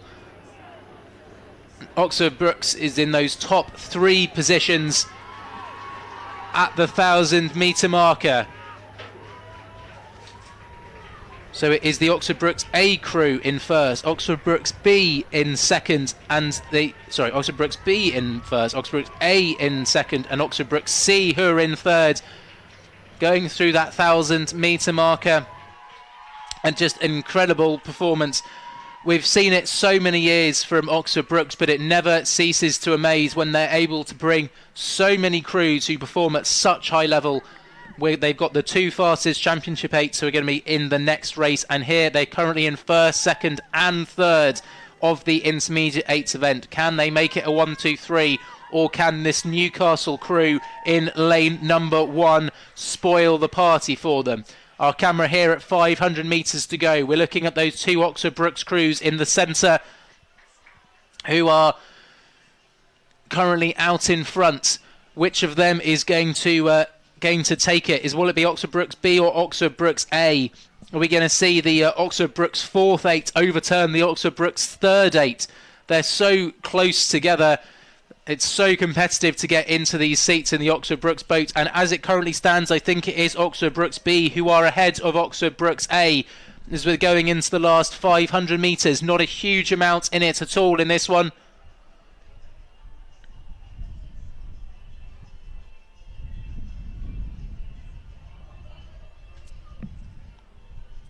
Fantastic shot there as we zoom in on our 2 Oxford Brookes crews in the centre of the course.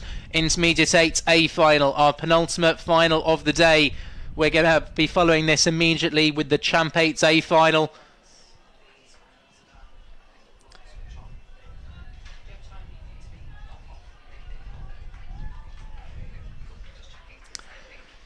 So into the closing stages now. A little look over the right-hand shoulder from the bow seat of the Oxford Brookes B crew, currently in the lead. Just trying to see how close they were to the finish.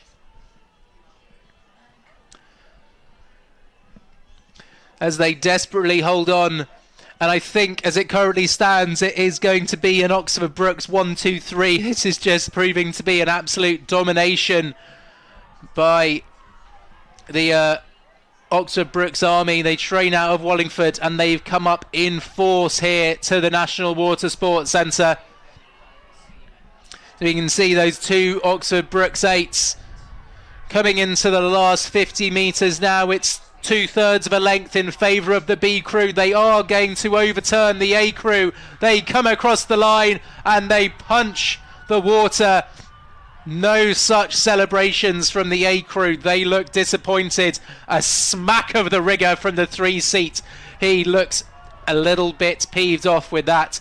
The Oxford Brookes C crew comes across in bronze medal position. Newcastle in 4th, Durham in 5th, and the University of London in 6th. What a race that was, and it was a Oxford Brookes 1-2-3.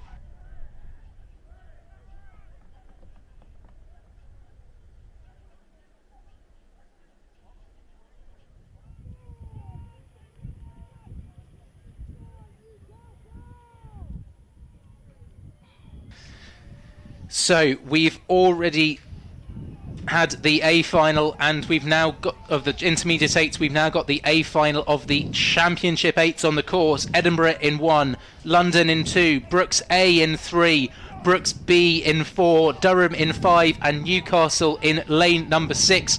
I'm delighted to say I've been joined by my other half, Camilla Hadland-Horrocks, here in the commentary box. And it looks like we're seeing another bit of Brookes domination here, aren't we? They're just going through the 1,000 metres, and it is a Brookes 1-2. Yes, at least it can't be a Brookes 1-2-3 in this event. They've only got 2 8s contesting, so the bronze medal well up for grabs. And actually a wonderful race here between the University of London, who you can see there, just one in from the camera on our picture, and also Durham University. The battle of the Platinates and the Purples, it seems, for that bronze. Our timing says it's 0.3 of a second. Durham just nudging their nose out in front at the halfway point for bronze. They were the winners of the semi-final earlier, and UL over on the other side really sticking to their tail. But as we've just seen in that previous race, the sprinting stages can really mean everything to overhaul another cruise. So with a championship medal on the line and just 500 metres to go now, still Oxford Brookes in that gold and silver medal position, as we've seen in so many years previous. But the bronze medal fight is really where our focus is here, because it is going to be quite the race. And a very strong performance by Durham University, considering if you look back to Head of the River, they were behind Edinburgh, they were behind Newcastle, they were behind University of London. So if they can, looks like they're going to overturn Edinburgh and Newcastle. If they can get a bronze medal here, that would be an absolutely amazing performance by them, considering where they were a couple of months ago. Yeah, they had a great performance at the BUCS Head of the River, the 4s and 8s head. They dipped in performance for that Head of the River race, but have bounced back now, and they've had quite a lot of disruption in the Durham programme over the course of the winter season. Will Fletcher taking up the mantle now to lead this crew to what could be the only medal not going to Oxford Brookes University out of both sets of 8 events, which is quite the achievement when you look back at previous years, the only university to be able to do that. But they're now, I think, nudging out a little bit more on UL, just looking for my spot here in the commentary box. You can't see it on the screen. We've got both Oxford Brookes crews here, centre of your picture. On the right, Oxford Brookes A leading out in gold medal, Oxford Brookes B in that silver medal position, but Durham there just sneaking into the background of the picture. Newcastle right on the backdrop there, but they're well off the pace for the medals. It's all between Durham and UL, and I think Durham has started to kick into gear here. You can't see it on picture, but I think they've now got almost 3/4 of a length to a length over the University of London that challenged them in the first half of this race. Yeah, very impressive. I can't tell the margin from the times, but it definitely was Durham ahead with 500 metres to go. But let's give some credit here to Oxford Brookes, as you see one of their crews collecting a medal. I can't quite see which one it is because they got all three of them. And their A and B crew, not much separating them. Very similar margin to the previous race, maybe 3/4 of a length or so, this time in favour of the A crew. It's not going to be a big upset here, but it is going to be a Brookes 1-2 here as they come over the line, a length in favour of Oxford Brookes A. A time of around about 6 minutes, not the fastest conditions, but it is Durham who are in third, Camilla. Yeah, Durham University, you can't see on picture at the moment, but they are starting to push into bronze medal position over the line. What a triumph, what a turnaround here for Durham to pick up that only medal, not going home to the Wallingford stretch to Oxford Brookes University. UL do look disappointed, the heads go down, but handshakes all around for Oxford Brookes on screen. They will be your gold medal winners once again, and silver medal winners here at the National Water Sports Centre, like they have been in so many years previous. And I can't remember a time in years gone by in the last maybe decade that we've not seen Oxford Brookes dominate this event. Yeah, unless maybe if there's been any years where they haven't turned up. We didn't have BUCS in 2020, does that count? I don't think so. Well, that is all of the A finals for today, day one of the BUCS Championships. What a day it's been. We've seen some great racing all round, some of the top programmes. We've seen great results from Oxford Brookes, from Durham, from Newcastle, from Queen's Belfast, from Reading. Lots of podiums for a lot of those programmes. But join us again tomorrow for more medals. We've now got the minor finals, so don't go anywhere. If you're still tuning in with us here live on the stream, my name's Camilla Hadland-Horrocks. I'll be taking you through the next 2 hours of racing, and we're going to just have a switch around in the commentary box now for the minor finals, which will be kicking off with the F final of the intermediate lightweight single that you can see on screen now.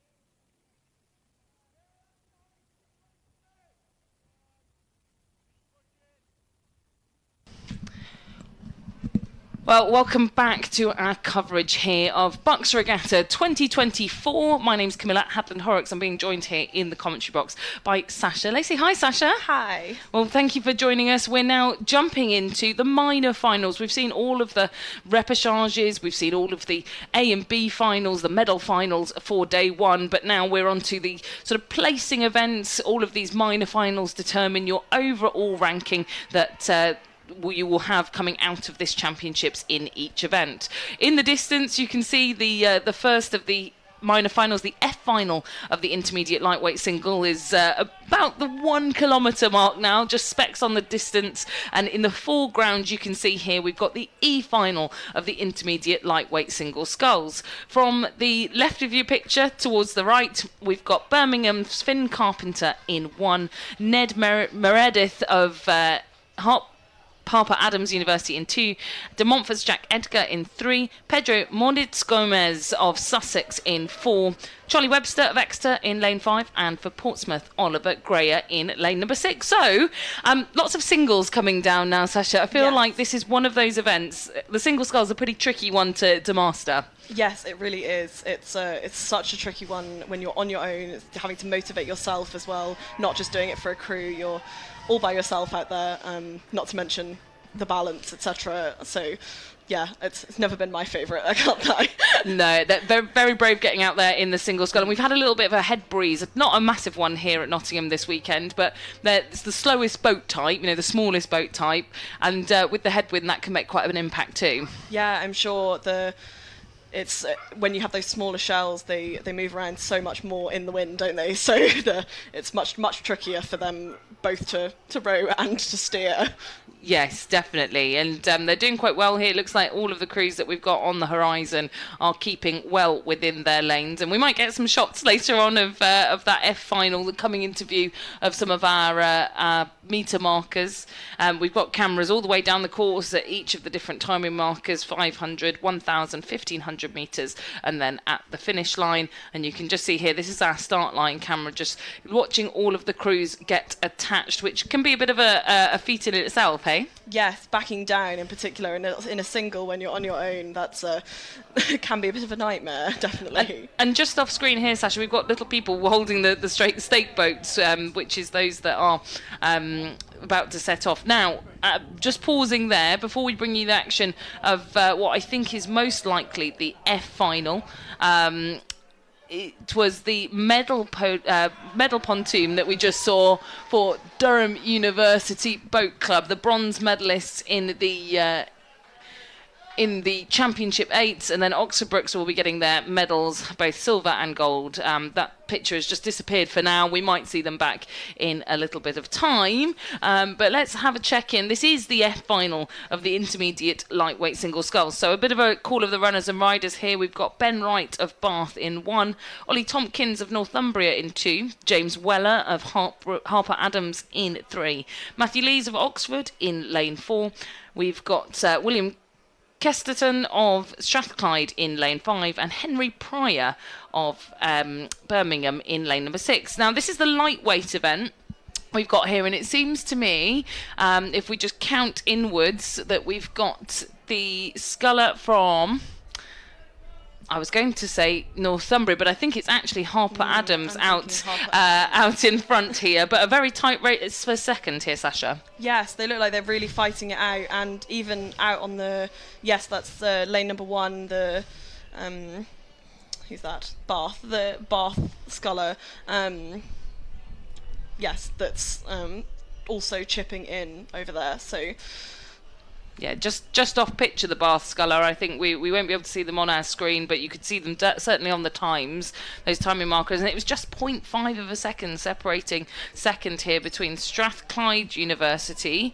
So that was sculler William Kesterton from the sculler from Oxford University, Matthew Lees. And those are the two in the centre of your picture now. Strathclyde have those great lycras with the spots on, don't they? Yes, it's Children in Need-esque. I love it. It's polka dots. The red, it's very brightly coloured and very easily spottable as well, so makes them noticeable on a regatta lake like this. Yes, because you can see that, in terms of the block colours everywhere else, it's made William stand out somewhat. But he's putting a bit of a push here, and this is one of the things with small boats that I find actually, Sasha, is that because you're responsible for the speed of the boat, you can change it quite quickly. You can see what was a 0.5 gap at the last timing point, I think is actually stretched out somewhat for Kesterton there in lane 5. Yeah, he really looks like he's put a spurt on in the last couple of 100 metres actually, and is even chasing down the Harper Adams sculler over there in lane 3.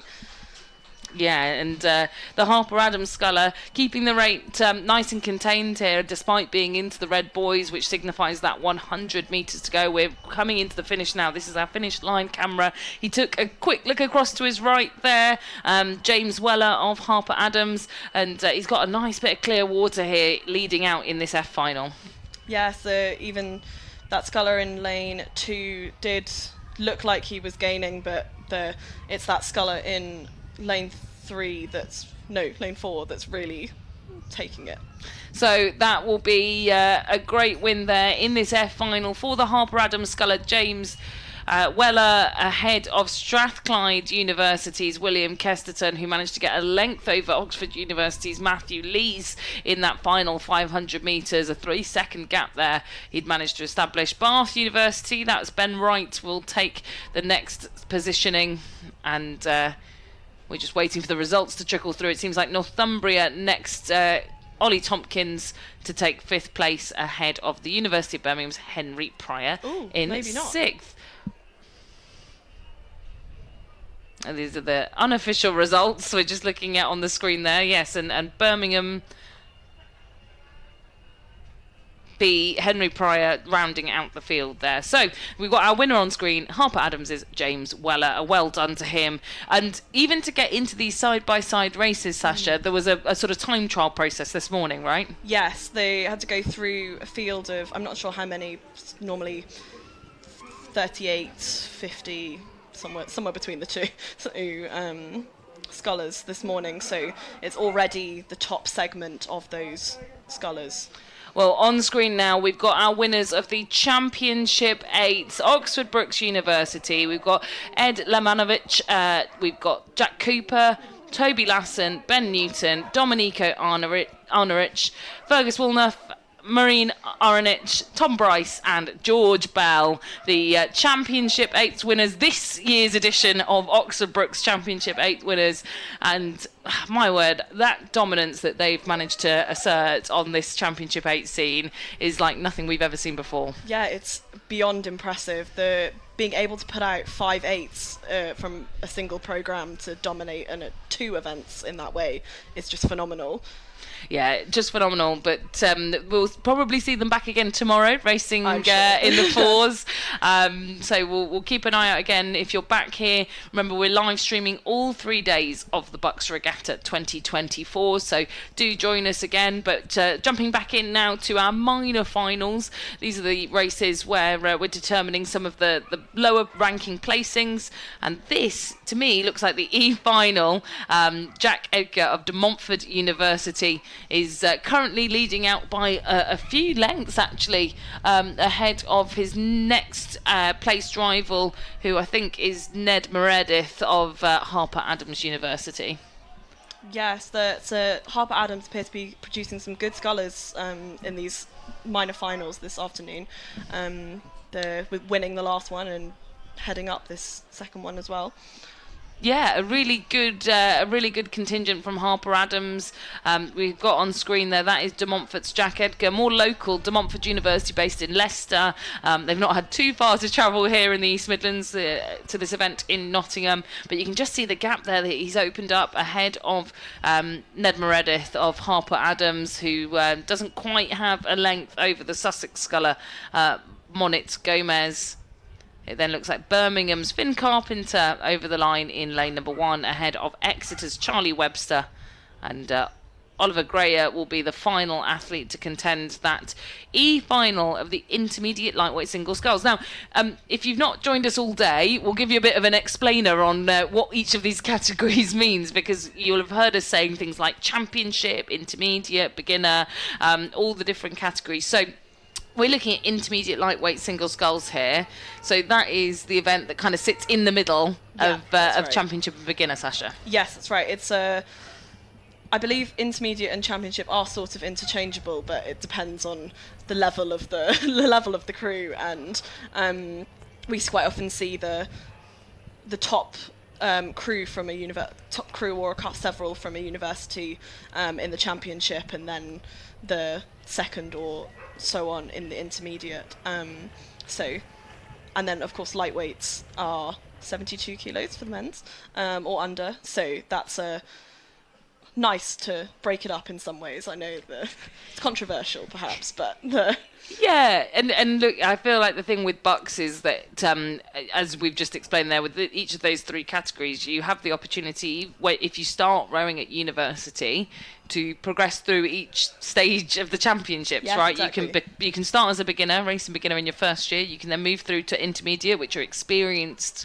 athletes who have more than a year's worth of experience, and then championship for those who are at the very, very top end of our sport, you know, the likes of the Oxford Brooks, the Newcastles, the Durhams, whatnot, who are, you know, progressing through many rounds of national and international competition. So you really do get, you know, in some years we've even had Olympic gold medalists or Olympic medalists racing Lots here. of pairs earlier here who have been at trials recently, so there are definitely lots of crews of very high standard already out today.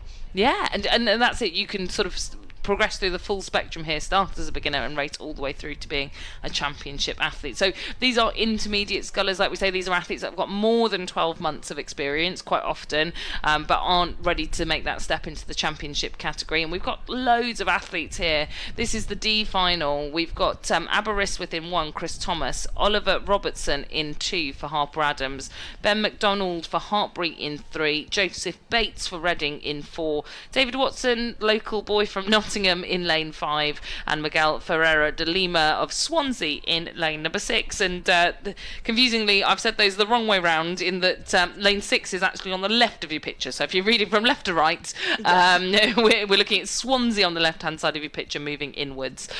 But we often see, especially when things are seeded from the time trials, it's those middle lanes that are out in front, and this race no exception. Yes, definitely. That's that sculler from Hartbury and Reading, I think, in those two. Hartbury and Harper Adams, they're out on the far side that are really pushing it through, coming into that last 500 metres of this race. Yeah, I think we've actually got a sculler missing from Reading in this lane here. Joseph Bates of Reading. There's a big gap, look, you can see here between the crews in lane 5 and the crew in lane 3. Hartbury in 3. I recognise the kit and the blades. But our race leader just to the right of Hartbury is actually Harper Adams once again. Oliver Robertson. They're doing so well in all of these minor finals. Yes, it's impressive, the sculling programme, and even to have this many lightweight scullers representing in these minor finals is impressive from them. It's quite a small university and small programme, as I understand, so to have quite such representation in these finals is definitely impressive.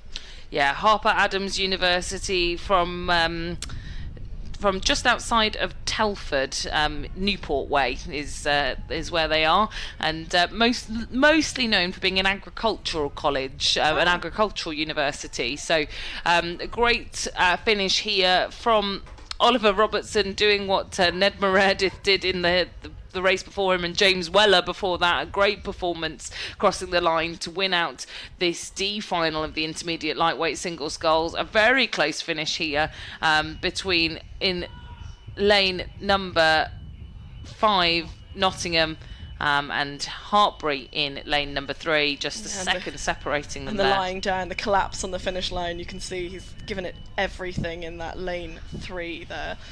Well, we were saying that, weren't we, that in a single scull, nowhere to hide. Yes. You're the one doing all the boat moving. Yes. So, you know, they put in everything that they've got, and you've got to be reasonably minded to do a single scull, I think. Yes, definitely self-motivated. There's no cocks yelling at you and telling you to keep going. It's all internal, isn't it? Yeah, it really is. And so let's move up through the ranking. This will be the C final of the intermediate lightweight single sculls, and I actually think that this might be this will be the last of these finals in this category, because we've already seen the B and A finals earlier. Yes. So in lane 1 we've got Will Lydiard of Reading, in lane 2 Isaac Murray of Sheffield, Alexander de Guide of Durham in lane 3, Alfie Nixon of de Montfort in 4, John Burke of Sheffield in 5, and Westminster's Luke Morgan in lane 6.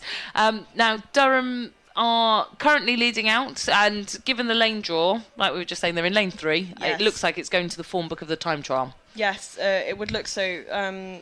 I wonder. I can't quite see on the picture yet whether John Montfort's Alfie Nixon is also following that pattern, but yeah, definitely Durham off the start there is taken a decent chunk off the lanes either side.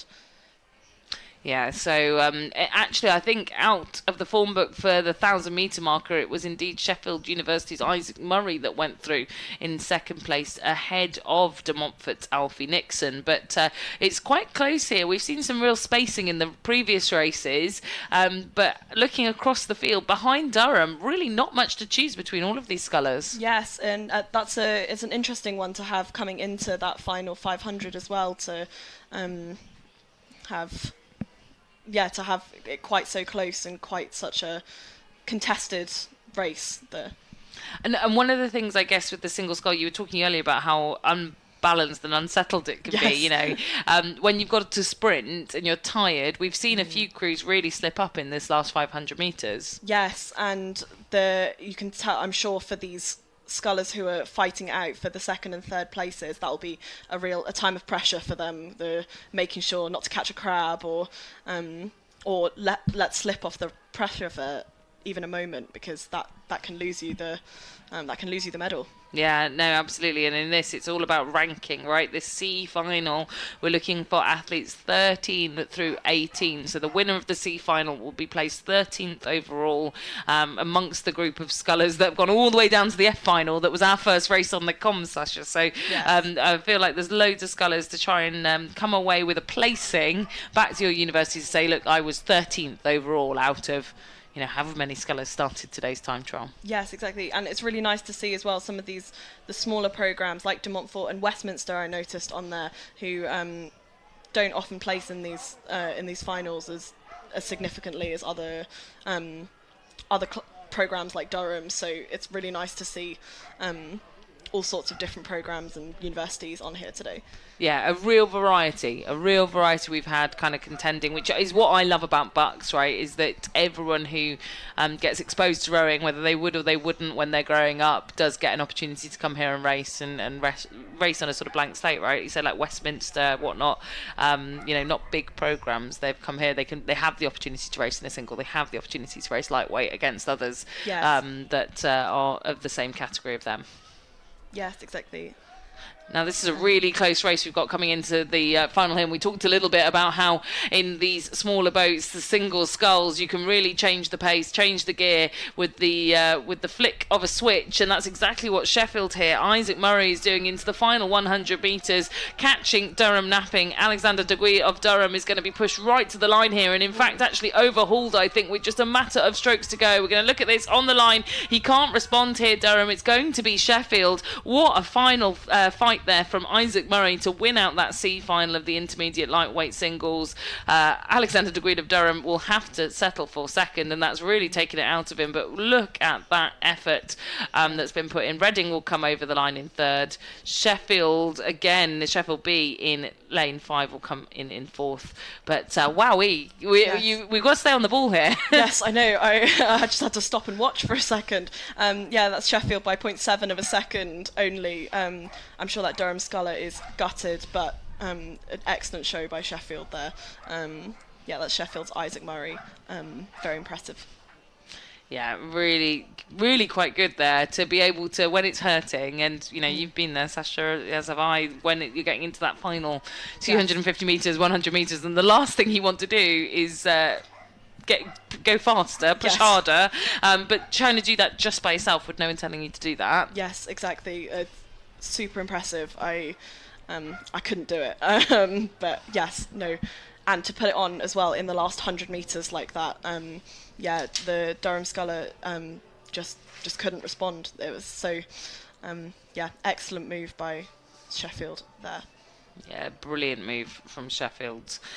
So we'll move now from intermediate single sculls, lightweight single sculls, to beginner single sculls. Now, we're talking about it being impressive for those who have got rowing experience to be out there in a single competing at the national level. But we're now talking about people that have got less than 12 months experience of competing out there. That must be, I mean, hats off to all of these athletes, right? 100%. I definitely in awe of these scullers who are brave enough to go out there in the. It has been quite windy here today, so it's definitely not the easiest conditions to do a side-by-side regatta-style race in. So, yeah, definitely hats off to them. Yeah, so we're just seeing now these athletes getting onto the starting blocks in lane number 2, which is furthest to your right. You can see the sculler there just rowing towards those black lines, which we'll talk about in just a minute. But that's Martha Harding of Northumbria. In the centre lane for Portsmouth, we've got Charlotte Rushworth. And in lane 4 for Hertfordshire, we've got Yuki Tanaka. Now, we're looking at the start here, so they're going to come racing towards us. If you've just joined us, we are here at BUCS Regatta 2024, and you're watching friends and family, and you have no idea what's going on, you've never watched rowing before, this is the starting line. We've got all of these crews now trying to connect their stern, so the sort of bit that they look at in the boat, to a lot of people who are holding on to the boats, our volunteers, our wonderful volunteers, who we love. We could not do it without you, who hold the boats ready to go off the start. But these black lines in the yellow sort of casing, Sasha, talk to me a little bit about these. These help the scullers line themselves up to, as obviously when you have a cox in the boat, it's easy for them to have a proper look around them and see what's going on. But for these scullers, it's much harder to line yourself up and work out exactly what direction you want to be facing in. So these help our scullers line up, ready to go straight down the course. Because the last thing you want is to, the green light to go and you to be looking over your shoulder the wrong way and not know which direction you're going in. And the balance, boys, right, and the balance in these single sculls is so fine. One little twitch and you can really offset the balance and the rhythm. So to stop people from looking over their shoulders every stroke, these sort of aligners really help with that. Yeah, definitely, and it's it must be super tricky to sit on that start line and have to negotiate as we were saying, the wind and the lack of stream here, thankfully, but yes, so all by yourself in that single, again, not envious. and for a lot of these athletes in the beginner singles, it will be their first side-by-side race, potentially ever, right? Yes. They a lot of these athletes, and again, not all of them, but most of them will start at university in September. They will get they'll go to the Freshers' Fair, they'll look at the stand for rowing and go, yeah, I fancy giving that a go, and now they're here in May, having done a winter's worth of training and learning, and they're now out there by themselves. There's no coach sat in the boat with them or on the start line telling them what to do, and they've got to go and handle that themselves. Yeah, it's a big undertaking, I think, and as we said before, hats off to anyone, particularly these beginners who take that on, and particularly on a big, such an experience to get to do it on a big regatta lake like this. It's definitely. Well, I was going to say once in a lifetime, but once in a year opportunity maybe. and you never know who's lining up on these start lines, right? Like some of the people that we've seen come through this regatta as beginners have gone on to do some pretty astounding things in their rowing careers. I think I saw a stat earlier. We've got the British rowing tent here, and I think it was like 20% of athletes on the GB rowing team that they have started to row at university. So almost a quarter, or just over a quarter of athletes that are now currently about to go to the Olympic Games or the Paralympic Games started their rowing career here at university. So we could be looking at, over these next few races, people that will be at, Brisbane in 2032 or LA if they're really good and they get cracking. But we're off the start now here with this first F final of the women's beginner single sculls. Just a reminder, on the right hand side of your picture you've got Martha Harding of Northumbria, you've got Charlotte Rushworth of Portsmouth in lane number 3, the middle, and Yuki Tanaka of Hertfordshire University in lane number 4. Now you can just see that a tentative start from all three of them, but I think far better to be in control and stay on top of the water when it's a bit blustery and not try and get too excited, and to get yourself settled. And we just saw a little bit of a wobble there on the left from Hertfordshire's Yuki Tanaka, but she's regained it really well and is back sort of putting her blades in the water. Now, talk to me a little bit about, sort of the general rule of thumb when it comes to sculling. Like, what are some of the things that set the boat up really well and keep you from doing some of that wobbling? Well, it's the big thing is handle heights, of course. Keep those handles at the same height. That's what you say to all the beginners when they first get in the boat. But getting everything synced up, the arms, the bodies together is super important, making sure that that's nice and set for them on their way forwards towards the catch. So I'm sure these scullers have spent a long time trying to perfect that stroke this year and get themselves in good stead for this F final. Yeah, and I think that even as we said, getting to this F final and being out here after what is probably 8 months of rowing for a lot of these people. I mean, I remember as a junior myself, going in a single scull was quite daunting, and that was after a year, 2 years of rowing. These guys have really taken on the mantle of something that not even a lot of experienced rowers like going in the single scull. Yes, definitely. It's definitely not everybody's favourite boat, so big undertaking from these women's beginner singles. And that's that lane 2 looks like it's dropped back just a little bit, but the lane 3 and 4 seem to be still fighting it out.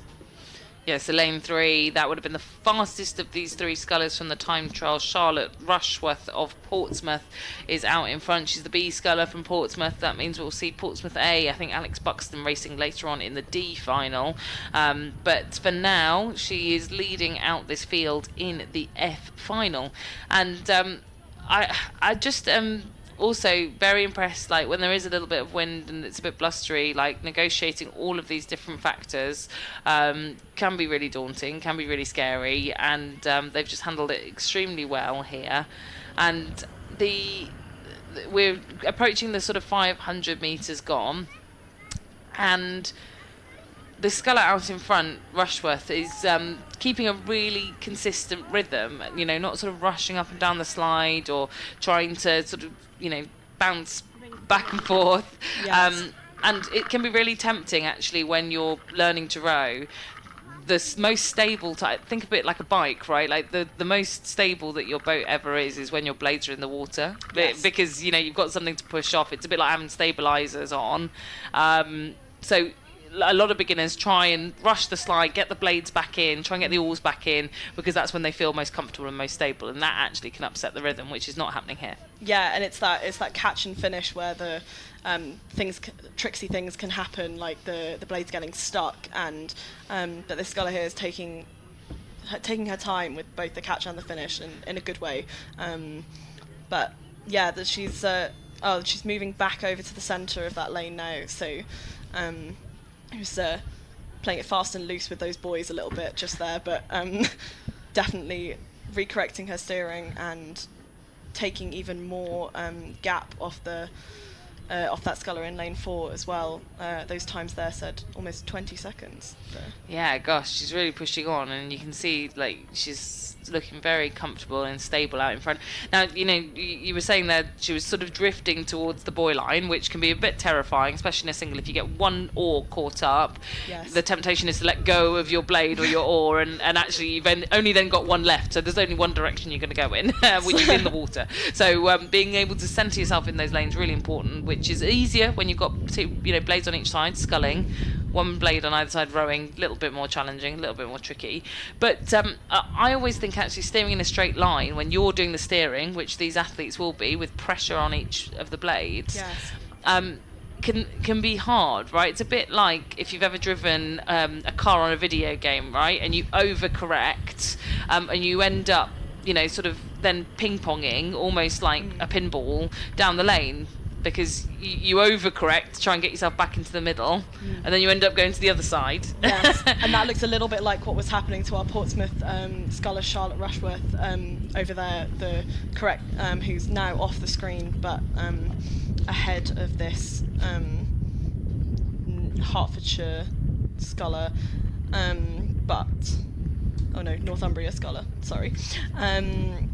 But yes, she steered herself nicely off those near side boys, but then was drifting just over towards the far side.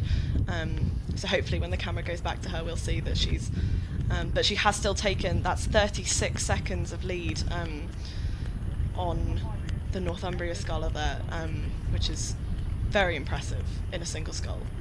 And all of these athletes time trialled this morning, which is a kind of processional format where you get set off and you're not side by side. You have to set a time, a bit like in a park run or whatever. You go out and you have to set your time. It's more processional, more time trial-esque, and that will suit some people, but it may not suit others. Others may find that quite difficult to motivate themselves in that echo chamber of the sort of time trial element, whereas others will thrive in having someone alongside them pushing them on. Yes, exactly. And as again with the singles, you're all on your own, and even though those time trials this morning slightly shorter, 1500 meters instead of the 2000, but no less tricky, I think, particularly as you say when you're motivating yourself, both in a single but also not side by side and don't have anyone to push off. You can see that Portsmouth sculler Charlotte Rushworth out in front, taking more and more lead on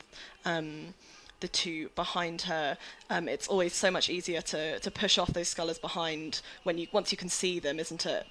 To make your lead bigger, and much trickier to come from behind when obviously you're facing the other way.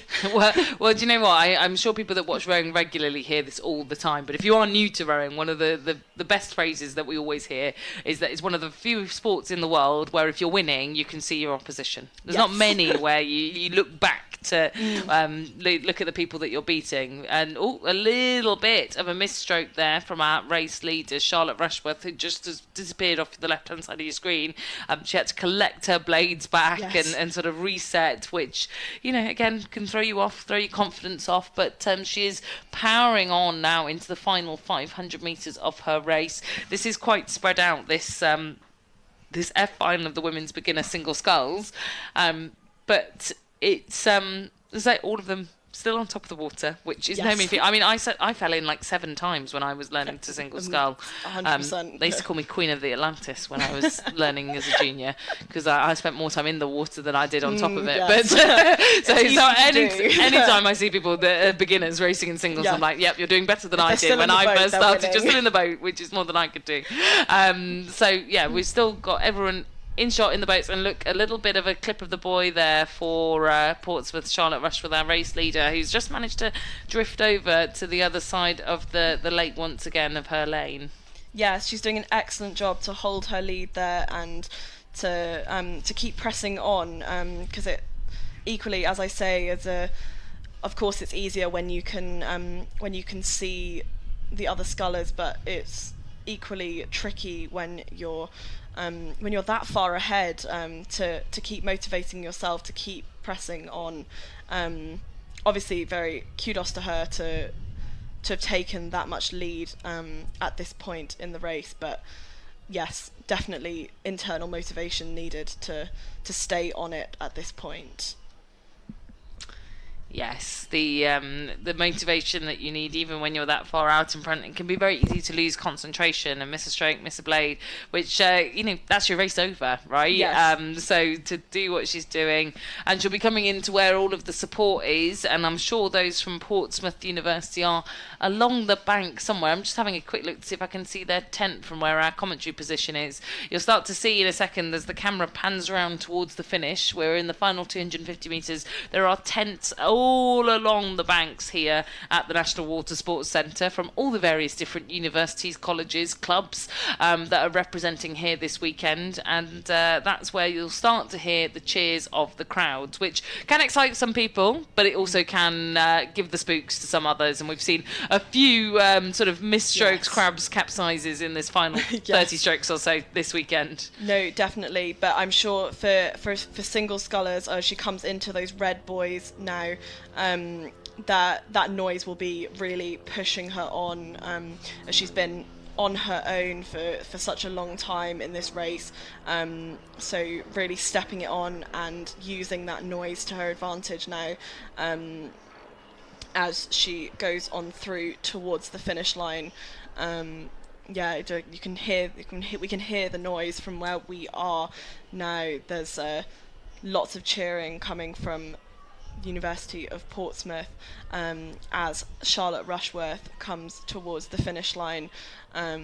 She's about 5 strokes off it. You'll see her cross the finish line there.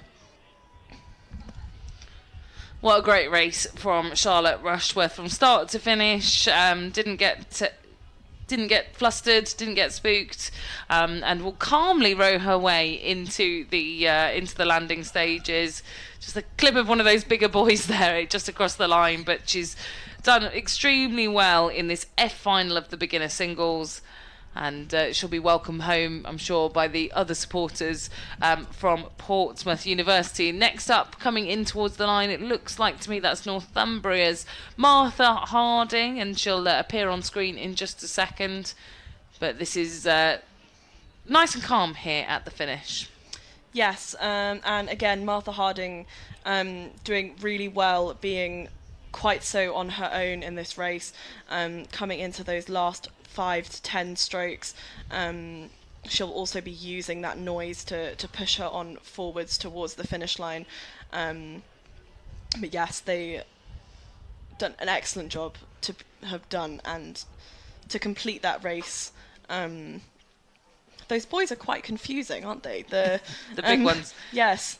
Yes. I've seen quite a few crews race on through them as if they think that's the finish line. Oh, look, rather doing that than stopping before the line, Yes. which I've also seen some crews do. So if you are listening to this stream and you're racing over the weekend, do not stop before the line, because that is the golden rule. Yes. Keep going until you're absolutely told to stop. This is the final sculler that we've got here, Yuki Tanaka of Hertfordshire University, and coming now into the last 100 metres, just ahead of our next race on the course, which will be the E final, so the next ranking up of scullers, trying to determine those places. And my maths, I'm just trying to work it out because I'm definitely not quick enough for that. Places 25 through 30 in that E final of the women's beginner single. So Yeah, Yuki Tanaka doing an excellent job. I'm sure it's very intimidating to see that next race coming down behind you as well. So she's doing an excellent job to hold it together and keep pressing on through that final 100 metres there. Yeah, she just caught a little boy there, but boy B-U-O-Y, not a physical boy, I should probably point out. But she's now moving towards the line, those red boys, that last 100 metres, ticking down, and she'll be really delighted to see the finish line as she looks over her shoulder this time around, as she makes some adjustments to get herself straight in her lane ahead of the finish line. So a great race there from all 3 of those F final women's beginner singles, and what were some challenging headwind conditions up at the start, but petered out towards the end here. And let's introduce you to our next race. So this is the E final coming down now. So in we'll go lane 1 to lane 6. In lane 1 we have Strathclyde's Maddie Livingston, lane 2 Holly Banfield for Harper Adams, lane 3 Loughborough's Philippa Clothier, lane 4 UL's Josephine Hosel, in lane 5 Lizzie Keys for Exeter, and lane 6 another Strathclyde A, Elizabeth Priest Cogswell. And it looks like on the screen at the moment, just having a quick look, it seems to me that we have the sculler, just trying to figure this out, Exeter on our screen at the moment, leading out this race, I think. Or in fact, this could be London. I think it is the University of London. My apologies. A little bit dark on the screen for me to see. But indeed, it's Josephine Hosel of the University of London in this E-final of the women's beginner single sculls. And this is the point in the race where you do start to look over your shoulder to make sure that you know exactly where the line is, because it's been a long race. Not quite 16 minutes 55, I don't think. I think it has taken a little bit shorter time than that. I hope for her I think not. that is the actual time. Indeed, it is 4:55 right now. So we'll get you the actual time of these races in just a few moments' time. But a great finish there, ahead of Exeter's Lizzie Keys, who will finish in second. And I think it's then the sculler from Loughborough, Philippa Clothier, that comes across the line, or towards the line at least, in third. But there is our race winner, our race leader in that E-final, taking home 25th place, I think, if my maths is right. Yes, I think so.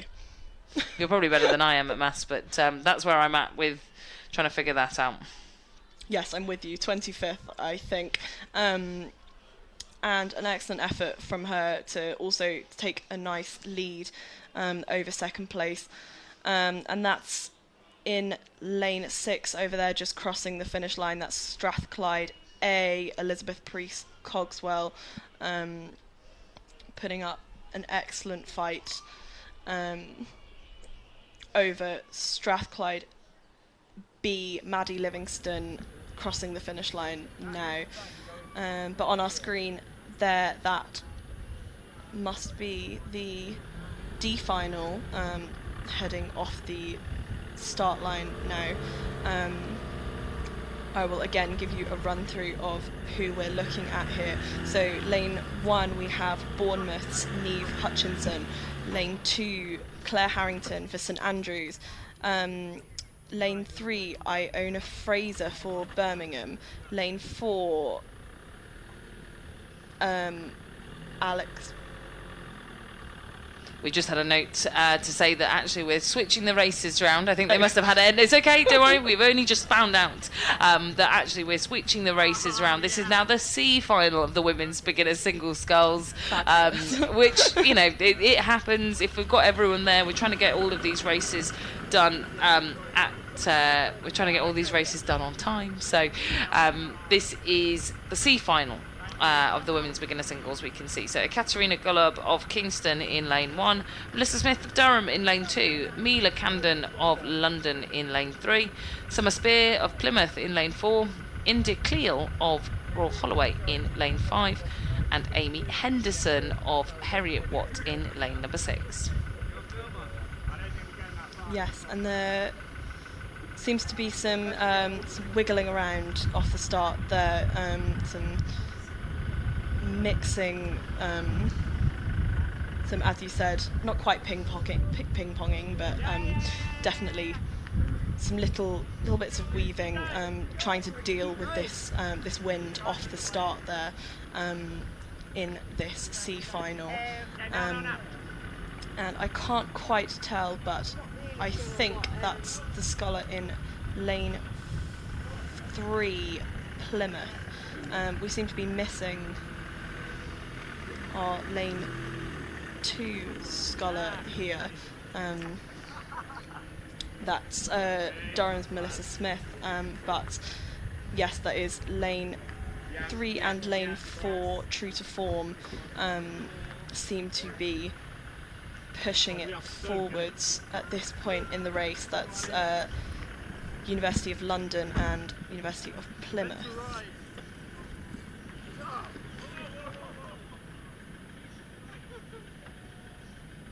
So we might see the D final after this race, but going down this track now, the C final. So this is the top final that we'll see from the women's beginner singles, because we split them out into the A, B finals take place earlier on, which are the medal races, and then the top 12, you know, the positions for the top 12. And then the C final is where the sort of highest race you can get to through these minor finals. So this is the top end of the women's beginner singles minor finals, and Summer Spear of Plymouth right there in the middle of your screen there with the stripe, horizontal stripe through her one piece, going head to head in battle with the University of London sculler Mila Camden. But London, we just saw a great race from London's Josephine Hosel in the previous race in that E final. Can they do it again in this C final? Yes, well, Mila Camden definitely looks like she's putting up a fight against this this University of Plymouth Scarlet Summer Spear. I can't quite tell who's in the lead actually. It's looking tricky, but I think the University of Plymouth look like they're holding it just. Though Mila Canden's definitely putting on a spurt through that 500 metre mark, so all to play for. And the University of London scholars, they can come from a whole host of different University of London universities. I was going to say colleges. I mean, they're sort of mix of colleges and universities, right? Yes, they're constituent colleges of the University of London. Most London universities, aside from Imperial, and they tend to take high-performance athletes, the top scullers, top rowers from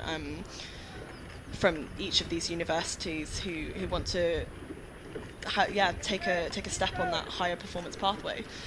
And as a beginner, so we're looking here at Mila Canden, who's out in front by just over a length ahead of the next place sculler Summer Spear, and then we've got of Plymouth, and then Kingston's Katerina Golob there in the foreground. But the London single sculler must be learning to run the tideway, which I can only imagine being quite a difficult place to learn, but also it must make coming to Nottingham feel like a day out. Yes, it must be lovely to be out in that water in comparison to the tideway. We've had a big season for rain all across the UK, and very tricky conditions to learn to row in for our beginners this year, with red boards in many places and red flags on the tideway too. So I'm sure they haven't been out as much as they'd hoped over this winter season, but very impressive show that she's putting on there. So even less learning time perhaps for someone like that who has been sort of precluded from going out on the water because of those red boards.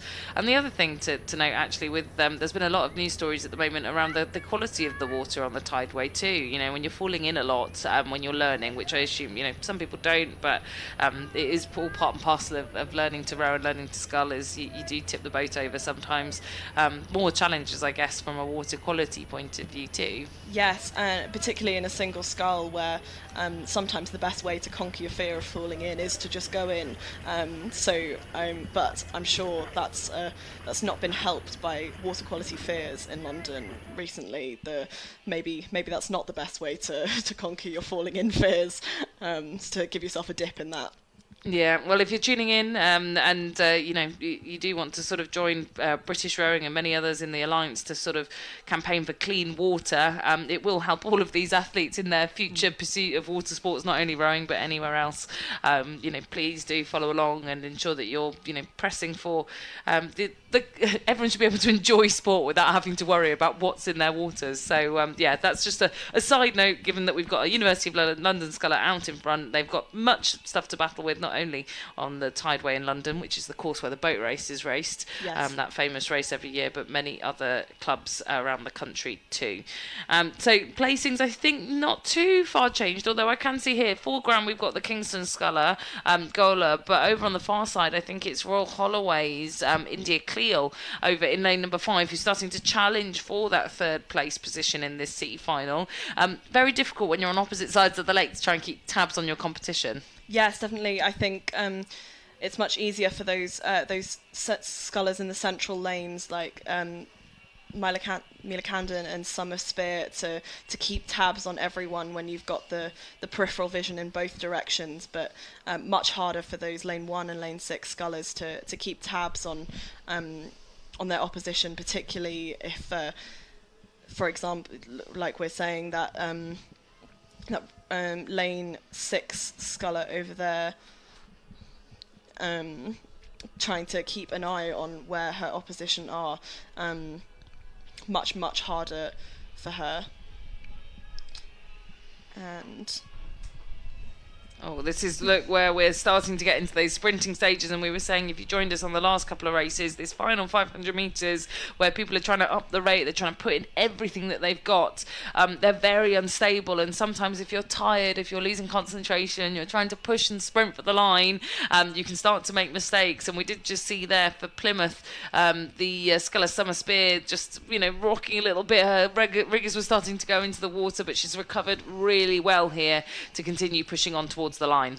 Yes, really nice recovery there, and coming into that last 100 metres, into the red boys, she's really stepping it on, but will it be enough to chase down that University of London sculler Myla Camden, who is still holding on to the lead currently? She's still pressing on, as much of a fight as University of Plymouth Summer Spear is putting on. University of London appear to almost have clear water. We're really stepping it on there, so it's an excellent show from her in lane 3 there.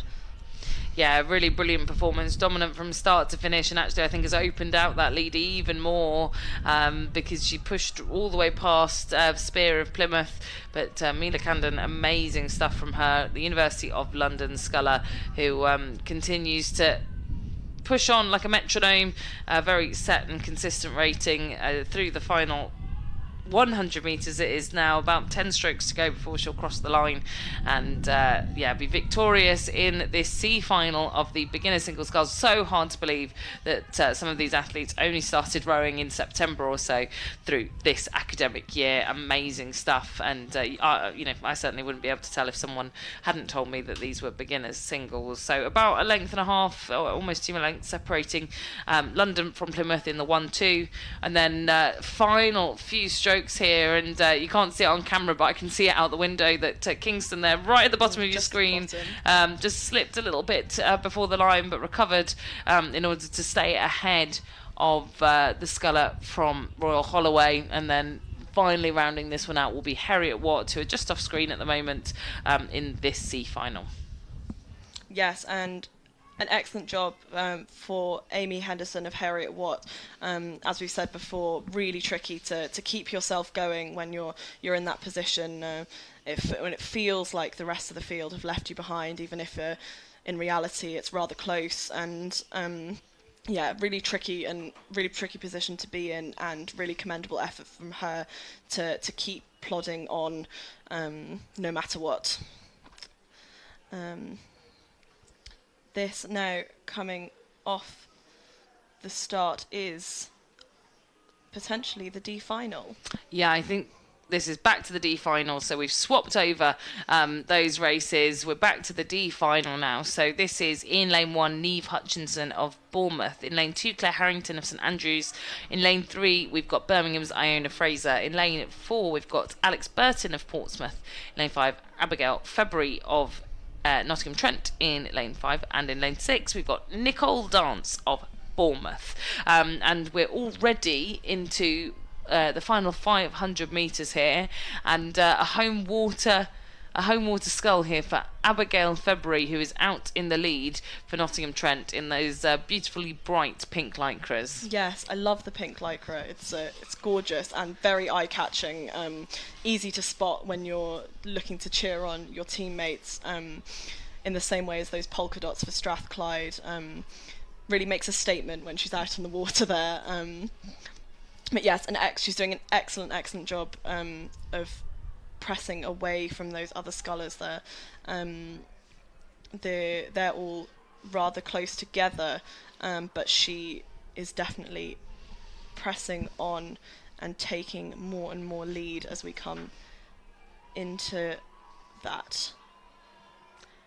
So yeah, the final quarter of this D final, determining places. I'm just trying to think now, 19 through 24. So leading sculler here will come off 19th overall in this beginner singles competition for BUCS for the women. And Nottingham Trent here, the sculler Abigail February would have been actually, not as quick as some of these other scullers in the time trial, because we know that the seeding determines that lane 3, so Iona Fraser from Birmingham, and lane 4, Alex Buxton from Portsmouth, should have been quicker in the time trial than the sculler from Trent February. So she's done very well to outperform that time trial result this morning. Yes, and an excellent start as well from her to get that early lead, and then to just to keep pressing it on. Is a definitely impressive performance, particularly against scullers that outperformed her in the time trial earlier. So to outperform them now, definitely very good job, well done. Yeah, incredible stuff. She just needs to keep her composure now through these red buoys. You can see the rating's gone up. She's starting to sprint as much as possible, and that's just letting that singles tip a little bit.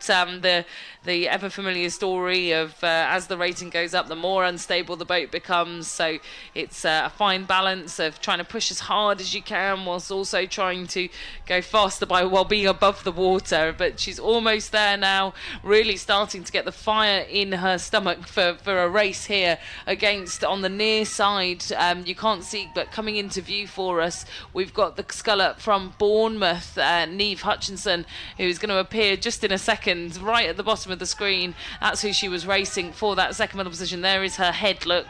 Hutchinson will take second here over the line in the D final of the women's beginner single sculls, and then the fastest performer from the time trial for Birmingham, Iona Fraser, will come in third position from lane 3. Yes, very good job, all three of those scullers in this final women's beginner singles minor finals, and equally an excellent job from these two scullers crossing the line now. That is Portsmouth again in lane 4 and Bournemouth in lane 6. Oh, and not forgetting Claire Harrington of St Andrews in lane 2. An excellent job to keep going. Again, as we said, always tricky when you can't see your opposition. So we've been talking about the single being one of the most unstable boats. I would also argue the next boat classification we've got coming up is also one of the most unstable boats, which is the women's intermediate pairs. So talk to me a little bit, Sasha, about the difference between a pair, a double, sculling, sweep. You know, what boat are we looking at now? So we are now looking at the women's pairs. So that's a single oar each. That's a sweep boat. One rower on stroke side, one on bow side. A little bit different and arguably much trickier to balance than your double scull, where both rowers have 2 oars. But yes, we're now looking at this F final. That's University of the West of England, UWE, in lane 1. Cardiff A in lane 2, St Andrews lane 3, Warwick in lane 4, Harper Adams in lane 5, and Aberystwyth in lane 6. And that is Cardiff in the lead at the 1500 metre mark, doing an excellent job to sit that boat. It is tricky when there are 2 oars in the boat, but each held by a different person. Yeah, imagine trying to, well, I'm just trying to think, you know, I'm trying to think of the best analogy for being on a pair. It's a bit like being on a tightrope with a balance pole and you've only got one half of it and you've got someone else controlling the other half, which is really difficult. You've got to be able to be really in tune with your pairs partner. And also, to make it trickier, is the boat is being steered not by pressure but often by steering wires, which means that it's connected to one of these athletes' foots, which we'll talk about at some point soon, because we are into the last 10 strokes now, and Cardiff have absolutely taken the bull by the horns and have pushed themselves away from the rest of this field quite severely, and they are motoring along in lane number 2, this Cardiff crew, and are right now out in front at the lead of this F final of the women's intermediate pairs. So great performance here from Lucy Mills and Isabel Fruin of Cardiff, who heads down, quite an effort there to get that substantial lead, but they seem happy. High fives all around. But a really close finish about to come onto camera for that second place position. I think it's going to be the University of St Andrews that come out on the right side of it to get second ahead. And there we are, an early finish there of Harper Adams stopping just before the line. Fortunately for them, didn't cost them any placings. Another close finish further down here, Warwick and UE. We often get them confused because of the very similar blade colourings that they've got, but that's the way that we've caught it on our finish camera. And then finally, rounding out this F final will be Aberystwyth's Harriet Smith and Isadora Kate. Yes, and again, an excellent job from this Aberystwyth crew. coming from Wales to compete here today. And yes, just an excellent job to, again, keep on going and all the way through that finish line, no stopping early for them. Yeah, good job all around. Now on your screen is the E final, same boat class, women's intermediate pairs. Would you like to give us a rundown? Sure, I will, Sasha, go for it. So, the E-final from lane number 1 we've got, which is on the right-hand side of your screen here, closest to us, Swansea University. In lane 2, Newcastle D. That's important because in lane 3 we've got Newcastle C, and then Surrey B in lane 4, Portsmouth in lane 5, and Queen's University Belfast in lane number 6. So that's your runners and riders here in this E-final of the women's intermediate pairs race 166.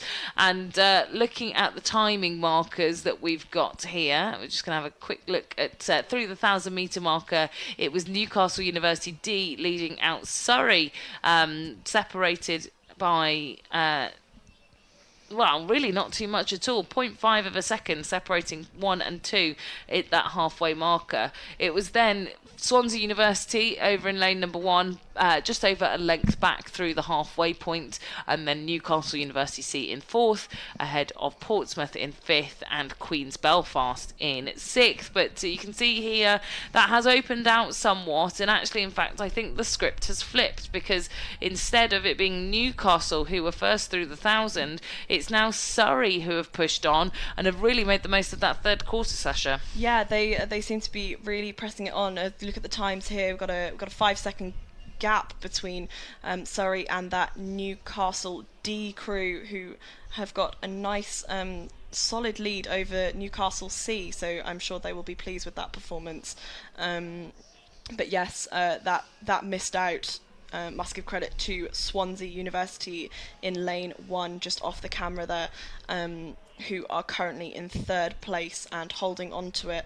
But again, kudos back again to this University of Surrey boat that are again pressing on through. Yeah, Surrey have sort of crescendoed their race, right? They've timed this really well. They were happy to sit in 2nd through that halfway marker, but the only place that's important to be out in the lead is over the finish line. And if you can time it right and make sure that you stick to your race plan, which is exactly what the crew from Surrey have done, Elsie Overend and Ellen Green, then they'll have the satisfaction of winning out the E-final here on the first day of BUCS Regatta 2024. And look at that very quick round the turn there, getting onto the next stroke as they push through the finish line to take the win in this women's intermediate pairs event E-final. But the race for second, it's still overlap here between Newcastle University, who will take that 2nd spot, and Swansea, who have been chasing their tail all the way down this 2,000 metre course. And then the other crew from Newcastle will be next. That's the Newcastle C crew, I think, or D crew. Can't remember which one. C crew. Oh, and another stop before the line there for the crew from Portsmouth. Important to row through the line, kids. If you are racing here this weekend, they'll be watching this back, and they'll hopefully, if they're racing again tomorrow on Monday, remember that they need to be able to see the line before they stop. Yes, definitely. It's a tricky one, I'm sure, when you're that tired at the end of a race, putting everything, as you can see, they both have, they look definitely exhausted after having crossed that line, so I'm sure very difficult to stop yourself from collapsing, but must keep going. Again, that's on your screen, the D final of the women's intermediate pairs. A rundown of your races today. In lane 1 we have Manchester, in lane 2 Cardiff B, in lane 3 Birmingham, in lane 4 Swansea, in lane 5 Birmingham B, and in lane 6 Newcastle B.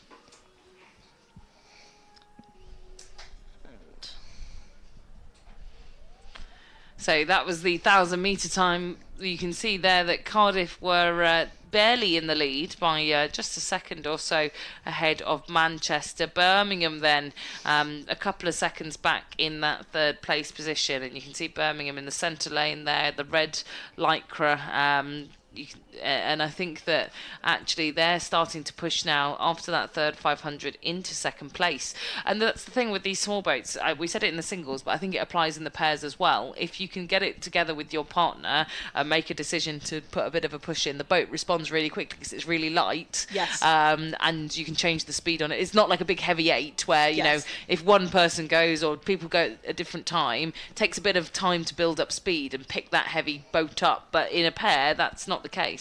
Yeah, in these super responsive small boats, it's much easier. Obviously, not less tiring if it's just you or just you and your pair's partner pushing you down the course, but much more responsive from the boats. And as you said, as we can see there, from those crews actually in. The gap seems to be narrowing definitely between these crews, and still just a second between Cardiff and Manchester. They're heading towards this final 100 metres, and I can't quite tell who's got it now. No, and I think Cardiff out in front, but also we've got to watch out for Newcastle all the way out on the far side of this D final. They're over in lane number 6 and actually are catching everyone napping. They're overtaking Birmingham. They're overtaking Manchester, it seems, at the moment, and putting in a real sprint here into this final 200 metres. Could we see them push on to Cardiff? Cardiff have had great performances here in this women's pair event. We saw them winning earlier in the F final. Could they repeat that here in the D final? But at Newcastle have shot out of nowhere. Newcastle were down in 5th position through the 1,000-metre marker, and here they are fighting for second alongside Birmingham and alongside Manchester. Yes, really pressing it on, and that's in lane 1. Cardiff, that's there crossing the line. Birmingham will take second ahead of Newcastle, who shot up through the rankings there, kept everyone waiting, I think, for their sprint finish, but they managed it well. I didn't see where Manchester finished. I think they were just off the bottom of our picture, in fact, actually, Sasha. Yes, that's right. I mistook Cardiff for lane 1 as that picture is difficult to see there. But an excellent performance from Cardiff to win that race there, and really well fought for the Birmingham crew as well over that Newcastle boat too. But yes, congratulations there to Karis Price and Victoria Brown of Cardiff University for coming away with that win in the D final. So we'll motor back up again to the next race on this course, which should be the C final of the women's intermediate pair. So again, we've hit the top end of these minor finals. This will be the last race we see in women's intermediate pairs. Exeter in lane 1, it's Exeter A. They'll go head to head with Exeter B, their club mates, in lane number 2. Durham C will go in 3. In lane 4, we've got the University of London. In lane 5, Oxford University, and in lane 6, Exeter C. So 50% of this field, Sasha, from Exeter. Yes, a very strong Exeter contingent in this C final. And that's 6 athletes from those in those pairs. Exeter put out some very good strong 8s at the head races earlier in the season, so good to see them putting out boats too in these in the smaller sweep events. I don't yet have the times, but it looks like a tussle currently for first place between that lane 3 and lane 4, Durham C and University of London. Oh. Well, we'll keep eyes on this final 500 metres now, and I think we do have at least one crew missing in this. Yes, just spotted. We appear to have a Durham University crew missing, I think. Yeah, so no Durham University here, so only 4 crews, in fact, I can count here out on the water, and I think we've also got a crew in lane 6 missing, if I'm not mistaken, the University of Exeter C. So only 2 crews from Exeter rather than 3, but a much smaller field in this C final than we were expecting. But the sunshine's come out. You may not be able to tell on the picture, but it's probably the nicest it's been all day here in Nottingham. I can feel the sun on my face, and I'm sure this crew from Exeter who've led out this field through each of the timing markers. They were leading at 500, they led at the 1,000, and now they're still leading here into the final few strokes. And indeed, Exeter University in the C final of the women's intermediate pairs are open water ahead of the rest of their competitors. Best of the rest, for me, it seems like it is the University of London who are second place, and perhaps one of your old Kingston teammates there in the stroke seat. Yes, that is Aoife Dombrowski and her paired partner Emma Kerr from the University of London, putting up an excellent fight for second place there. But it is just that University of Exeter crew that have got it. University of Exeter B, Isabel Thomason and Grace Bennett crossing the line now in first place in this C final. Yeah, great race from them. A little handshake. I think they know that was a job well done there in that C final. The UL crew, second place, little sprint for the line, putting out everything they've got. This will be the last race of the day, unless they're doubling up, which I don't think they will be. But stranger things have happened. Lane 1, that was the crew from Exeter A, looking a little disappointed there over the line and very tired indeed. And Oxford University will be the final crew, I think. Just a field of 4, like we said, 2 scratches from there.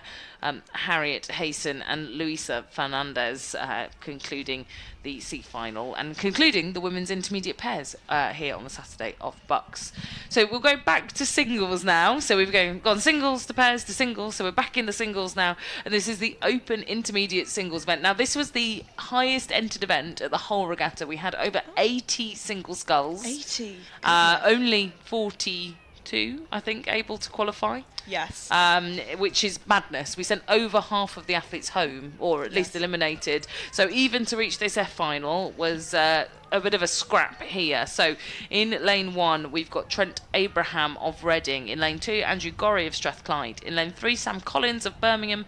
In lane 4, Plymouth is Harvey Lunn. In lane 5, Scott McIlwain of Queen's Belfast, and in lane 6, Cathal Rorty of Queen's as well. But like we say, even getting into the F final of this event required beating another 50 odd people. Yes, and that's an incredible standard of sculling that we're seeing here then from these crews, even in our G final, to be in the top half of the field.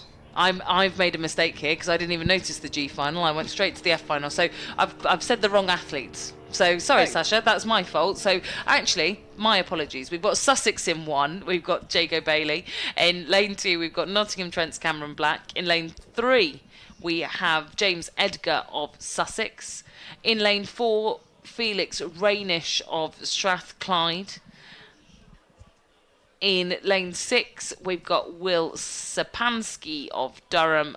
And in lane 6, we've got Joshua Ingham of Exeter University. So that was my fault. I'm so used to saying F final, and in fact we have a G final here. Yes, and that must be to compensate for that immense entry that we had this year. The adding of extra finals to some of these intermediate events, as they are, as we said, so many athletes who, and it's excellent to see so many athletes wanting to compete, and such a high standard of intermediate athletes. Yeah, hugely high standard here, and we're thrilled to have so many entries into BUCS, and I hope those that perhaps didn't qualify for the side-by-side racing in this morning's time trial still maybe back tomorrow to race in other bigger boats or different crews, or we'll see them back next year or later on in the summer for different races. But what a race we've got here. This is for crews 37 through 42, and it's been a wonderful race here for Strathclyde University. This is Felix Rainish of Strathclyde, who has been pushed to the limit alongside the athlete from Sussex University, James Edgar, who's in second place. Those are the two leading scullers you can see on your screen towards the left of the picture. But you've also got over in lane 1 Jago Bailey of Sussex as well, who is motoring up through the inside on lane number 1 on the right hand side of your picture. But just one length separating Strathclyde and Sussex here out at the front of this field. Yes, and those two Sussex scullers, training partners, must be both from the University of Sussex, really fighting it out, less than half a second between them there. But it is that sculler in the middle, James Edgar, who seems to be holding on to Strathclyde's Felix Rainish as they come into the... Oh, my bad. I did not see that in the bottom there. Just off your screen, I think that was Sussex in lane 1 who actually pipped his training partner, Jago Bailey, for that second place in that G final. Very well sculled from him.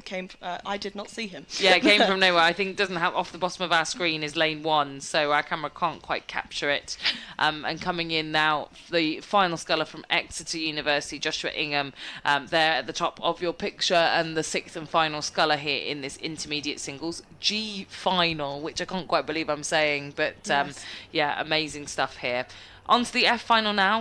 We're going sort of quick and fast with Reading F in lane number 1, Trent Abraham. I've said these names before, deja vu. Lane 2, we've got Andrew Gorry of Strathclyde. In lane 3, Sam Collins of Birmingham. In lane 4, we've got Harvey Lunn of Plymouth. In lane 5, Queen's Belfast, Scott McIlwain, and in lane 6, Cathal Rorty of Queen's as well. So the two Queen's scullers out on the far side of the lake, the left-hand side, to fight against each other in the same sort of separated by a line of boys over on that side of the lake. And then in the centre of the course, I think we got our race leader currently in lane number 4, it seems, from having a look, which is Harvey Lunn of Plymouth, perhaps. But I don't know, Birmingham also close by as well, as you look at the 1,000-metre marker alongside Queen's University Belfast, Cathal Rorty too, who's on the right-hand side of your pitch. So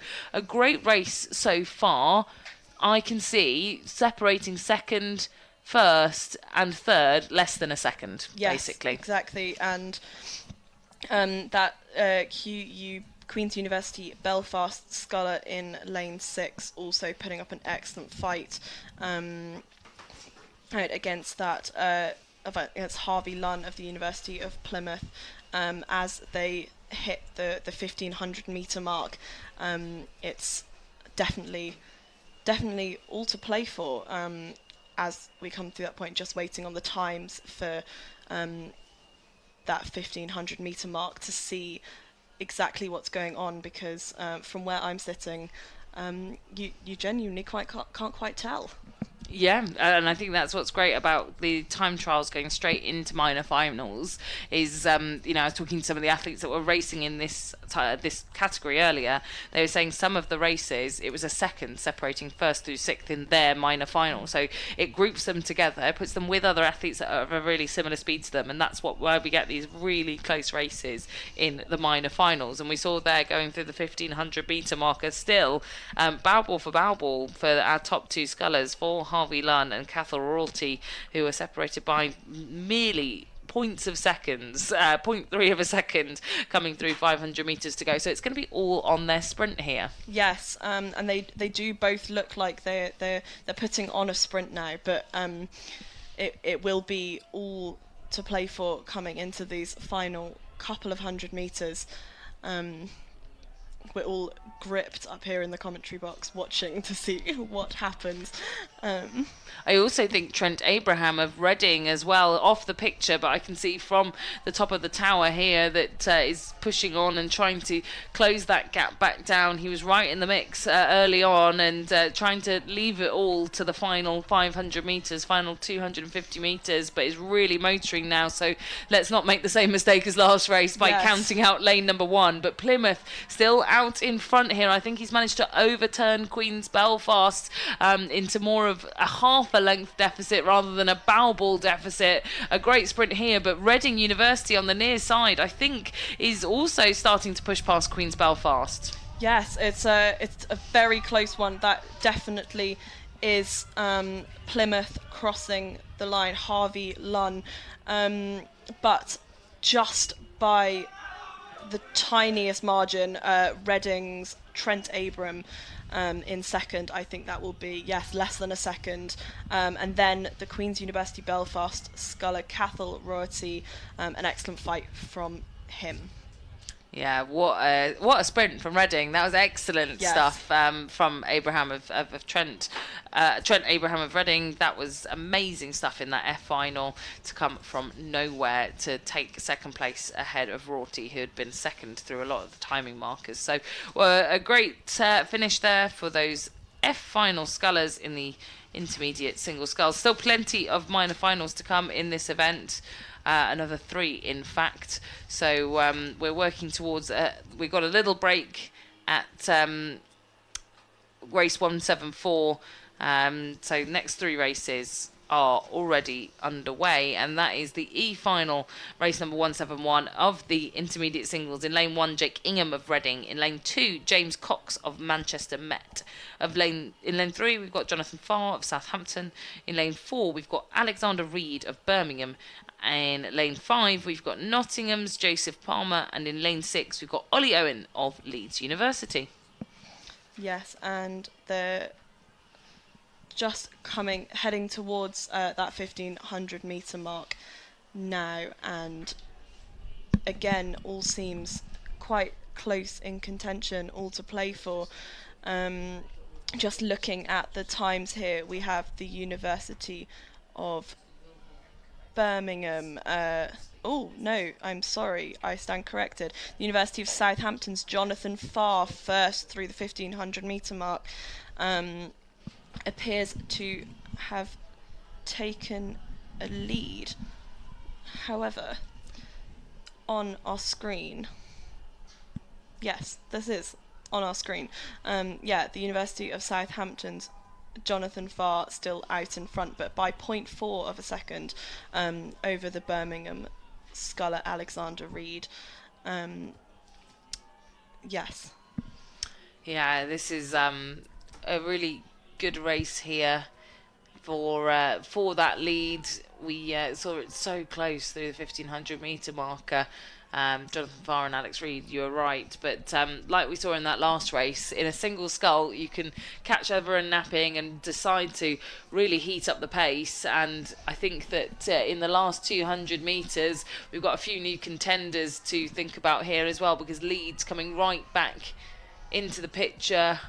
Over in lane number 6, we've also got over in lane 2 Manchester Met, James Cox starting to chomp at the bit here of Birmingham University's Alex Reid. So lots to play for here, but separating themselves out of the fight is Jonathan Farr of Southampton. He's managed to sort of shuffle off and shake off all of that really close competition that he had through the 1500 metre marker and stay long, but his nearest challenger actually now starting to unleash a sprint, and I was saying that he was high and safe, but it's lane number 2 now. It is James Cox of Manchester Met who has the most impressive sprint to take it by half a canvas over the line. A big punch of the water here, taking that scalp of Jonathan Farr, who I thought had managed to do enough to secure it, but really hadn't. That was a phenomenal sprint there from the Manchester Met University athletes. Birmingham will still come in third there. Alex Reid ahead of Leeds' Ollie Owen.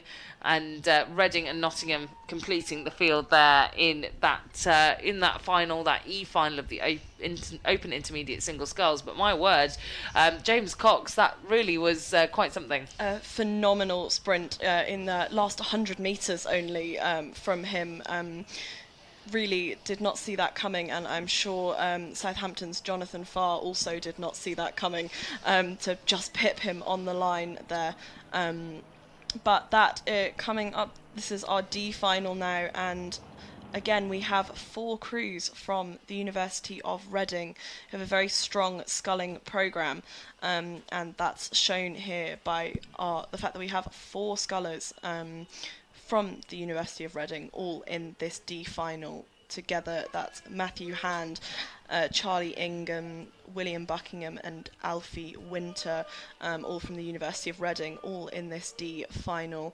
But not forgetting Bo Hughes from Cardiff University and Robbie Waddle from Glasgow Caledonian University.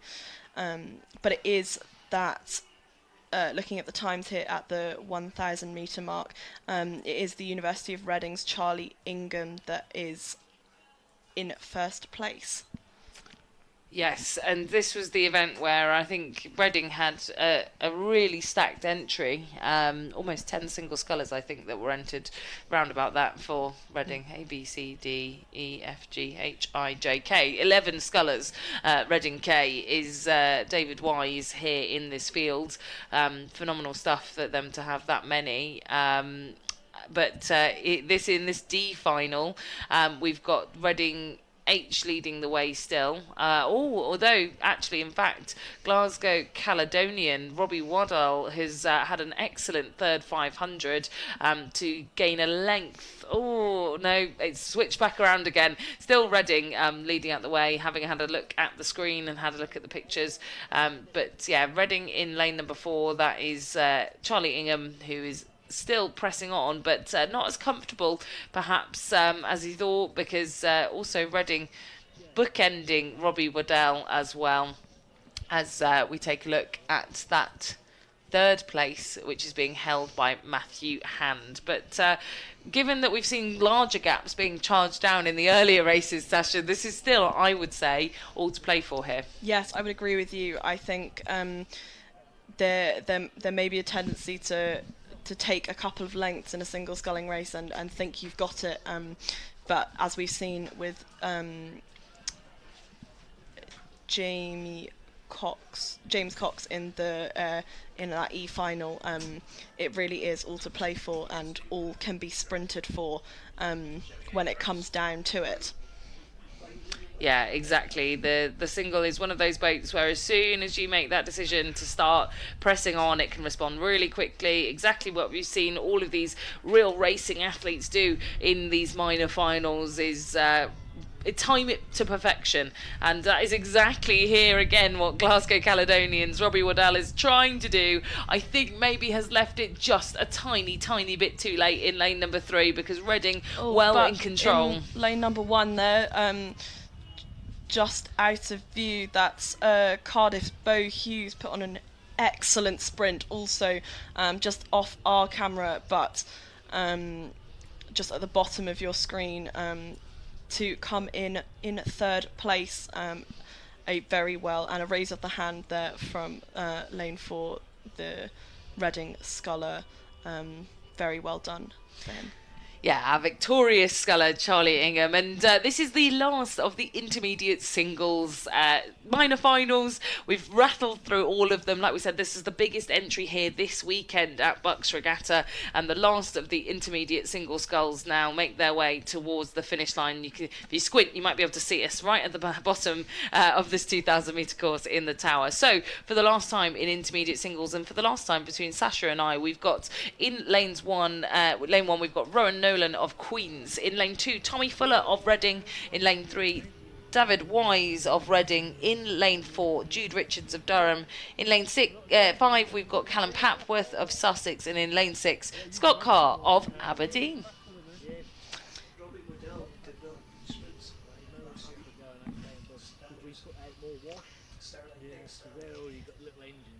But we do seem to be missing a couple of scullers from this field.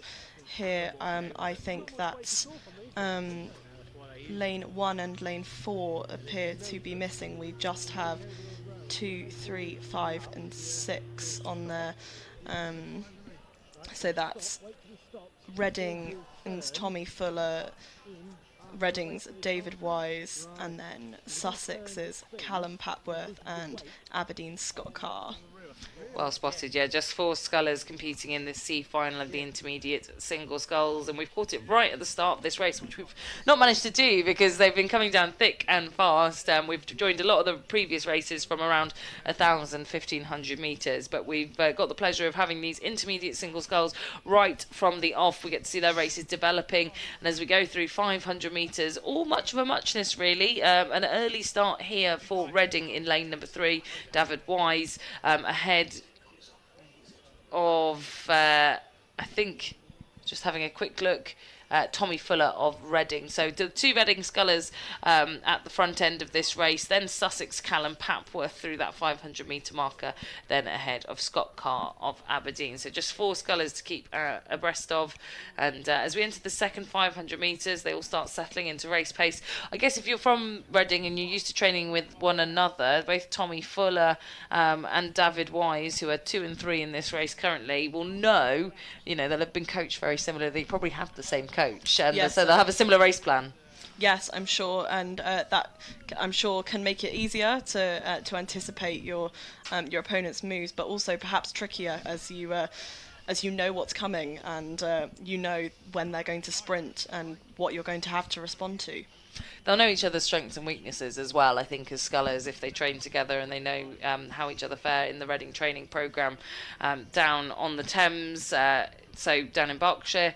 But yeah, the Reading are very strong sculling programme, lots of depth as well, as demonstrated by the fact we just had 11 scullers down to Reading K, which David Wise has done very well to get himself into this this C final. Like we said, all of these scullers coming through the time trial this morning, where they had to fend off over half the field even to secure themselves a side-by-side race. And here in shot now, I think that is our race leader, indeed it is, from lane 3, David Wise ahead of Tommy Fuller there, just coming into picture in that fluorescent top there to tell those two apart, both in the same racing lycras but ever so slightly different in terms of racing kit.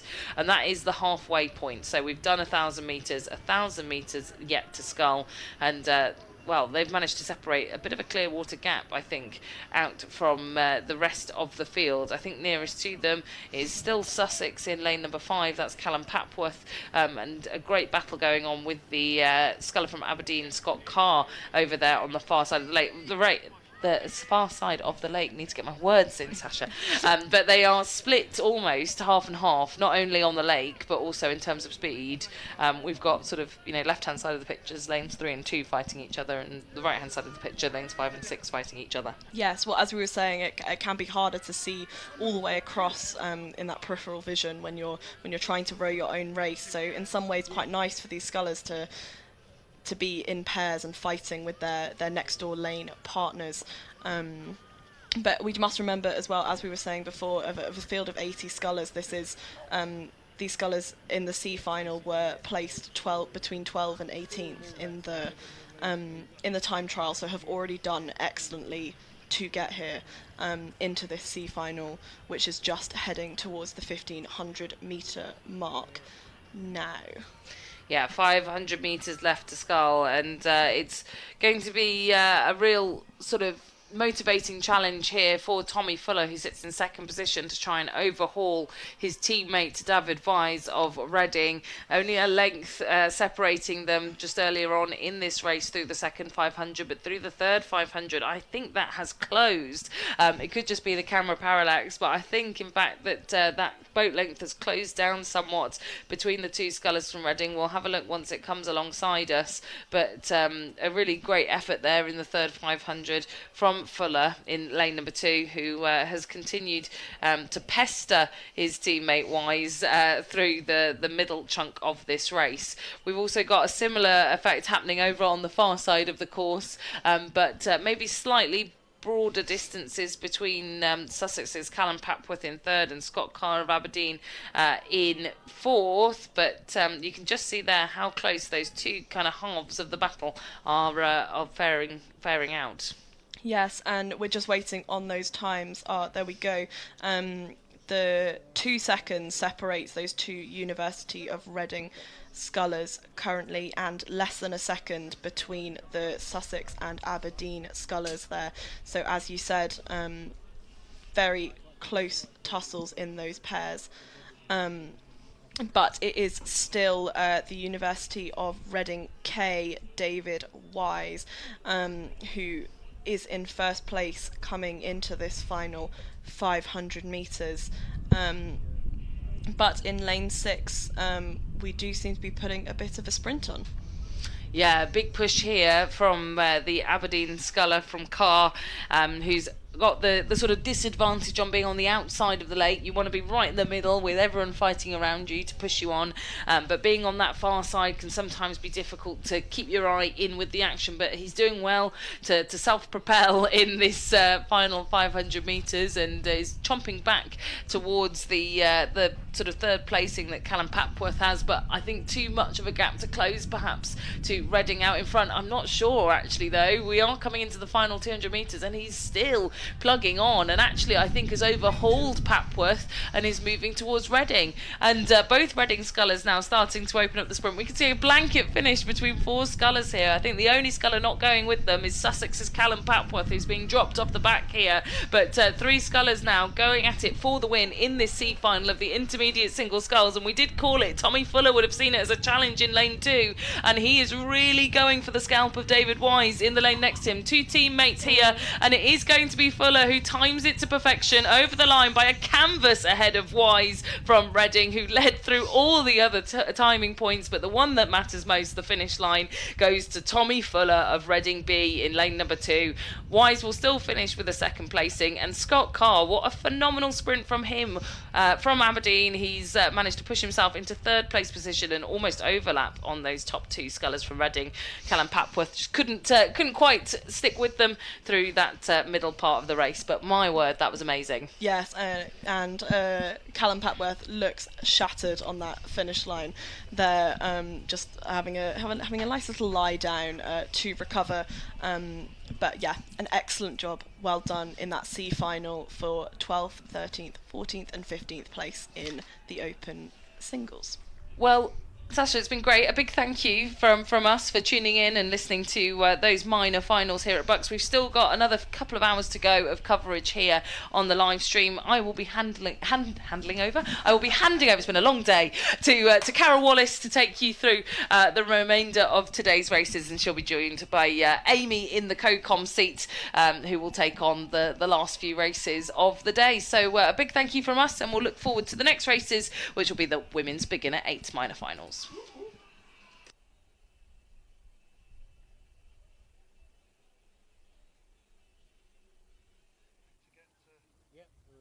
another one you can hear, another one coming up behind you.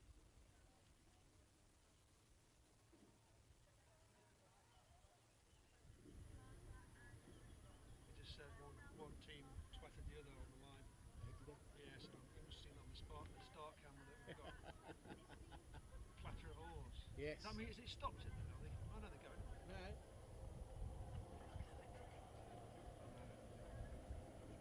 I can't see him rowing, to be fair.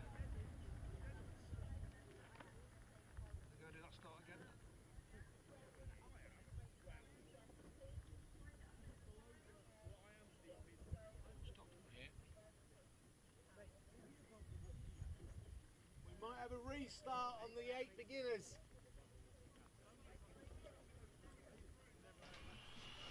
So just see that this first of the beginners 8s has been stopped.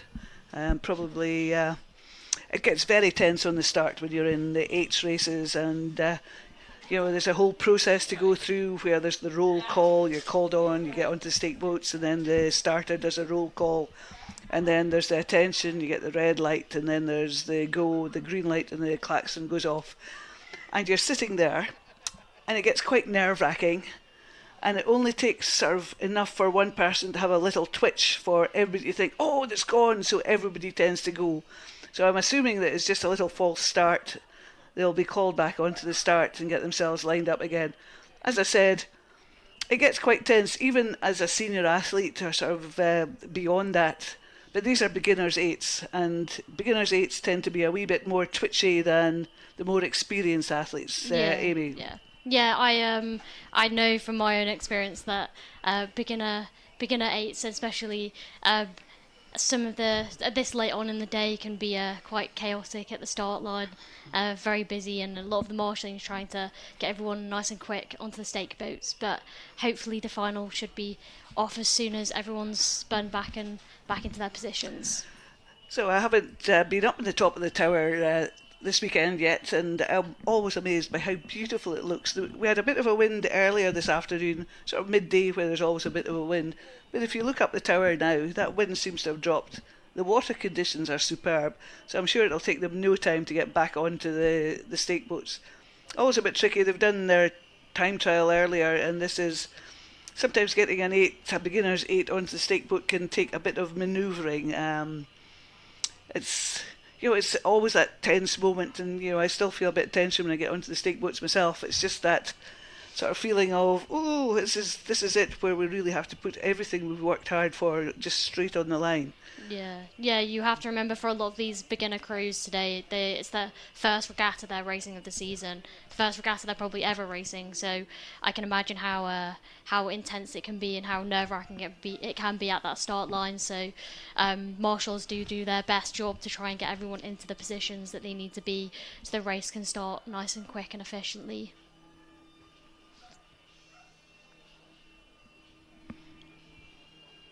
So as I said, Amy, have you had a good day's racing today? I know you were coxing earlier. Has it been good for you? Yeah, it's been good for myself. I was in the Nottingham Women's Beginner 8 and we came 5th in our A final, so quite happy about that. Oh, brilliant. Nice that the sun came out as well. Weather's been great today for racing, so that's been lovely. It's always nicer racing in the sunshine. I think as I've got older, I've turned into a fair weather rower. Not so happy going out when it's raining, but days like today where as the day has progressed, the winds, as I said, the wind's dropping, the water conditions are looking beautiful. You've got a lot of spring greenery in the surroundings, and as Amy said, the sun's come out and the temperature's rising, so what's not to like? Yeah, I've been training on the lake for the past few weeks with Nottingham, like I've said, so we've had a few rough days of weather, but it's nice that the sun decided to come out for this weekend of racing over the BUCS Regatta weekend. It's always a nice regatta to come and spectate at and actually take part in. It's been a long time since I was at university, but it's always been one of my favourite regattas. It's always a really nice atmosphere, very friendly atmosphere, a lot of support from club members with their crewmates, and it's always nice just to feel that vibe around the whole regatta course.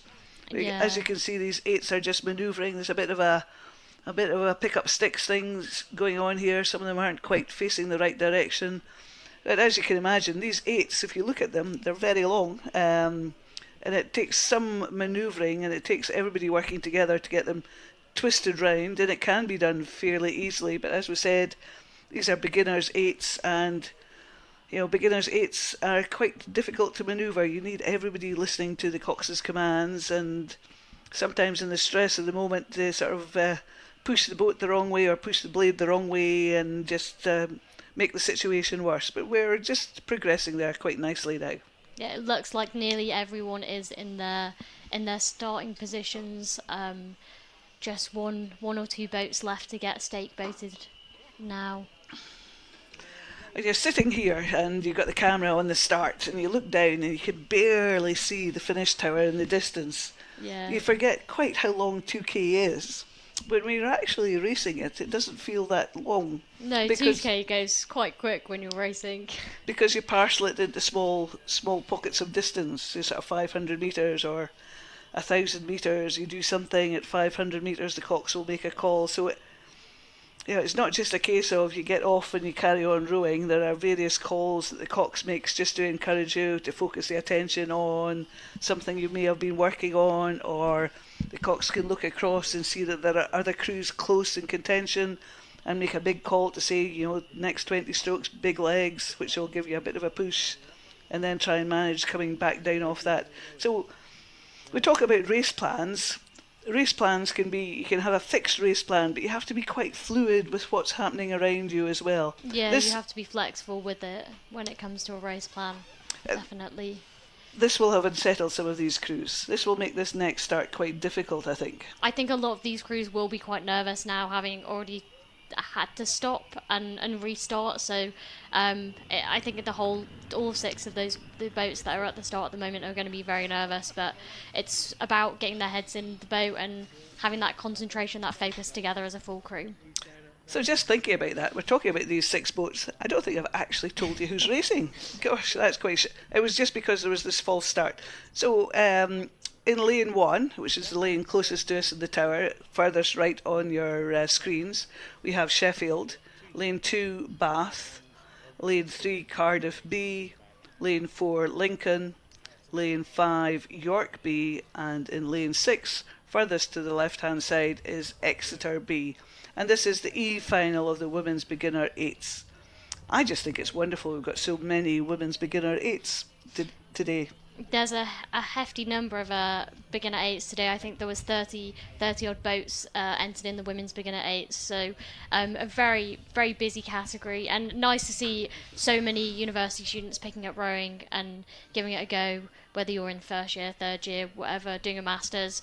Everyone's wanting to give it a go and try it out, and it's nice that they're able to race at such a big regatta like this at the end of the season. But do you not think we're biased? Self-selected, we both row, so we're both keen on the sport, so therefore we're favourably inclined to encouraging people to do it. That's true. I say you've got to give it a go at least once and see if you like it. You never know until you try. Absolutely, and it's one of those sports that gets you hooked for life. I think if you really enjoy it, you just don't really want to give up, because there are days like this where all you want to do is... And sitting here commentating, I just think, it'd be nice to be out in the water. You were lucky you were out in the water earlier. Yes. I just think, wow. Yeah. Especially when it's a busy regatta like this, where you've got so much happening, so much to keep an eye on, and just all these exciting events. And, I'm sure as the crews come towards the finish, you'll see all the tents over the far side. So it gives a real feeling of a big spectator sport, a big inclusive sport. Yeah, as definitely as you're coming through that 250, final 250 of the regatta, you hear the noise from all of the spectators at the bank. But it looks like the race has started. Yes, indeed it has. Nice clean start this time. Umpire's flag there. You can see the little launch following the race. And in the launch following the race, there's an umpire who make sure that the race is fair and safe, and most umpires would like to do nothing during the race, which means that everybody's behaving themselves. You can just see the white flag sort of being thrown up there, and it's just to warn some crews to stay within their lane. As long as the crew stays within their lane, things are really good. Does look as though, I think lane 2, Bath in lane 2 looks as though they have stopped rowing. I'm not sure exactly why, but there seems like they have stopped. Oh, indeed they do. They look as though they're manoeuvring. Maybe somebody caught a crab. Just that nervousness, just on that sort of having to have a race restarted. Yeah, Bath's starting to get going now. Yeah, it's a difficult one to sort of calm the nerves after you've had a start like that, just to get back into the swing of things. Especially beginners crews, nerves and adrenaline and excitement just sometimes can take over. Yeah, and I do think it's hard as well for a cox steering in that straight line off the start. If someone puts a little bit more power down than someone else, it can be difficult to get that straight line. So steering is especially difficult on a regatta. Like steering in a straight line for 2K can be a bit daunting. So I know how difficult it can be from my own experience. These are beginner crews, and often on a start there'll be a couple of ear shots from one side or the other, which will skew the boat round.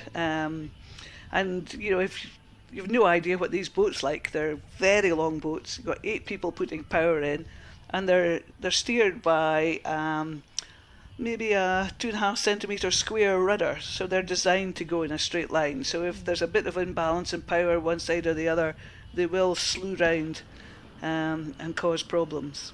Yeah, and that is coming through the 500 metre mark now. You've got Exeter coming in first, Cardiff second, Lincoln third, York fourth, and Sheffield fifth, and then presuming Bath is sixth behind them as well.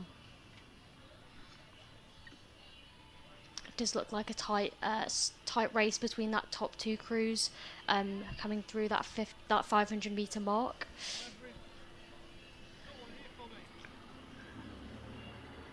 And Camilla and Sasha left us, and just as they did, the sun started to come out. They were sitting in some cloud, and we are sitting in our own little greenhouse sitting up here. And yes, some good performances there. Exeter and Cardiff really going very strongly there. York and Lincoln. We can't see Sheffield, who are closest to us on the screen. The camera doesn't have that wide, that angle wide enough to get them all in. But I'm sure Sheffield are up there in contention. Really nice shot there of Cardiff. A really nice looking 8 there in this E-final. Yeah, that is Cardiff's second 8, their second women's beginner 8 there. Really good effort and performance that they're putting in from their second 8, so they should be really proud of themselves. Just pulling in through to the 1K marker now.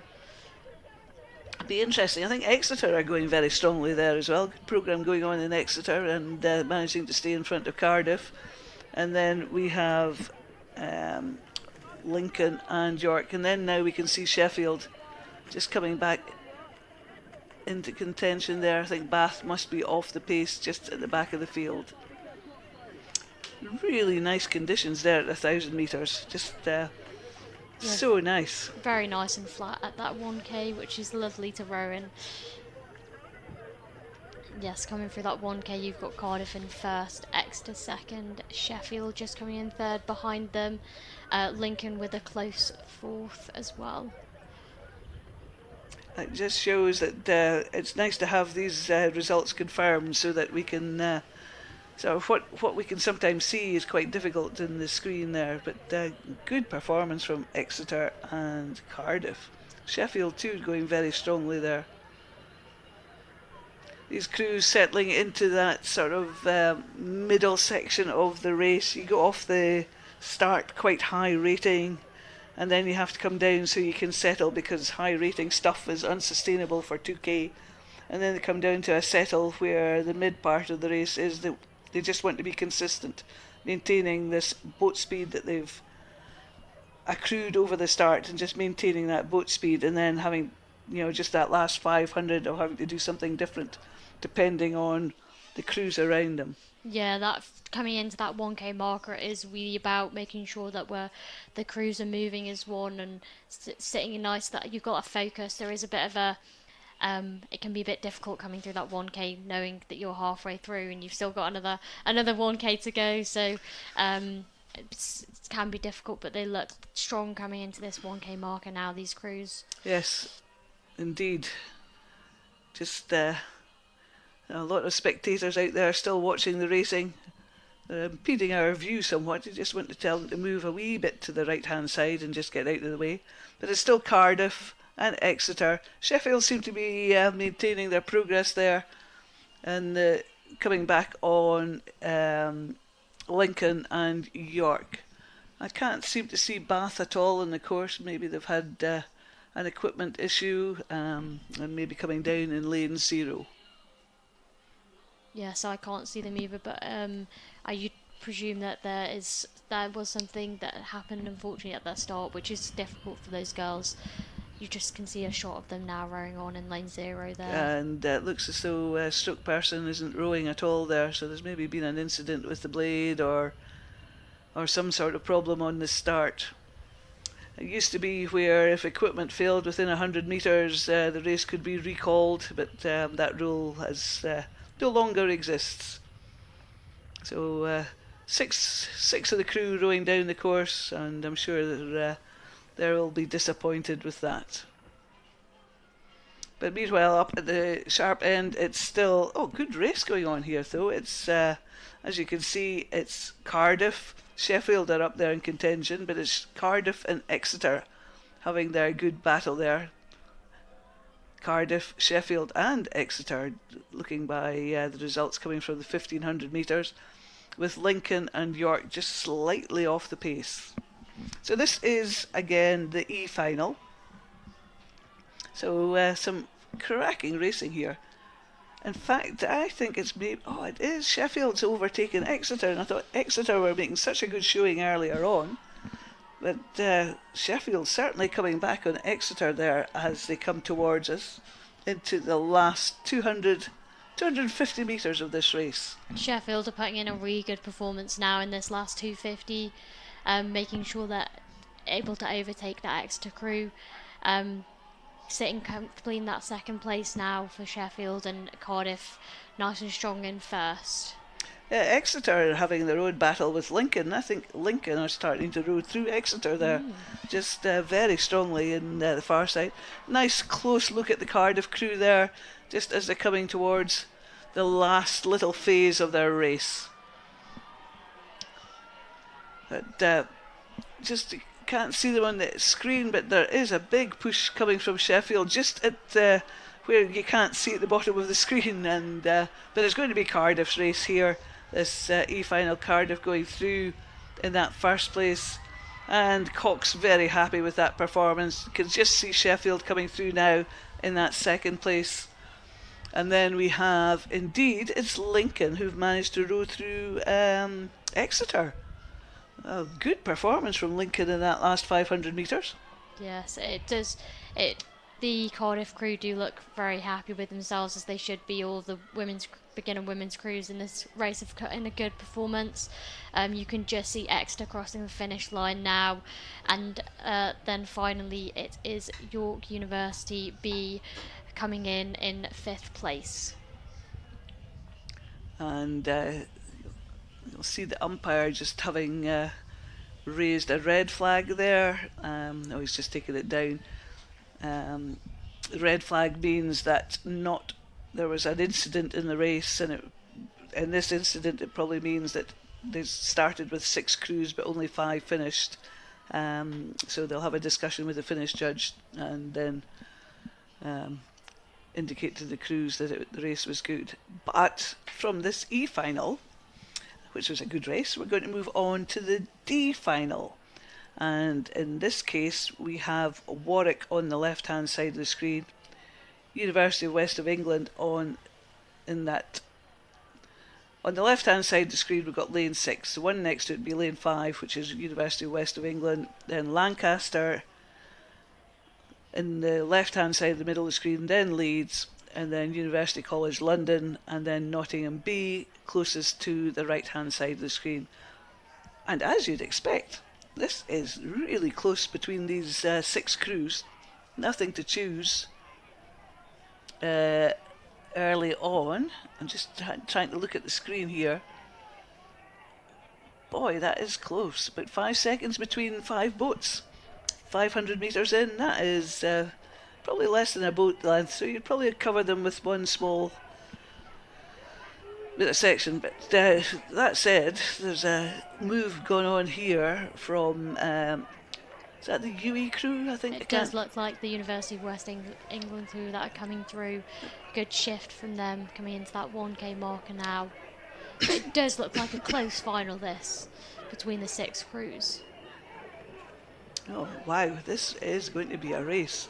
As you said, UE just marginally out in front, but nothing between these other 5 crews, less than a boat length. So it would be UE, and then it would be Lancaster, Leeds, UCL and Nottingham. I think Warwick are just slightly about a half a boat length behind the rest of them as they've gone through 1,000 metres. Yeah, as they come through the 1,000 metre mark now, you see UE coming in first, the Nottingham B crew in second, UCL third, Leeds in fourth, and Lancaster fifth, Warwick in sixth. But still quite close between those first 5 crews, which is showing to be a really good race. Oh, absolutely. And, they come from a time trial, so they've been grouped together with similar boat speeds off of the time trial, and that usually keeps them clumped together for sort of the minor finals later on. But it is a good performance from Yui there, just leading the field as they head towards 1500 metres. Yeah, you have to remember as well that these boats and these minor finals will have done their time trial in the morning, and they've waited probably usually from around 10, 11 o'clock in the morning to race now, so it's a long wait for some of the crews, but it's anticipated and usually ends up being good performances, as you can see here in this novice women's 8 beginner the D final. There's two ways of thinking of it. So sometimes if you race early in the morning, you have to wait for ages for your next race. Pot sometimes goes off the boil. It's very hard to keep motivated in that long gap because you're sort of hanging around, and it's quite hard to keep motivated. But that said, these crews have maintained that motivation really well. Yeah, again, still looking tight between those 5 crews now, coming through towards the 1500 metre mark. It's you can see the people standing on the pontoons. And really, as I said, I want them to move to the right there because these 5 crews coming through together are still pretty close. Yui's still in the lead. I don't think they're so far in the lead as they were. It's Nottingham, London, Leeds and Lancaster still having a great battle there. I think from my viewpoint it's University of Warwick just slightly off the pace, but not by much. And I'm expecting to see something happen. I think there'll be a charge for the line here. Yeah, as they're coming through to the 1500 metre mark now, you'd expect to see these new pushes from the crews side by side coming in. Nice and strong rhythm from them all. I'm just looking to see if we've got the 1500 metre times come up yet, because I think that perhaps UCL has put in a big push there to come back on. Yeah, I think you are correct. You've got University of West England coming in first, UCL second, big shift from them. Nottingham not even half a second behind. Following onto that, it was Leeds, Lancaster and then Warwick in 6th. Yeah, I did think Nottingham had gone with UCL there. I think they saw UCL make a move and thought, well, we better make a move too. So UI's lead is in danger there, I would think, with this late surge from University College London. And that Nottingham crew, you must be so proud just watching them come towards us there. Yeah. The Nottingham Women's Beginner 8 programme has been such good. They've all been such good performances this year, and as with any beginner racing at BUCS, everyone should be so proud of themselves and their performance that they put in this weekend. Oh, absolutely. So it's University College London making a charge there. We're looking at UCL on the screen, and they are looking good. They have had the lead for quite a long distance, and it'll be interesting to see if they can hold on to that lead with University College just making this big charge. Nottingham trying to go with them, and it looks as though Nottingham may have pulled themselves into that 3rd place, but it's Yui there just coming towards the line, just going very nice and strong there, and that's them just coming into the picture. So that's Yui, University West of England. Our 2nd place is with University of London. And then, oh boy, look at this charge for the line there. Is it Nottingham and then Lancaster and then Leeds? It's so close. That was a very, very tight finish there, as you can see from the timings. Great performance and exceptional race from those girls. Absolutely. And that's what we were expecting, these minor finals as we get closer to where the cut-off was for the AAB finals. You're expecting them to be grouped and clumped much closer together, and that seems to be the case. And from the D final, where a lovely race, we're going to move into the C final. And in lane 1, closest to us in the tower is Warwick B, lane 2 Exeter A, lane 3 York A, lane 4 Swansea, lane 5 Cambridge, and in lane 6 Manchester B. And looking across the screen there, nothing in it at this moment in time. They've just come off their start. They'll all been clumped together on the start. They'll have settled down into their rhythm.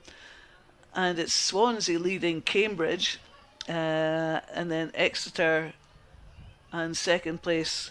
I can't believe Manchester would be that far behind at the moment. It's quite a distance there. Yeah, it does seem quite tight still between those first three boats coming through into that 500-metre mark. You can just see Warwick B as well in that lane 1, which is the one closest to the screen.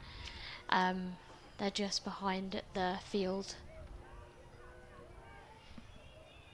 Yeah, good racing there. Cracking start from Swansea though.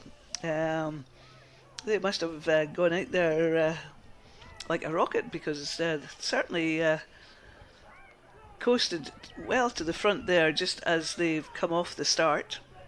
So that's Swansea, and then on their outside we have Cambridge, and then just you can see the purple and yellow blades of Manchester just on their outside over on the far side of the course. And they seem to have just pulled themselves in front of York, the yellow kit of York, but Exeter are also up there as well. I think Exeter just managing to overhaul York just as we come through this timing point. And I think it's Warwick off the pace there. Warwick and Manchester just slightly off the pace. Usually in races like this, where conditions are nice, they seed the fastest crews in the middle of the course so that these crews can see the other crews behind them more easily, so that they can see what the other crews are doing. So often in this case, most cases you'll see it's like a chevron pattern. It's like swimming, where the fastest swimmers are in the middle lanes so that they can see what's happening around them. So in this case it's Swansea going very strongly there, but I think Cambridge, York and Exeter not out of the ruling yet. So a big gap from Swansea setting in that first place, 12 seconds between them and the rest of the pack. So going off nice and strong there, coming through that 1k marker, and they've still got another 1k to go. I know, you say that so lightly. They come off the markers, and I'm sure their coxes will be giving them instructions.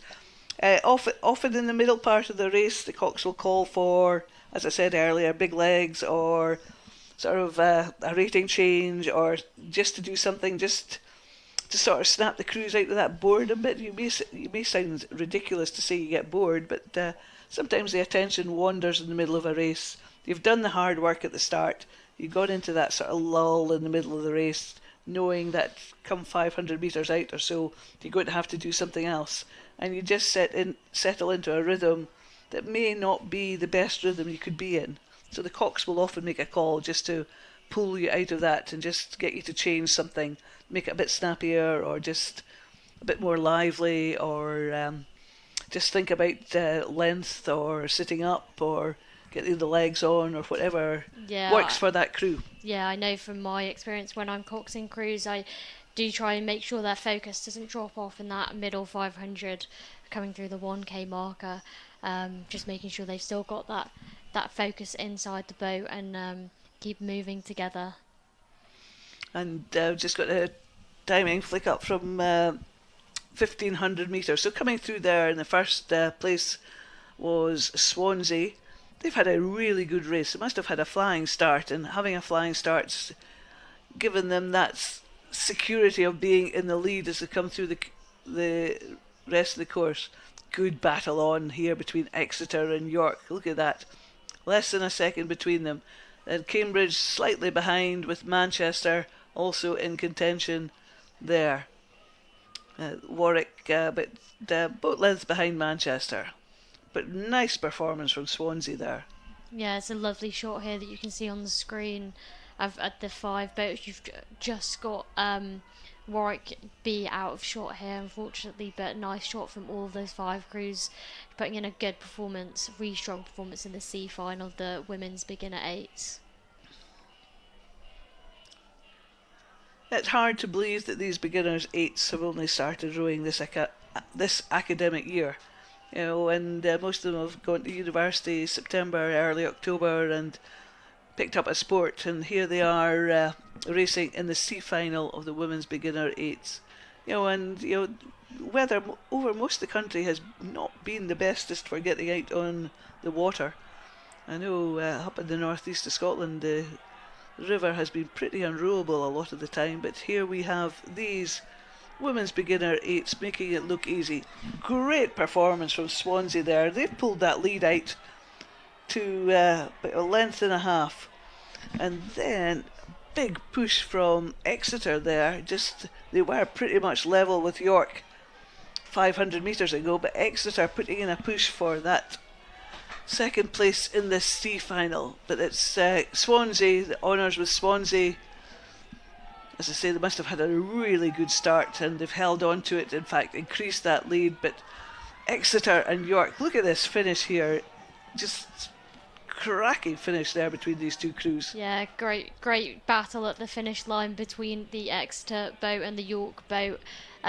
Good performance for those. I think that was Swansea coming in first, Exeter in second, York in third, Cambridge fourth. You can just see Manchester coming across the finish line now, with Warwick B not far behind them. Some really good racing here. And it's not over yet because we have the F final of the Open Beginner 4s underway. You can just see them on their screen now. So we've gone from the women's beginners to the men's beginners, and there was a huge field of Open Beginners 4s. In this race, F final, we have Harper Adams in lane 1, Oxford in lane 2, Lancaster B in lane 3, Surrey C in lane 4, Solent in lane 5, and Exeter B in lane 6. Yeah, and it does look like quite a tight race at the moment. Not much between the 6 crews as they're coming through to the what looks like the 500 metre mark. It does indeed. It looks as though the field's been split into two halves. Like we have lanes 4, 5 and 6, which is Surrey, Solent and Exeter having their own battle. And then I think this might be Oxford, or Harper Adams actually, coming back in touch there. I thought they'd split a wee bit more than that, but I should never guess these things until you've got a side-on view of all the crews. But off the pace we have Oxford, I think, at the moment, and Lancaster B. Lancaster B trailing Oxford by about 2/3 of a length. Oxford slightly behind the other 4 crews, and I think the other 4 crews seem to be pretty much level as they came through that timing point. Yeah, it does look like it's been quite tight coming through the 1K marker. We have Surrey coming in first, Solent second place, Harper Adams third, Exeter fourth, Oxford fifth, and Lancaster in sixth. Look at the time differential between those first 4 crews though. Very, very tight there. Wow, so close. So these are the F crews. I'll have to do my sums and work out how far down the pecking order they were, but great to see them in this finals. And in fact, those 4 crews just show that even at the minor finals, down this end of the minor finals, these crews are still very close together. Yeah, I think these crews in the F final just shows how good quality rowing that they're getting. And again, they are beginner men's 8s, men's 4s, sorry. So just started rowing in September, October of this academic year, and are able to come and race at BUCS Regatta here over the weekend. This is a cracking shot. Some of these pictures are just lovely. Just seeing these crews racing towards us, and it's still those 4 crews still very much in contention. Harper Adams, Lancaster, Surrey. Harper Adams, I'm sorry, I've got this confused now. Harper Adams, Oxford, Surrey and Solent, I think, just going strongly there. Yeah, you've just got out of shot the lanes 1 to 3 at the moment, so But you can see still a tight race between the 6 crews as they're coming through towards the 1500 metre mark. That is such a lovely shot from the top of the building, the water sports centre there. Just looking over at the lovely flat water that they're coming to race into. And it looks to be over on the far side with Exeter, Solent and Surrey. Also in contention is Oxford. I think Harper Adams is maybe half a length behind Oxford, and Lancaster just slightly behind them. Now these crews just sitting up, just taking their time over the finish of the stroke, just trying to get these strokes out nice and cleanly. The cocks will be in charge. He'll be encouraging them to keep their heads in their own boat and concentrate what they're doing rather than looking around. But it is Solent there look to be pretty strong in the middle of those 3 boats. So it's Solent, Surrey and Exeter. Yeah, you can also see as well the different types of boats. You've got a stern-loaded 4 and a bow-loaded 4 as well. It just depends on where the cox is sat in that boat. It's nice to see different styles of boats in this final as well. Well, I've got a cox sitting beside me. I think for beginners' boats, having a stern cox helps. Yes, because yeah, I agree. the cox can see exactly what's happening. Whereas if you've got the crew behind you with beginners, you've got no real idea of what they're up to because you can't really see them. So Yeah, sometimes for beginners' that. crews, you have a stern cox. But that said, it looks to be now Solent in the lead there as they're coming towards us over the far side. Solent leading Surrey and Exeter. It's quite close between Surrey and Exeter coming into this final, but it does look like Surrey is just edging ahead that little bit. Yeah, and it's Solent crossing the line first, Surrey coming in second. I'm not sure if it was between Exeter or Harper Adams in that 4th place position. I think it was Exeter and Oxford. Harper Adams just coming across the line now. But a good charge there from Oxford just as they were coming towards the line. They just, I think the cox called for a change of gear and they just threw everything at it and just they wanted it. It's lovely to see crews congratulating each other as they come across the line, thanking each other for a good race.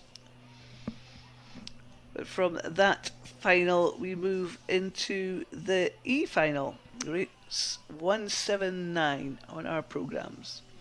And as you can see from the screen, we have Sheffield B in lane 1, Nottingham B in lane 2, University of West of England in lane 3, York B in lane 4, Sheffield Hallam in lane 5, and Manchester A in lane 6. And look at this, they've already done 500 metres. It's York leading Nottingham, leading UE, and then Sheffield Hallam, Manchester and Sheffield B. And so close. You looked at the distance, the timing gap between these 6 boats, it was very small. Yeah, only a matter of seconds between the 2 6 boats, so it's going to be looks like it's going to be an interesting race coming through towards the 1K marker now. Yeah, absolutely. And I think they've separated themselves somewhat now. It's York B, to my eye, just got the lead there, just the boat furthest to the right. I'll try and get the line straight as they come through. York B and University of West of England, and then Nottingham and Manchester, and then Sheffield Hallam and Sheffield B just trailing the field somewhat. A good performance there from York B, just pulling themselves apart from the rest of the field. It looked so close at 500 metres. I think York just had a really good 250 metres there, just pulled themselves apart from the rest of these crews. UE, Manchester, Nottingham, Sheffield, Hallam and Sheffield so close together. But a great performance from York in that 500. Yeah, it looks like they've had a great first 100 metres. Definitely nice strong start from them, and hopefully keeping that up in the next 1K. Indeed. Just watching these crews heading down that water. That water just, I keep saying this, but it looks so nice. It's not always this nice at Nottingham. It can be variable. But it's nice to see finally that we're getting some decent weather for some nice rowing. Yeah, it's not, the wind isn't too bad today. Not much, a little bit of a crosswind that we have at the lake, but conditions are relatively flat for the crews, which is nice coming into these evening finals, the minor finals that we're watching now. Yes, as you said earlier, these crews will have done their time trial earlier this morning. They've had to hang around, but at least they're getting some really nice rowing conditions. Sun's still quite high in the sky. There's still a bit of warmth out there. Not too warm, because you don't want it too warm, but makes it for very pleasant rowing conditions. If you look up the course now, you can see just how close these crews are. I think York's still out in front, but there's nothing between the other 5 crews in this race. Yeah, it does look like York is putting in that strong performance there, coming through into that 1500 metre mark. But between the other crews, very close indeed. So as a Cox, what would you be saying to crews when they're close together at 1,000 metres? What would you be telling them to do? I would be trying to get seats on other boats and giving those calls, and just having that focus in on our boat and moving as one, and making sure that we're trying to gain seat by seat on other crews, feeding that information back from the cruiser side, either side of us, and making sure that they know where we stand in the pack to just try and edge forward a little bit ahead. And that's where being in the middle of the field gives you that advantage, so you can see what's happening either side of you.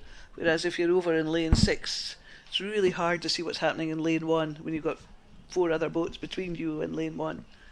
But it's still York leading now. You can see the sun shining off the yellow bits of their kit. That's a really nice picture there. Nice distinctive colours there for York. And then Manchester on the right side, you can see the purple and yellow of their blades going with them. And then it's Uwe having a good race there. Uwe and Sheffield B. And I think Nottingham, that meet in that sandwich between Sheffield B and Uwe, but Nottingham's trying to hold on to their stern canvases, doing what the Cox is saying, don't let them cut us adrift. And I think Sheffield Hallam is maybe being cut adrift there, but I think there's still overlap between them and Sheffield B. But it's York at the moment, coming in really nice and strongly there. They've had a good race. They've led most of the way, and that's a nice place to be. Just out in front, keeping away from the nonsense, and just having your own race, and just being able to respond to any challenges from the following pack. Yeah, still quite close as we're coming in. All 6 crews coming through to that finish line. But it is York University B that's taking the first place position. Quite close between that UE and Manchester crew. It does look like Manchester. Boy, that is so close. Manchester to my eye, and just about by a bow. So close. Well, yeah, so close. And then we had the crew in the in lane 1 sneaking through where we didn't expect them to be. That was Warwick B. What a cracking sprint for the finish there. No, sorry, it was Sheffield B, and it was Nottingham and Sheffield Hallam having that great race for the finish line as well. So all these, it's great when you see crews racing for the minor positions in this field as well. Yeah, it's good to see how delighted the crews are when they finish, and if they're winning the minor finals, how much it does mean to them. Even though it is a minor final, how much time and effort it shows they've put in a cracking performance over today's races. So it's a minor final, but they'll still have a ranking, where they are with regard to other universities, and that's still something to brag about. So yeah, good on them. It's cracking race. It's lovely to see crews racing each race out, because some crews will think, oh no, we're losing, so we'll just pack it in, and you think no, but these crews give them their due, racing every race.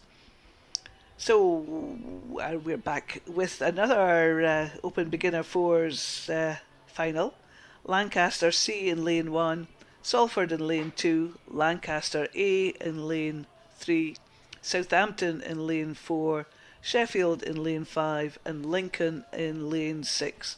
Until we came to Southampton, I thought it was very much a Northern Universities race, but Southampton and Lincoln just from some of the further south crews. Just trying to get my eye in here, but a good performance from that Lancaster C crew in lane 1. They are certainly moving, and going with them they have their clubmates Lancaster B, and then pretty much Southampton, Sheffield A and Lincoln pretty much level. Salford marginally behind at the moment, I would think, but there's still overlap between the boats there. There's still contact between the canvases. So really good performance. Yeah, it's interesting to see both that Lancaster A and Lancaster C boats doing such a good performance next to each other. They'll have trained together and they'll know how each crew moves. So it's going to be interesting to see how this one pans out. It'll be interesting because I'm sure the coach will be pushing them against each other. And he may have set some crews up and then been working with various crews, just seeing to what goes best, and he's maybe gone for sort of having 3 crews with sort of roughly equivalent boat speed. So I'm sure there's a Lancaster B in there somewhere too. But it's really nice to be able to have enough people that you can work with that, having a big squad to mix around and just get a bit of inter-squad competition. Yeah, and as we just come through that 1K marker, you can see Lancaster C in the first place position, currently followed by Lancaster University A, University of Southampton, Sheffield, Salford, and then Lincoln. I always think it's such a lovely picture seeing 6 crews racing in front like that. Just you can see in the distance some of the sort of gazebos and tents of their clubmates waiting for them to come and race down, and they are at about 750 metres from the finish now, and it's great to see so many people still here to shout on and encourage their clubmates. Just often at other regattas at this stage of the day people have drifted away, but there's still a good crowd out there, and I'm expecting to hear some encouragement as they come towards us. Yeah, there's a lot of supporters out there still, a lot of family and friends that have come down to watch their daughters, sons, cousins, whatever. And it's really nice to have that support system there when you're racing at such a big event like this. Just see the crews have just left us on the screen there. I was hoping for some updates. But some lovely water. Our spectators have moved off the pontoon. They must have been listening to me and just said, "Oh, we'll keep Carol happy and get out of the way." Yeah, it does look like both of the Lancaster crews are still in that first and second position at the moment. Yeah, absolutely. Just going strong there. Lancaster C. I wonder if they're going out to prove something. Or was it just a random of how the coach put the letters in or the crews in? But two Lancaster crews pretty much level, and then we've got Sheffield A over on the far side just coming up with them, and then Southampton and Salford pretty much level in the middle of the field. Slightly off the pace we have Lincoln over on the far side. Yeah, you can see those timings now for the 1500 metre mark that's just come through, with that quite tight between those two Lancaster crews, and Sheffield not that far behind them. Good grief, looking at the timings, there's nothing between the two Lancaster crews. Oh man, that was just separated by a thin bit of paper. That is a real cracking finish, and I'm sure now they're racing for kudos. I'm sure they are out there thinking, okay, we're pretty much level, who wants it most? And it will come down to the line here. Yeah, at this point it's a case of just putting everything that you've got left into the last few strokes as they're coming into this last 100 metres of the beginner men's 4. Oh, it looks as though it's possibly with Lancaster A, and I think Sheffield have put in a big push there. I think Lancaster C just, I think maybe they went too hard, too fast, too soon, and I think they're now in that third place, with Southampton fighting them for that third place. Yeah, you can see on your screen there just Lancaster A boat coming over the line, followed by Sheffield A, Lancaster C, with Southampton B, and just coming in over the line now with Salford University. What a cracking race that was. A great finish and pull through there from that Sheffield A boat to take that second place. Oh, absolutely. That was a strong, strong finish. I just wonder if the Lancaster crews were just so intent on pushing each other so hard that's why Lancaster C just didn't die in the last little bit, but just ran out of gas. Yeah. Difficult race to run that one, but cracking race early on. Yeah, you can see on the screens now as we move on to the open men's, the men's beginner 4+ C final. Here we've got on the far side of the screen Cardiff University A, then followed by Nottingham University A, Bristol, Swansea, Oxford Brookes and UCL. And it looks as though Oxford Brookes making an early showing there in this race. In lane 2, going with them Swansea, and then UCL and Nottingham A over on the far side. It's great to see that the Oxford Brookes have got some beginner boats in the finals as well this year. Nice to be able to get their beginner novice crews out racing at an event like this. Oh, absolutely. It's nice to see clubs with showing strength and depth through all squads. So there's a confirmation that Oxford Brookes leading at 1,000 metres, Swansea second place, and then Nottingham in that third place.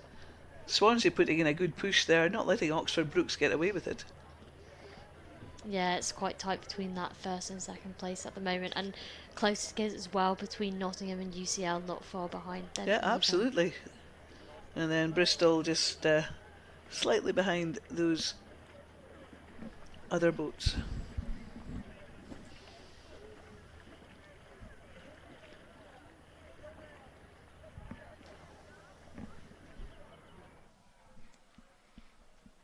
Well, here we can see the crews racing towards us. Just at this next timing point. Yeah, I think they're just coming through roughly around the 1,500 metre mark. They shouldn't be that far off now. Just that last push, the last 500 metres as they're coming into that finish is a big empty the tank moment for them, and putting everything that they can into the last 500 metres that they're going to row today. I know, and these crews will, as I said, time trials this morning will have clumped these crews. They just narrowly missed the first 12 places in the AB finals, so they'll probably thinking we've got something to prove here, and will be really pushing themselves. So it's Oxford Brookes still leading, but by a small margin. Swansea in that second place at the moment, and they just left this timing point. We'll probably get a picture of them from the top of the tower shortly, but it's still Oxford Brookes leading the field as they come towards us. That big overlap between them and Swansea, and then nothing between Bristol and Nottingham A.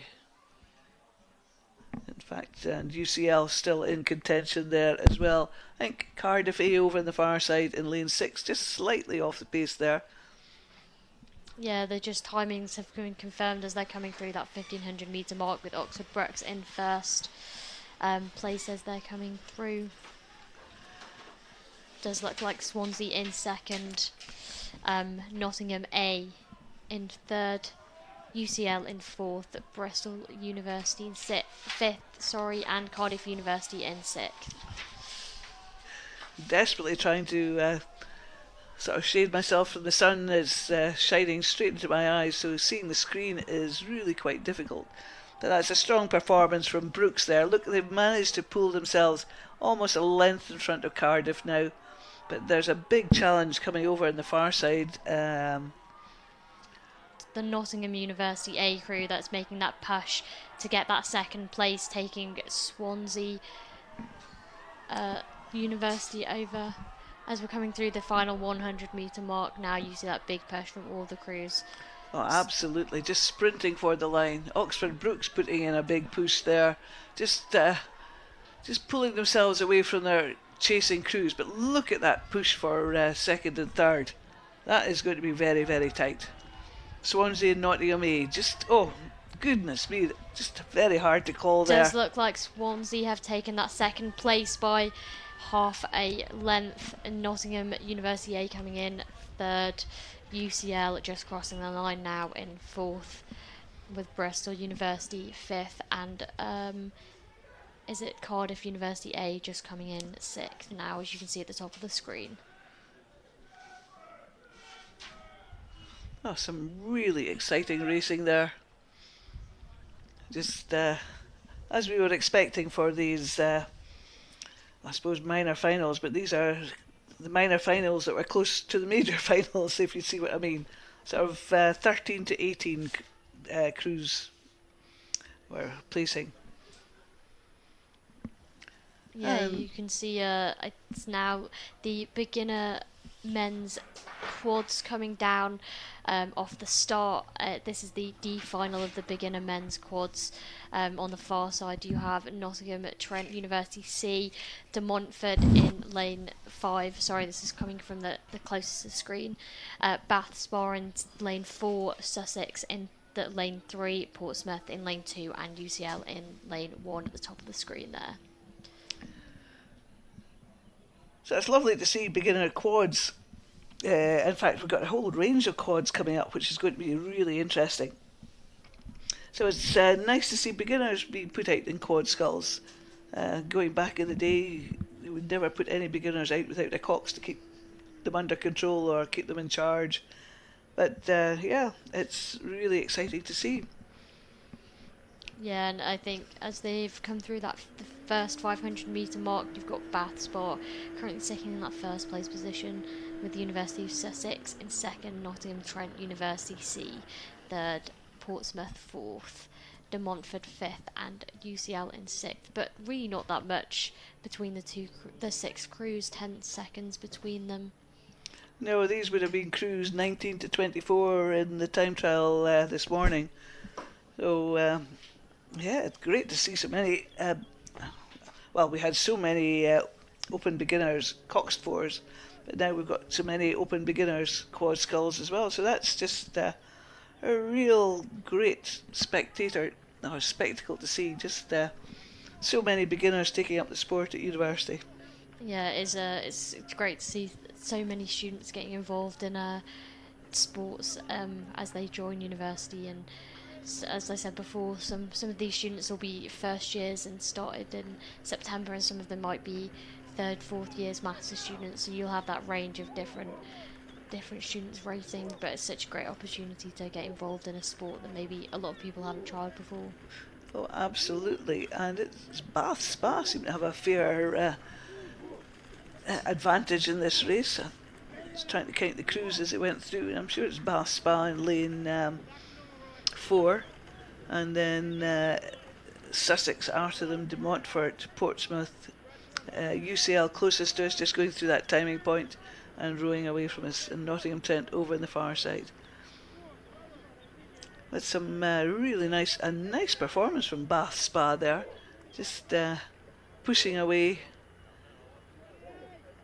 Yeah, really not that much between that Bath Spa and Sussex crew, and Nottingham Trent just behind them. Oh, absolutely. Look at those times. That is very, very close. Didn't look like it on our screen, but, you know, we were looking at an angle. The timing point is looking at them straight across the course. And I thought Bath Spa were out a bit of a margin in front there, but it just shows you how the parallax can affect what you think you're seeing. Yeah, it's a shame you can't see that Nottingham Trent C crew just out of shot there to the left-hand side. But I'm sure they're putting in a good performance alongside these Sussex and Bath Spa crews as well, as it's quite tight between the three crews. Oh, I'm sure they are. And Here we come up to the next timing point, and we'll maybe see how close they are this time, and make me less judgmental about distances. Always hard to see when you're sitting up in the tower looking at the screen as to trying to get the angles right, and the angle of where you're standing, and looking across the far side of the bank just to get a marker point. So to me, it's still Bath Spa with Sussex and De Montfort still up there. I would say UCL are looking nice and strong as they come towards us. No, that was Portsmouth. UCL just coming into view in the furthest right of our picture. Yeah, just looking like a strong performance from all of these quads in this final. I always think quads are very nice boats to see them row successfully. These are beginners, so they're perhaps not as polished as they would be if they had a few more months experience, but they're still moving these boats pretty fast as they come down towards us. And there's Bath Spa, and then Sussex, and then Nottingham Trent, Portsmouth, and UCL, and then De Montfort. Yeah, Bath Spa looked like they pulled away from the field and re-solidifying that first position at the moment as they come through to the final 250 metres. Oh, they are looking fairly strong and very solid, and as you said, Amy, they've managed to pull themselves away from the rest of the field. They must have had a good mid-part of that race to do that. I think what they're doing is sort of being quite calm about it, sort of making sure they've got a good ratio between the power in the water and the relaxation as you come slide back. And I think they're sort of managing to get the run on the boat, maximising the run on the boat, just to keep that boat just sliding along with minimal assistance. Well, I'm sure it's maximal assistance from them, but you know what I mean. Yeah, they'll be able to see all the other crews. That Bath Spa crew will be able to see all the other crews and what they're doing, so they can respond when another crew moves. Yes, just looking at them there. The chap furthest on our left will be the steers person in the boat, and he's doing a superb job keeping that boat well within its buoys. And if you've got a good steers person, that just helps you settle the boat down. Cracking performance from Bath Spa there, just coming through the finish line. Second place going to Sussex. You get a strong finish there from Sussex University as well. Looks like it's Nottingham Trent C that are coming over that finish line in third place just now at the top of your screen. And then we have Portsmouth just coming into shot now in that fourth place, and then just at the bottom of our screen UCL, let's just see their heads go past, or the tips of their blades. That's UCL just beating Nottingham, sorry, that's De Montfort over in lane 5 for that fifth place. Oh boy, and our next race is well underway. I'm sure we'll be panning up to that shortly, and that's the C final of the Open Beginner Quads. In lane 1, closest to us, we have Bournemouth. In lane 2, Loughborough B. And then in lane 3, we have Birmingham B. Lane 4, Birmingham A. Then we have Loughborough A. And then we have Lincoln. So we have 2 clubs with 2 boats in this final. That'll be very interesting. Wonder if it'll be another Lancaster repeat. Yeah, again, like we saw before, it's going to be interesting to see how the crews from the same club respond to each other in these finals, and they'll have trained together and probably done plenty of training sessions side by side, and they'll know how each other works. So it's interesting to see how they respond to those crews. But I think from the screen we can see how they responded, and it's Birmingham A taking no prisoners. I think they are leading the field, leading the charge towards the line.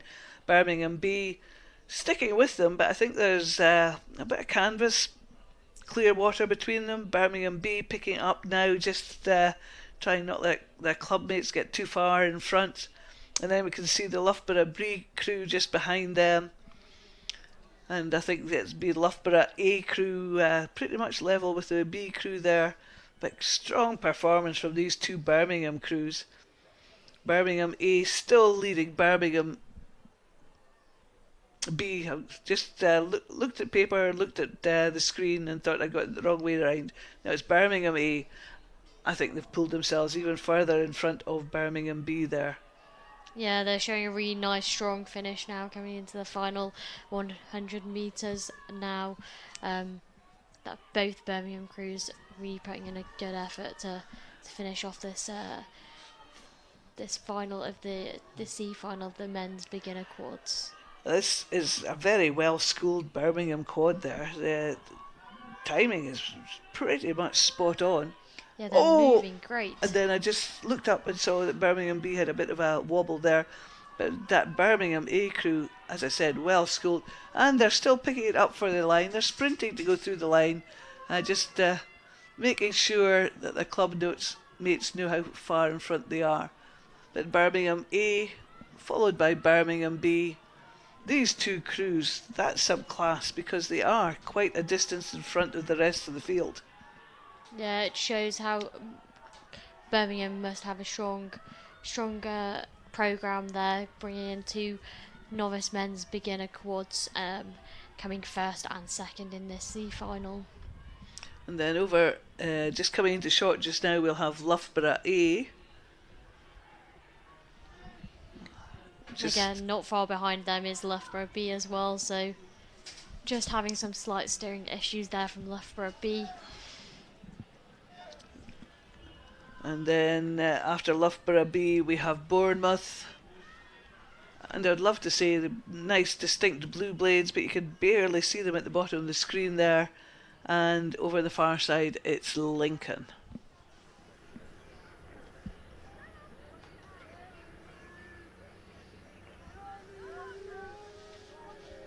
Yeah, and then we quickly now move on to the women's intermediate quads. From our screen, as you see it now, on the left-hand side, you've got Northumbria University, Bournemouth B, Nottingham Trent, Strathclyde, Leeds B, and Exeter just out of shot there.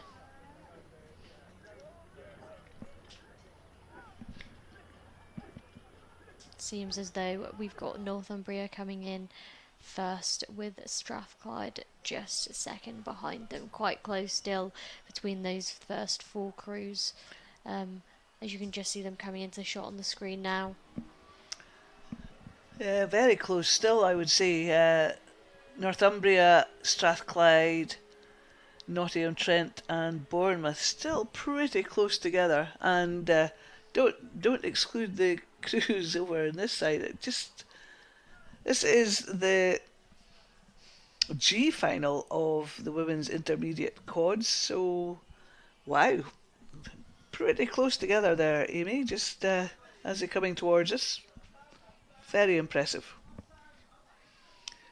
Yeah, between the six crews, it's looking like quite a tight race as they're coming through to the final. What looks like, I want to say 500, 750 metres now. Still pretty close between the six crews, but it is that Strathclyde crew that is sitting in first position, I think, at the moment. The distinctive polka dots of Strathclyde Park. Strathclyde University, I do apologise. Do apologise for those. I do know my park from my university, so just a slip of the tongue there, but nice distinctive spots. I'd love seeing distinctive kits, especially when you're sitting here with the sun shining and you just it's very hard to tell blues from navies from blacks at this sort of distance, but nice to see Strathclyde University. Yeah. And nothing much between the following three crews though. Lanes 1, Northumbria and oh boy, Nottingham Trent, Leeds and Exeter. Exeter slightly behind, I would say, as are Bournemouth in lane 2. Yeah, the timers have just come through for that 1500 metre mark, and you've got Strathclyde sitting in first, shortly followed by Nottingham Trent University, then Northumbria, University of Leeds, Bournemouth and Exeter. Bournemouth in lane 1, just a bit of a steering wobble there, but they've got it nicely back on line. There we go, the distinctive polka dots of Strathclyde University, and you can see how close Nottingham and Trent are. Distinctive pink kit there, but on our near side, you probably can't see them on the screen. Northumbria putting in a big push there, pretty much level with Nottingham Trent, I would say. And then over on their other side, we have Leeds, not to be discounted at this stage yet. Yeah, I think it looks like Nottingham trying to put in a good shift coming into this last 100 metres, but it still looks like Strathclyde are maintaining that first pace position as they're coming into the finish line now. Strathclyde just holding on to that, but Nottingham Trent ramping it up for the finish there. The rating has gone up. They are catching up on Strathclyde University, but I think they put their push in just a tad late. Just in a bottom of our screen, we'll see Northumbria going through there, followed by Leeds on the top of our screen, and then Bournemouth, and then over on the far side, Exeter.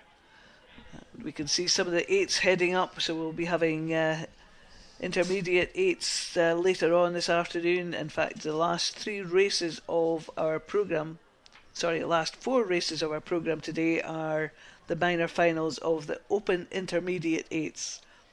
So we've got a few more quads to work our way through, and then we'll have the 8s. Always nice to finish our racing programme with 8s, don't you think, Amy? Yeah, I do agree. It's always a cracking races to watch 8 racing, but at the moment on the screen you can just see the women's intermediate quads at the F final of this category coming off the start line now. So you've got in lane 6 furthest away from the screen, you've got Hertfordshire, then UCL B, UCL A, St Andrews B, Sheffield Hallam and Liverpool. And early on in the race, they've just about 500 metres in, they'll have done their start, they'll have done their settle, they'll have lengthened the strokes out, they'll just be into that phase where they're just trying to keep the boat speed up, trying to maximise distance with every stroke, and just sort of get into a nice rhythm, a nice sort of rhythm and ratio where you feel you could go on for quite a long time. Yeah, it's definitely finding that balance in that first 500 metres of not going out nice and strong, but not going out too much that you're going to burn out before you can get to that finish line. Yeah, nodding my head wisely there. And I've had both experiences. Sometimes you just go out too hard, too fast, too soon, and come round about 1,500 metres, you think, oh boy, nothing left in the tank. And as Amy has said, it's a balance between that sort of pushing on and just maintaining that sort of keeping enough in the tank for that last 500 metres. Yeah, they'll have worked on these starts in training, and they'll have know what their crews are capable of. So on race day it can be very different though, when you've got your adrenaline rushing through and you're excited to get going into that final.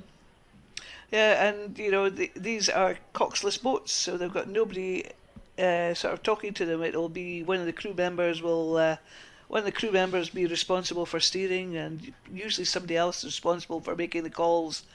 And it's a case of being able to trust each other, working together to sort of maximise what you're trying to do.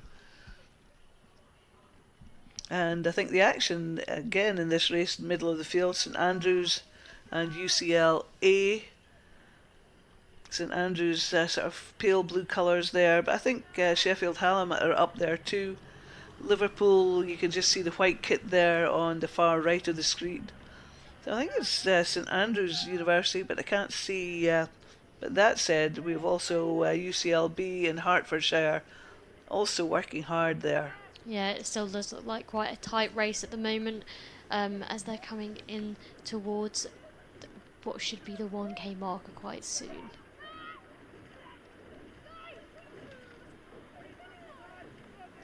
I can hear some little shouts, and I'm sure they're coming from the crews as they go past this line. sort of you want to make your crewmates aware of what you're trying to do, but you don't want to let the other crews hear what you're trying to do. So there's a balance between shouting out loud but keeping it quiet within the boat, so that you're not letting the competitors know what the plan is.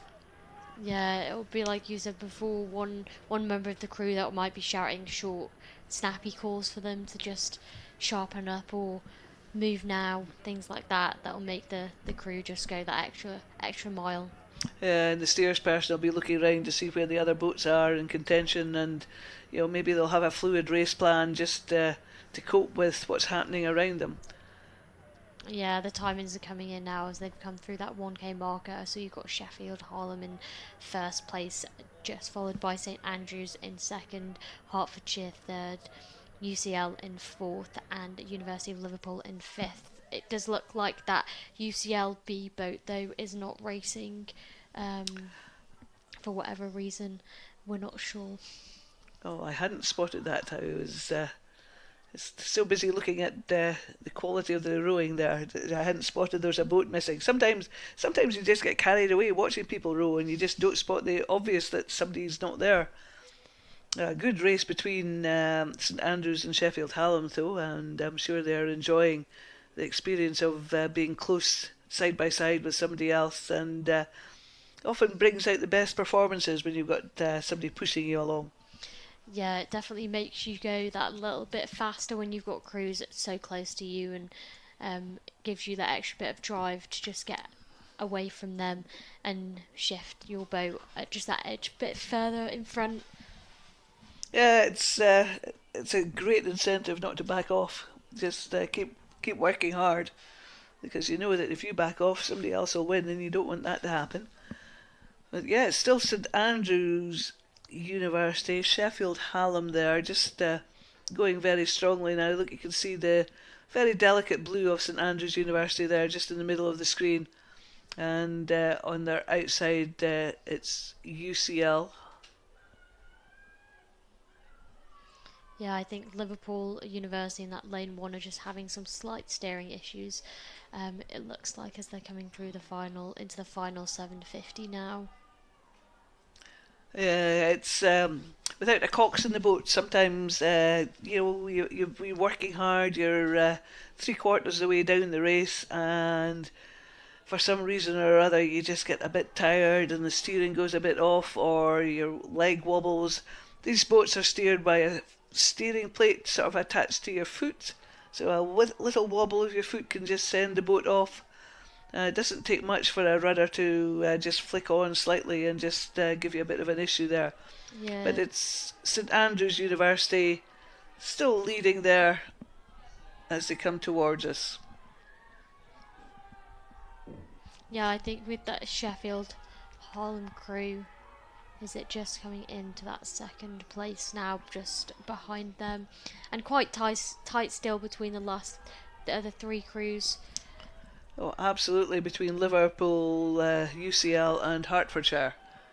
But it's St Andrews made a good move there in the middle of the course. It was very close early on, and they've made a move, pushed the legs down, and have now pulled themselves into that pole position just as they're coming towards the line. Yeah, they're showing a great finish here, nice and strong from this women's intermediate quad from St Andrews as they cross the finish line in first place.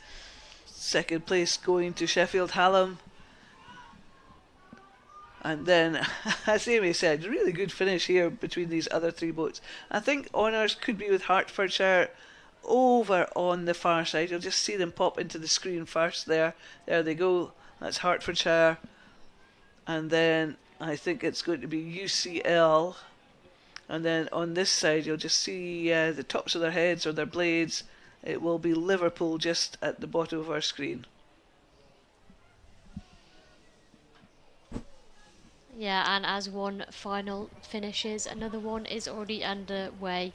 Now we have the E-final of the women's intermediate quads.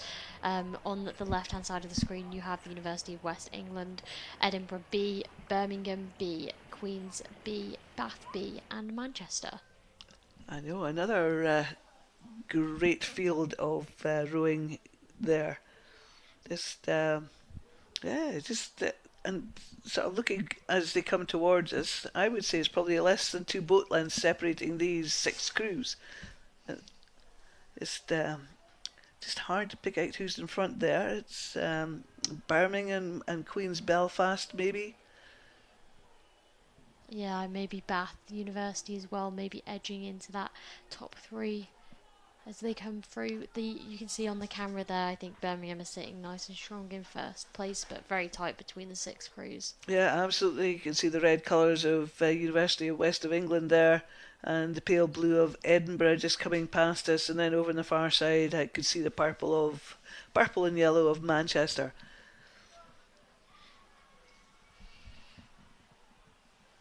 Yeah, those quads have just gone off the screen now. We can see them as they're coming through to the last 500 metres now. Just come back on the screen. Big sigh from me, because I was looking up the course trying to think, could I really separate them? And thing I could see is I think Manchester's off the pace, but there's nothing between Bath, Birmingham and Huey. I think Edinburgh and Queen's Belfast are about a length behind those 3 boats, but we're coming in with less than 500 metres to go, and it'll be interesting to see what these crews do or what they can pull out the hat. So here's the times on our screen. So nothing between Birmingham and Bath.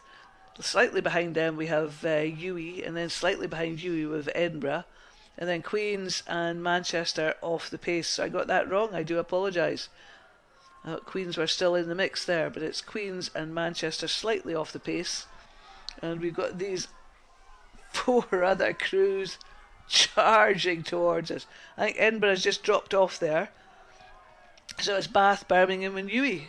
Yeah, it's going to be a strong finish from these girls as they're crossing the finish line, just coming into the final 200 metres now. And we'll see between the Birmingham University and Bath University crews which one of them can battle their way into that first place position. Yeah, I know. This is it's all coming down to finish. Birmingham look to have a really strong finish there. Looks as though they've just picked it up and are running with it, but Bath going with them. I think Huey now slightly off the pace in this lane just at the bottom of our screen, which I'm sorry you can't see, but I've got it out the corner of my eye. But Birmingham there going strong. Bath just picking it up, trying to really steal it from Birmingham. And I think it's going to be Birmingham through their line first, Bath second place, and then Huey just bottom of our screen in 3rd, and then Edinburgh 4th, and then Queen's Belfast, and then over the far side, up in lane 6, Manchester will be coming into shots soon. But what a cracking finish that was. Yeah, that was a great performance there, just pulling into that end 200 from that Birmingham B crew. So well done to them for winning that E final of the women's intermediate quads. Yeah, and as we see the Manchester crew just crossing the finish line now, we'll pan hopefully back onto the start, and we can see the D final, of the women's intermediate quads, with Exeter University sitting on the left of the screen in lane 1, Loughborough University B crew, followed by Edinburgh A, Newcastle C, Cambridge, and then Surrey in the far side just out of shore. You see them on the screen now. Some beautifully tidy quads here. I do love watching quad racing. Just enjoy this sort of bodies moving together, the blades moving together, the angles all coming together, and it's sometimes just a joy just to sit and take the time to watch them. Yeah, it's a great boat class to watch with all those 8 blades going in at the same time and moving. When you see a nice boat crew moving that crew as one, it definitely glides through the water nicely. Yeah, and so look up the course there, look at the water. It's still such a lovely evening here at Nottingham. Just the wind has seriously dropped now. There's barely a ripple on the water surface. It's just that time of the evening where the water becomes quite still, quite calm, and just makes just a joy to be out in the water. Yeah, it's lovely to row here at the National Water Sports Centre when it is lovely weather like this. I must admit myself, I've got the privilege of training here. It's great when the sun's out and there's little wind and you get that experience of rowing on a regatta lake like this. Now, as you can see on the screen, I've been looking at the screen, I've been looking out the window, looking at the screen, looking out the window, and I cannot really separate these 6 boats. I keep thinking maybe it's one in front of 2, but then I think, oh, 5's up there too. So that would be Exeter, Loughborough, Cambridge, Newcastle, and these girls have raced 1,500 metres, and to be this close at this sort of end of the race is very impressive. Yeah, there really is nothing in between these 6 boats now, just a matter of 10 seconds between the 6 boats as they're coming into the last 500 metres. We'll see which crew. It's currently Cambridge sitting in that first place position. Oh boy, this is going to be really, really tight. I'm sure the Finnish judge has been looking out the window and just seeing what's coming towards them. Finnish judge sitting about 3 floors beneath us, just down on the water's at the water's edge, so they will have a great view. I think Cambridge were in the lead according to the timing, but I think Exeter have come back on them. Exeter just in lane 1. We've panned in on Cambridge. Really nice quad there. Just nice colours. So Cambridge there. I think there's Loughborough and Exeter are pushing Cambridge there for those. We'll just panned out there.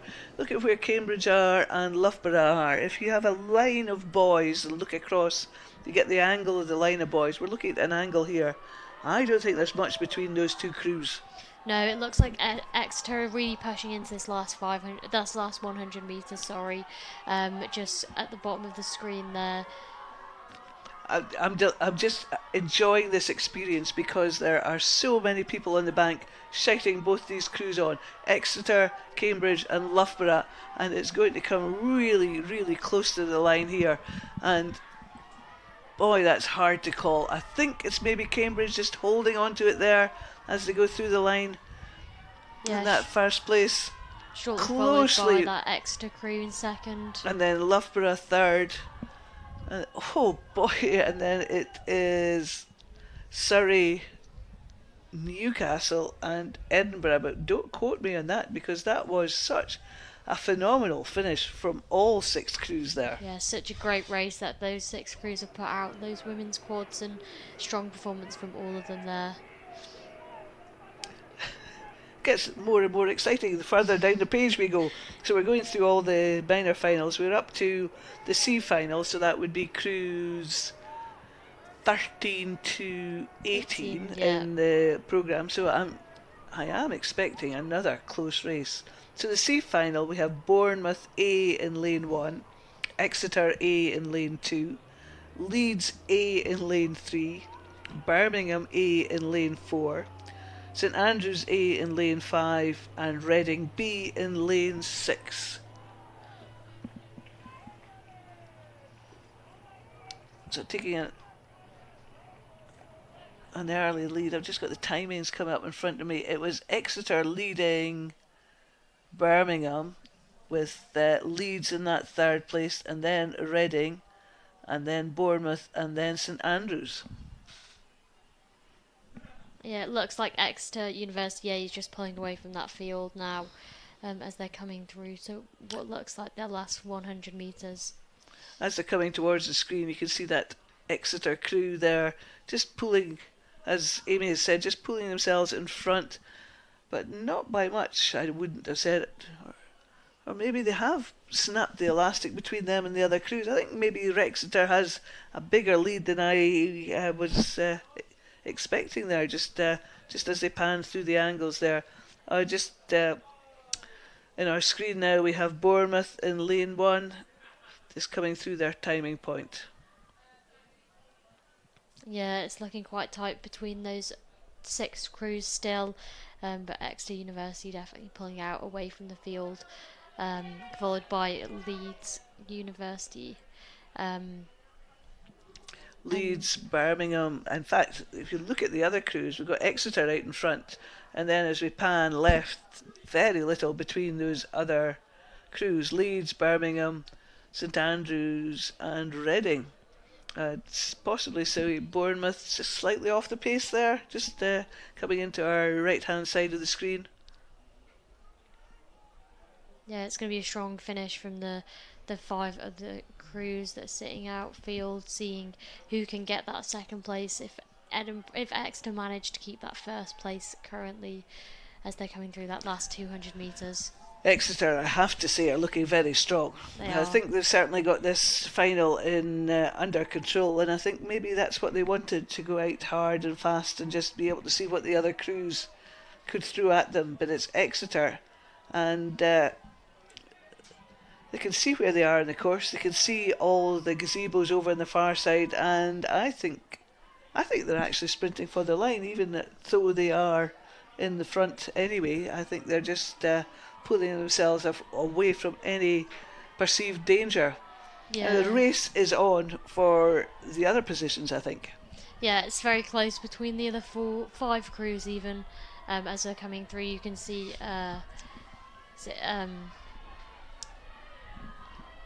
Bournemouth University there that are just out of shot, that are still clinching on, trying to stay in contact with the rest of the pack.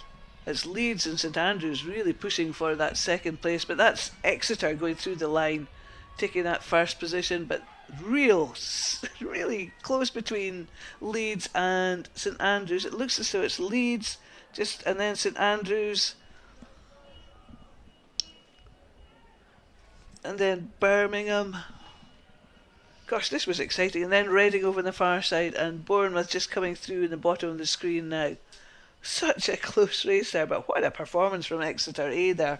Just pulling themselves out in front and just increasing the distance as they came towards us in the finish tower. Yeah, they definitely made their mark coming into that last 1k and made that shift away from the pack. Their really strong performance from the Exeter women's squad. You can just see it is now the intermediate 8s at the F final of the men's intermediate 8s coming off the start. Really lovely shot going down the lake as you're seeing those starts of the 6 crews sitting in the lanes. It is a beautiful sight to see, and I've been up in the start tower watching 8s go off, and it is just a delight.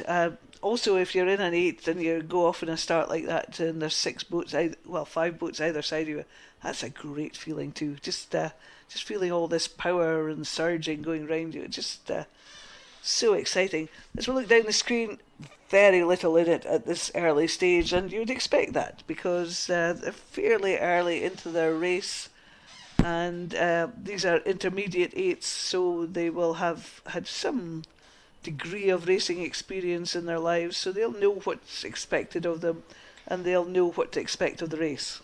Yeah, you can see the shot there. As the closest to the screen, you've got the Newcastle C boat, followed by Leeds, Southampton B, Sheffield, Liverpool and York B, as they're coming through that first distance mark of 500 metres. And looking at these 8s, very little to choose between them early in the race. You don't get much separation in the first 500 metres unless there is somebody who is exceptional, but it's just such a delight to watch this stage of the day.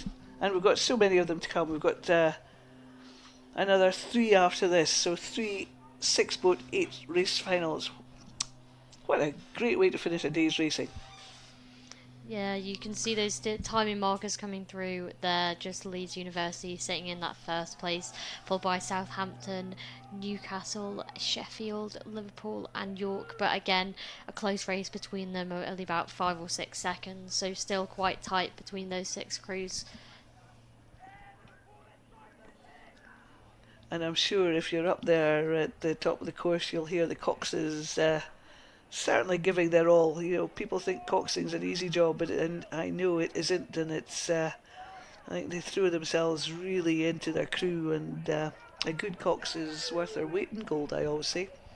Yeah, it's definitely a noisy place to be at the start line of an 8s final. You can hear 6 coxes all shouting at their crews to get them off the start and finding that rhythm as they're moving off the start nice and strong into the 2k race. Now looking at the screen, I think Leeds are still going very strong, as are Southampton, Sheffield, maybe Liverpool and Newcastle. See, just slightly off the pace there, with York just slightly behind them.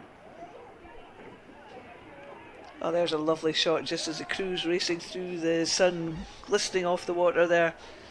It's a challenging one for the cameraman there. Yeah, great performance that Leeds crew's putting in there, just being able to start shifting away a little bit from that pack. But still, nothing in between University of Leeds and Southampton at the moment, coming in to the 1K marker. So that's them, as you say, coming into the 1K marker. Half the race gone. Still half to go, and this is where the Cox is starting to really push them on to give it their all. Last race for them for today, and yeah, it's just great to see. As you can see, looking across the course, that shot from behind, nothing between these 8. Possibly say that is that York just slightly behind there. Yeah, York University B sitting in lane number 6 at the end, the far side there, seem to be just behind the rest of the pack, but the top 5 crews, there's not much in it. Really good, strong performance from all of the crews at the moment. Oh, just cracking shot there, just looking across the course, seeing these 8s racing towards us, and pretty close between those 4 closest to the camera there. So Newcastle, Leeds, Southampton and Sheffield. Leeds and Southampton still having a great battle going on there between them. And it's still maybe Leeds marginally in front.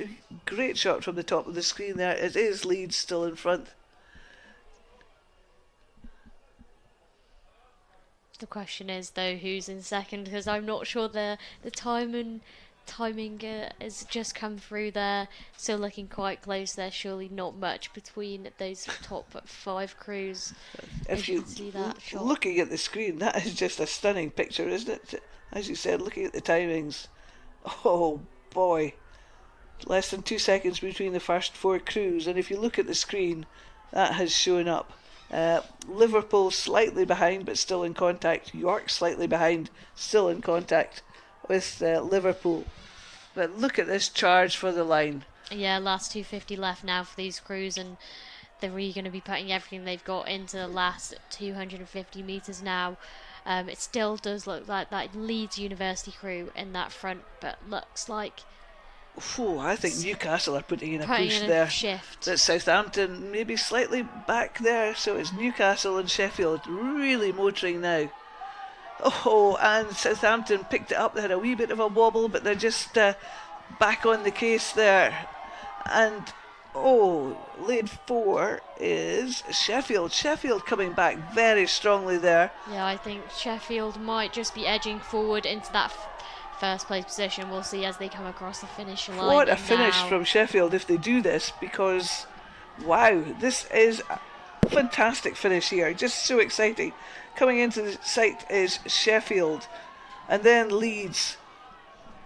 Then Newcastle coming into that 3rd place position, followed by Southampton, sorry. And then Liverpool over on the far side, followed by York. What a finish that was. That was just stunning. A great performance there from those men's intermediate 8s, and really strong. You can see that final 250, what a difference it makes in the positions, especially when it's that close at the finish.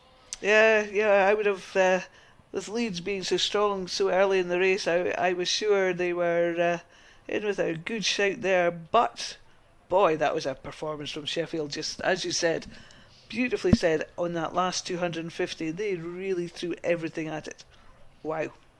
Yeah, and you can see now on your screen it's the E final of the Open Men's Intermediate 8s, and in the far lane, in lane number 6, we've got Manchester University A, then Nottingham University B, Lancaster, St Andrews, Bristol C, Surrey University A.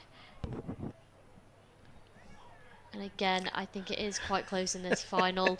And once again, in the men's intermediate eights. 3 seconds between the crews.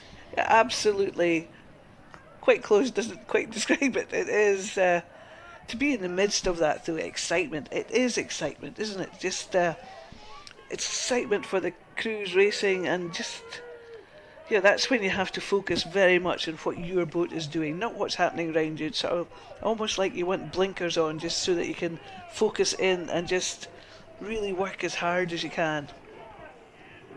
Yeah, like I said before, a lot of noise coming off that start, and especially in these men's, in the 8 categories. A lot of noise from the coxes coming through into that first 500 metres, but they're now currently coming into the 1k marker and just getting ready to regain that focus and finish off their last 1k of the race.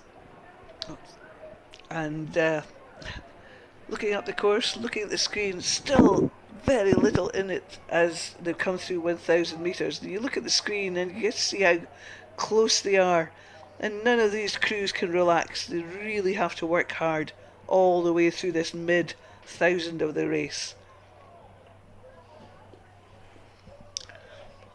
Yeah, it looks like from that 1k, it's Surrey sitting in first place, St Andrews, followed by Bristol, Manchester, Lancaster, and then Nottingham.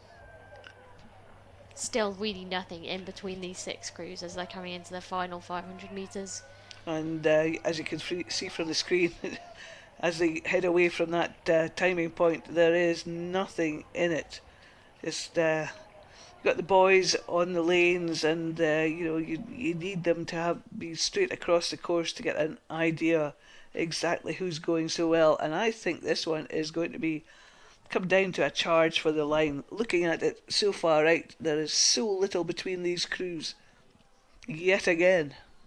Yeah, as they come through the 500 metres, it's a big last push with the legs and driving as one to just get them through and edge forward, trying to take those first position in this E-final of the men's intermediate eights. So the cox will be telling them now that they've got less than 500 metres. And the cox will be asking them or telling them how much they want this race. And it's going to be Surrey and I think at the moment St Andrews University just making a move there. I think it's Surrey, St Andrews, Bristol's being pulled along with them. And over on the far side, I think Lancaster, Nottingham and Manchester are pretty much line abreast, about half a length behind the 3 crews in lanes 1, 2 and 3.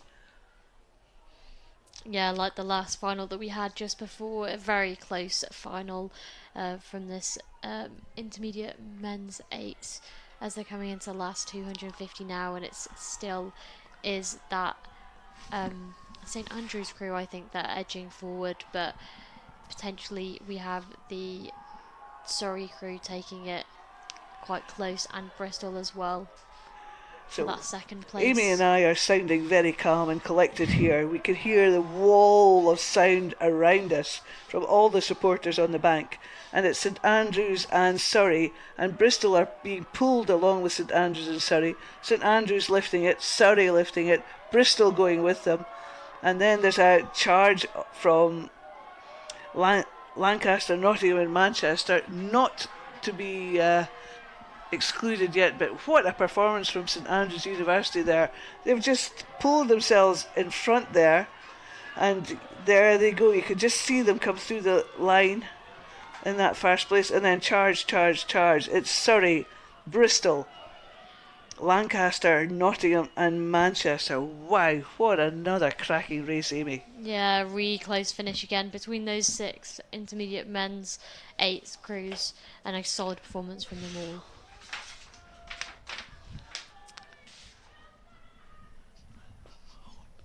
Yeah, you can see on the screen now, just coming into the D final of the intermediate 8s, the men's intermediate 8s on the far lane. Away from us, you've got Cambridge University A, Imperial B, Bristol B, Exeter A, University of East Anglia, and then Bath A, just at the bottom of the screen on the right hand side. We've seen how close the F final was and the E final. I'm expecting great things from this race. It's getting more and more exciting. Yeah. We're sitting here, the sun's shining on our faces, and I don't know if I'm getting hot and sweaty because of the sun or whether it's just the excitement of these last few races. And I'm bouncing up and down my chair and can't move too far because I've got my headphones on, but the excitement up here is palpable. Yeah, looks like the first 500 metres, nothing in it really between those first 4 crews as they're crossing through that 500 metre mark, but still quite close between all 6 of the crews in this D final. I was going to say, this is what you pay your money for. Just races like this sort of level of excitement. And as you get them line abreast, you can see how close they are. Just off the pace there is possibly Cambridge over the far side. But Bath, East Anglia, Exeter, Bristol, Imperial, nothing to call from it. And then, you know, the last 500 metres, things can change anyway. So nobody could give up at all yet. They have to work all the way down this 2,000 metre course. Yeah, we've seen that in the previous races today. Crews coming out in the last 500 metres, so it'll be interesting to see how this final pans out.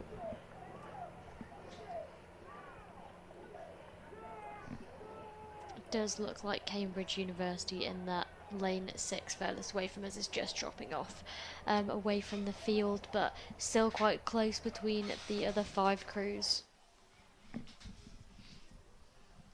As you can see them coming towards this next timing line, you'll just see how close they are. And as Amy has said, nothing in it at the moment. I think it's Cambridge crew just slightly off the pace. But it's just so exciting to see 5 crews line abreast and probably less than half a length between all 5 crews. Yeah, again, a great shot here that you can see of the crews coming past what looks like the 750 marker. Nice and strong and very close between the 5 of them.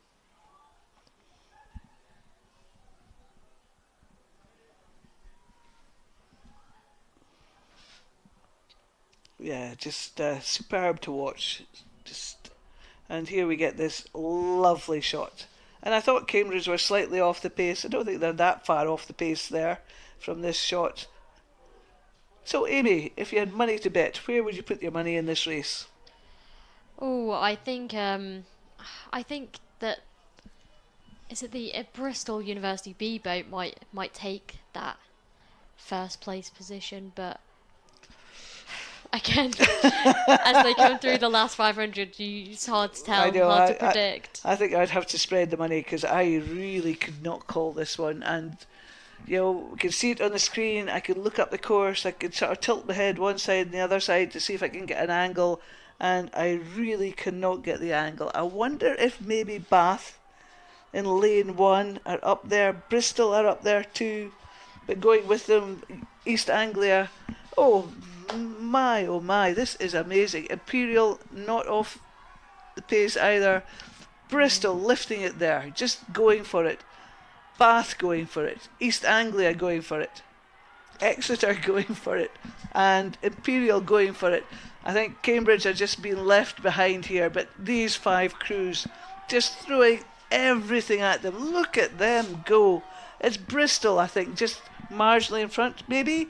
East Anglia? It looks like Bristol's marginally in front, but East Anglia just trying to edge forward into that second place as you're coming into the last few strokes now.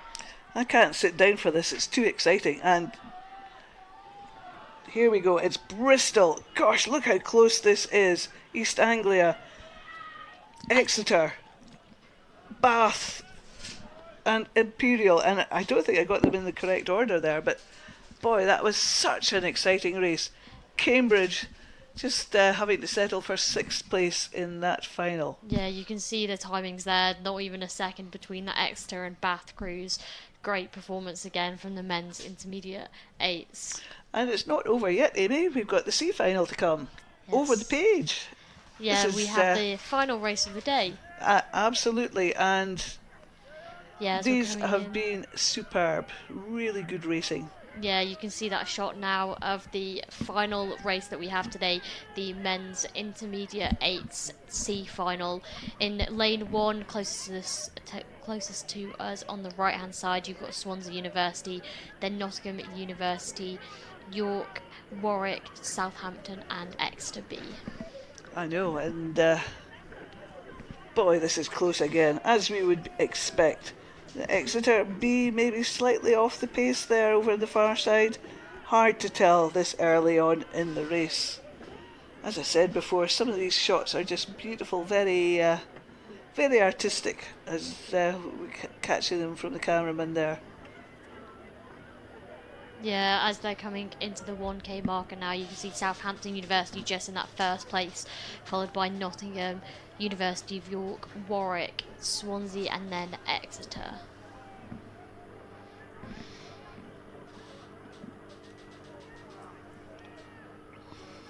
Lovely shot here of you've got University of Swansea on the left and Nottingham University on the right. You see those two crews going side by side.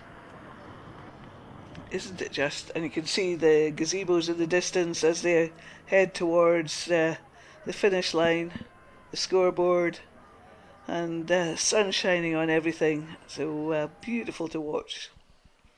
Yeah, just a cracking way to end the day really, with this good solid final of the men's intermediate 8s and the sun's beaming down, nice flat water. Can't ask for anything better really. Not at all, not at all. And surprisingly, still so many people out there supporting their club mates in these last races of the day. Oh, just see these crews coming through the line now.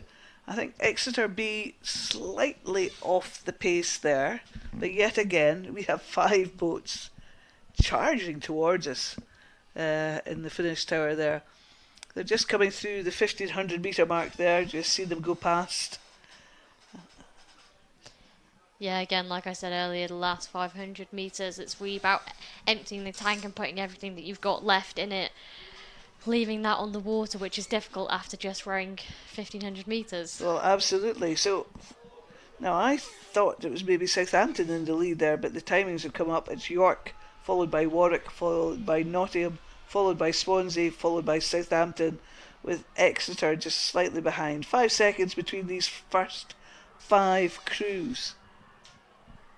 So it's York in lane 3 we have to look out for there. Third from the right on your picture. Yeah, again, it's going to be a difficult one to call to see who is going to take this first place, this final.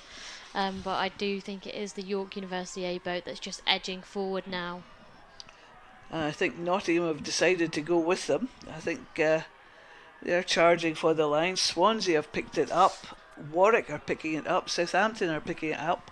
Exeter B being left behind there. But I think, as you said, it looks to be with York at the moment. I think York maybe did a push further right and just pulled themselves in front. Look at the charge from Swansea in lane 1 there. They are motoring. Nice solid performance there from all 6 crews as they're coming into the finish line. It does look like that York University A boat is coming in to first as they're coming over to finish now. You'll be able to see it on your screen here. Yeah, that's York. And then pretty much level for the next 2 crews between Nottingham A and Warwick. I don't think I could separate them. And then Swansea, Southampton and Exeter. Yeah, it looks like Nottingham took that second place by half a second, so you can really see how close that last few hundred metres were for the final race of the day in the men's beginner 8s. It's a cracking race, and you can see how much that has emptied these tanks. They're just they've given it all, and still being racing at this time in the evening is great. So I hope you've enjoyed the last couple of hours with Amy and myself, Carol, and we've certainly enjoyed the racing today. It's been good fun, really entertaining, and hope you come and join us tomorrow for another day's racing. Yeah, it's been an absolute pleasure to be here, and hopefully tomorrow's racing is just as good as what we've seen today. Well, I hope so.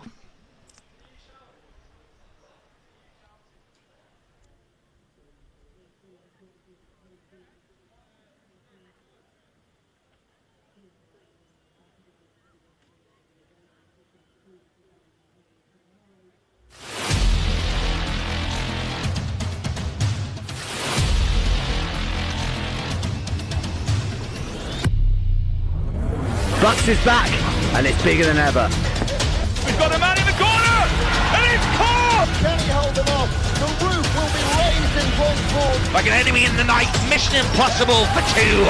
Both teams hungry, desperate to win that title.